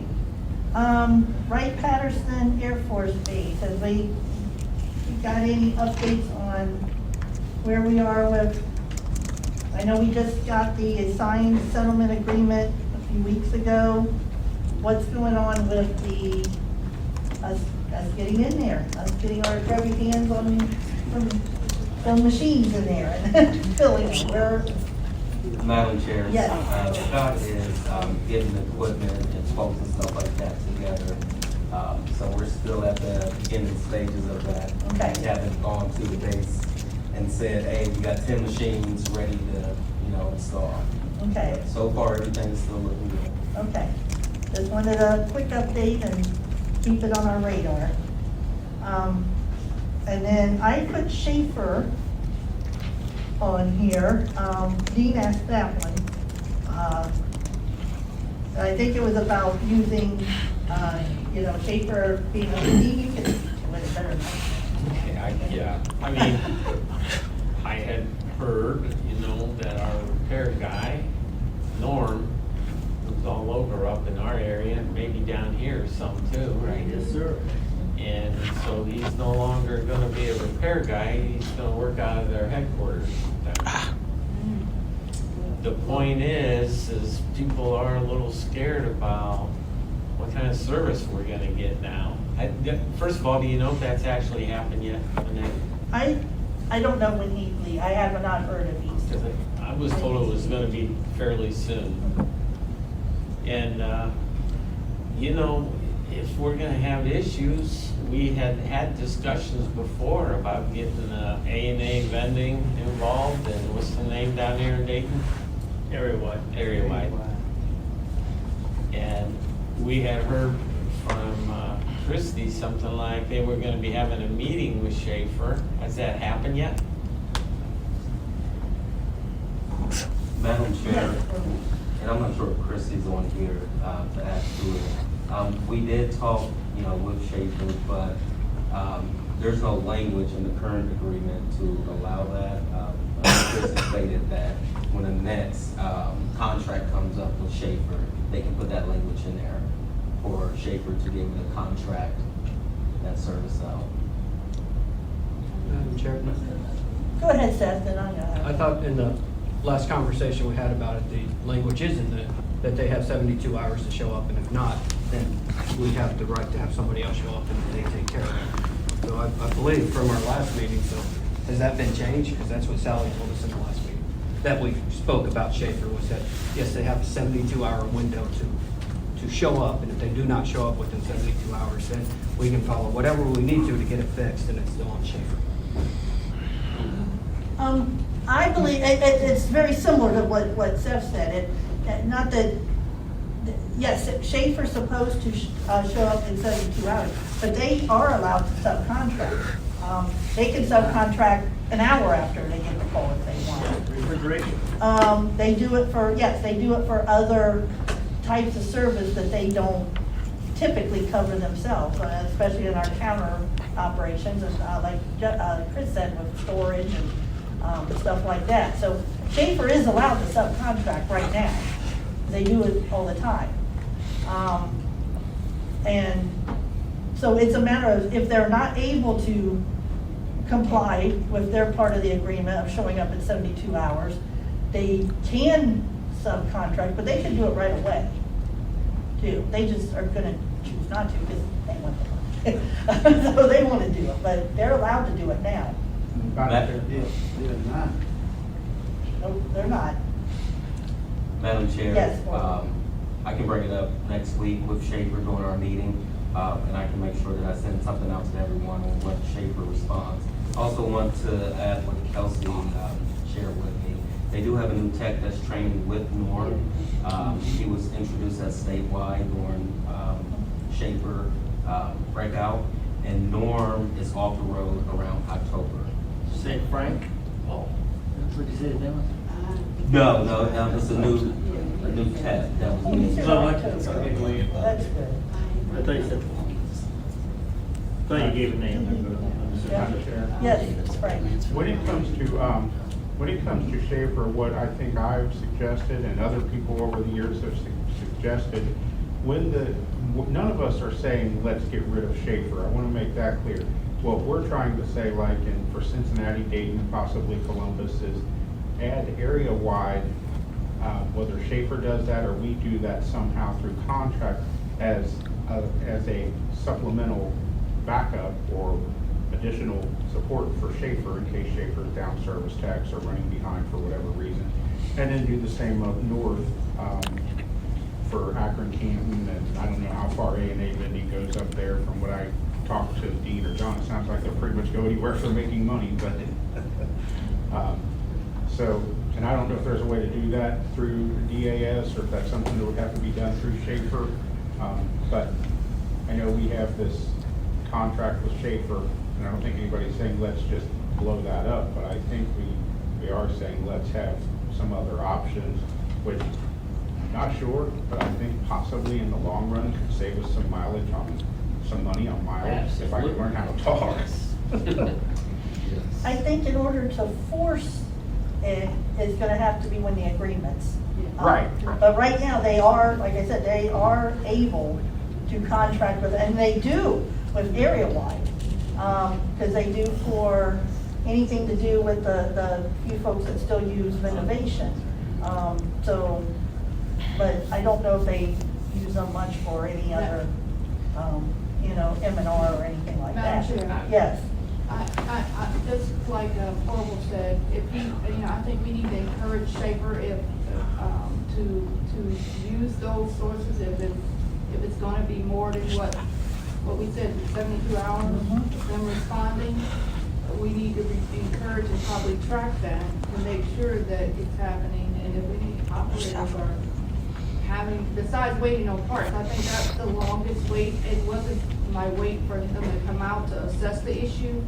It was waiting on a part to get something done with, yeah, so I think that we need to monitor that, and that if that is an issue, then we can talk about what needs to be added into the, but if Schaefer has the ability to farm some of that stuff out to make a quicker response time, then I think that we need to encourage them to do it. Chair. Yes.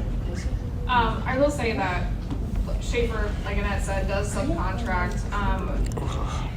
With a DAS contract like this, Schaefer is required, they can't just use any subcontractor. Like, so if you know a guy who's close to your vending thing, like, hey, he can come work on my machine if Schaefer's not available. There has to be, there's insurance requirements that have to, Schaefer has to collect the documentation, send to DAS, it has to be an approved subcontractor. And on top of that, Schaefer does upcharge us if they do use a subcontractor. And I totally get it if it's needed and it's happened in a case, I know area-wide has been utilized. I think there is someone else up north that has been utilized. I think that if it's a case where we are seeing a pattern where Schaefer is not meeting the contract requirements, we need to know to address that with them and then let them know that they're in breach of contract. So I think that communicating any issues with your consultant, so we can have Schaefer know what's going on in the weekly Schaefer meetings that the area managers and the consultants attend would be a great way to move forward. Madam Chair. Yes, Fred. I fully respect that collecting documentation is important, as Amy has suggested. Unfortunately, when we inform a specialist, that's kind of a piecemeal way to address the problem. I really believe we need a central mailing address to email these concerns to one inbox, one person who's got a folder of Schaefer complaints or Schaefer feedback on their PC, that they're collecting this stuff so that when you folks go to a meeting, you don't have a lot of he said, she said from 5 different specialists, but you've got specific from the operator documentation of situations. They really do have a problem, and we know they've had a brain drain. We know they've lost 2 of their key techs in the last 2 years that have serviced a good portion of the state. And they really do have a problem with tech competency, and we're paying through the nose for having Cameron run all over from Cincinnati. The mileage is killing us. Mileage is killing us. The mileage is more than the labor. And Cameron's not a competent tech, I'm afraid to say. At least not in my observation. And Schaefer hasn't invested in factory training on these guys. At least some of the techs they've got out on the road, they're not sending them to Crane to have them take a 3-day course on BevMaxes or something like that. And those kind of resources are available to them. If they would avail themselves to, when you buy as many pieces of equipment as they buy from Crane will make factory training available for them. There may be some cost, but they've got to be investing in paying that person to get the training. Yes. Bobby told me that he was 2 years in-house doing recon work before they ever put him out on the road as a service technician. And he was one of the best service technicians I've ever known in my career. But I think we've got to be realistic about holding Schaefer responsible to provide appropriate training resources for their technicians so that we've got a competent and well-trained person showing up. And that's where the problem is. Guys like Norm and Bobby, I'll say, they're a godsend, and we sure miss them when they're not going to be here. Okay. Chair. Yes. I will say if operators would like to email the OOD Business Enterprise Mailbox, so what you use for your MLRs or things like that, we can start a document that everybody has access to on our team, so whoever is on those calls can look at that on a weekly basis and see. We should get that out to everybody. What's the email address? Yeah, I can send that, That should go out to everybody, yeah. Madam Chair, Yes. because somebody's got to. I like Cameron. I don't have any problems with him. He comes out, he fixes all my machines in Cincinnati. Love the guy. Madam Chair, I like it too, but it has nothing to do with the ability, Norm and, well, they're the Norm and Bobby and all them, Cameron, they don't fit to know everything, but He hasn't done it pretty this long good. either, so that's, It helped if he didn't drop F-bombs in my accounts.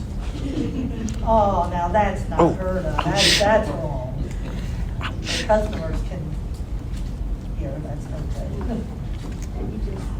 okay. Madam Chair, Yes, Dave. I would like to see whoever is doing, whoever we're using, I mean Schaefer for this example, but it would be nice if they could offer some optional training for operators for some basic things that would save us service calls altogether. You know, Madam Chair? Go ahead, you bet. We used to do that in our upward mobility. We used to go out to Schaefer's. A lot of the upward mobility things, that we used to have those type of things, and hopefully we can get some of those things started again at some point. It is very helpful. Actually, Trent mentioned the same thing, that he would like to know how to do some things on his own, you know. If it's nothing like replacing a motor or something, you know, little things that, and I don't know if Chris will be able to do that. Yeah, we talked about that at the, somebody brought it up at statewide about having manuals, the available That was on brought up at machines. statewide. Yeah, so, Inside the machine. and Madam Chair, I mean, if I had access to parts, I mean, I would probably rarely ever need a service call. Simple things like bill acceptors and CoinMex, I mean, I kind of go through those here and there, but, you know, I'm fully capable of swapping those out on my own. Even, you know, in the case of where I'm fairly certain there's a control board issue, if I had the control board, I could swap it myself.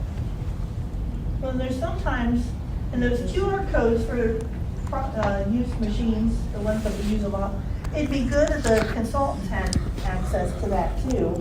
But it might be helpful to an operator, you know, if somebody needs to, you know, hold their picker cup or, you know, do something like that they may not know what the proper process is, you know, in the service modes to do.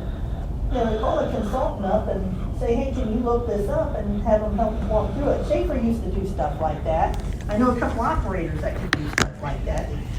I should call up if I'm wanting to do something different than I'm used to. I say, hey, there's this problem with this machine. It seems like it's something I should be able to fix. I know there's a couple operators I could call, and I think they have the service modes memorized because they know how to do it all. But they. Madam Chair. It'd be good to. Madam Chair, it's Kat Jacoby. Oh, Can I just hi, interject Kat. something? Yes. Can I just interject something here? Yes. I've had a couple of conversations with Schaefer about this entire topic.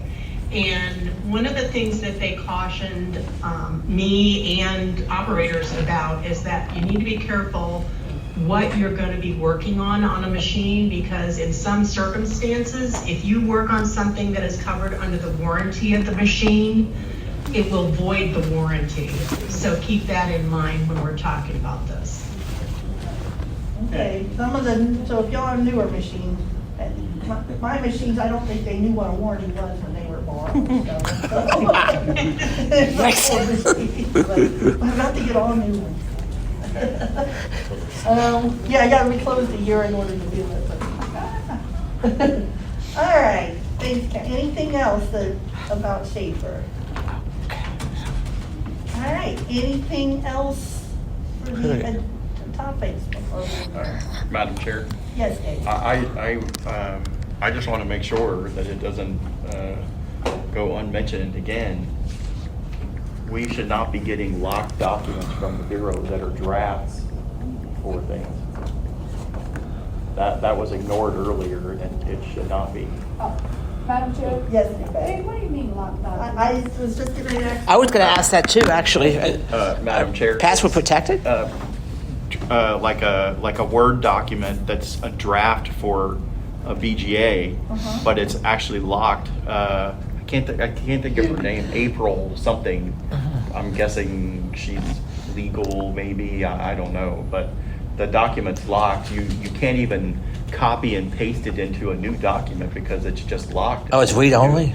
Yeah. It's read only, yeah. Madam Can't- Chair? Yes. I was able to do that. Yeah, we were That's able how to read I them. was able to do that. That's how I was able to do the comments that I just sent. Not every document is locked, but Okay, the 'cause ones one that I've was sent with received the have been DAS locked. draft, I was able to do that, and then I was able to, well, my sister showed me how to do the comments where, right where you want to make a comment, it, you know, go in the comment box and all that kind of stuff. But so I'm not sure which ones was locked, Dave, that you're speaking about, but I was able to make my comments. in email. Orville knows which one I'm talking about. Yeah, I'm not sure Madam Chair. what that even means. Yeah, like you said, go ahead. There's like contracts have come and legal, like, they're even locked for the, like us. Because legal wants a running, like, here's the original, here's what changes are made, so they know what the base is. It's not because they're trying to keep you from making changes. Yvette made comments on what things she thought would need changed.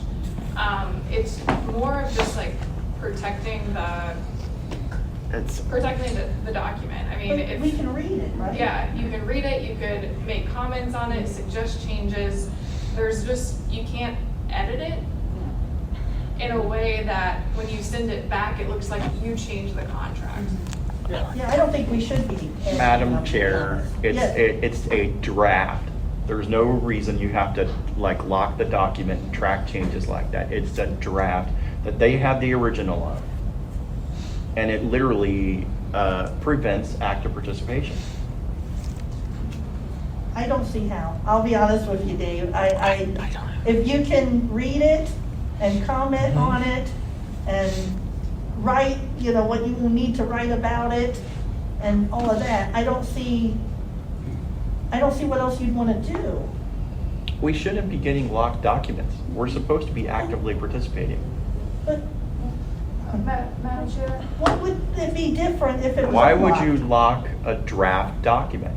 It's a draft that they have the original To of. save confusion, because just because somebody actively participates and suggests his point of view, doesn't mean that's gonna be the consensus of the whole. If Chris Johnson has a particular set of language that he doesn't like, and Michelle has sent me a draft, if I go in there and change language, but it hasn't been vetted by this committee, I'm out of line. With all due So I respect, can make a suggestion.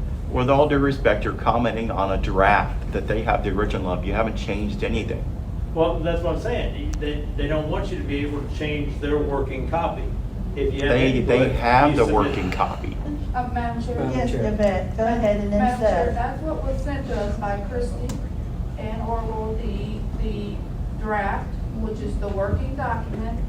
And I was able to go in and, no, I did not change the language of the, but right where changes needed to be made, I went into my comment box and was able to make comments right where they could see pretty much, or well, you was able to understand it of what I wanted to, what I thought was a problem.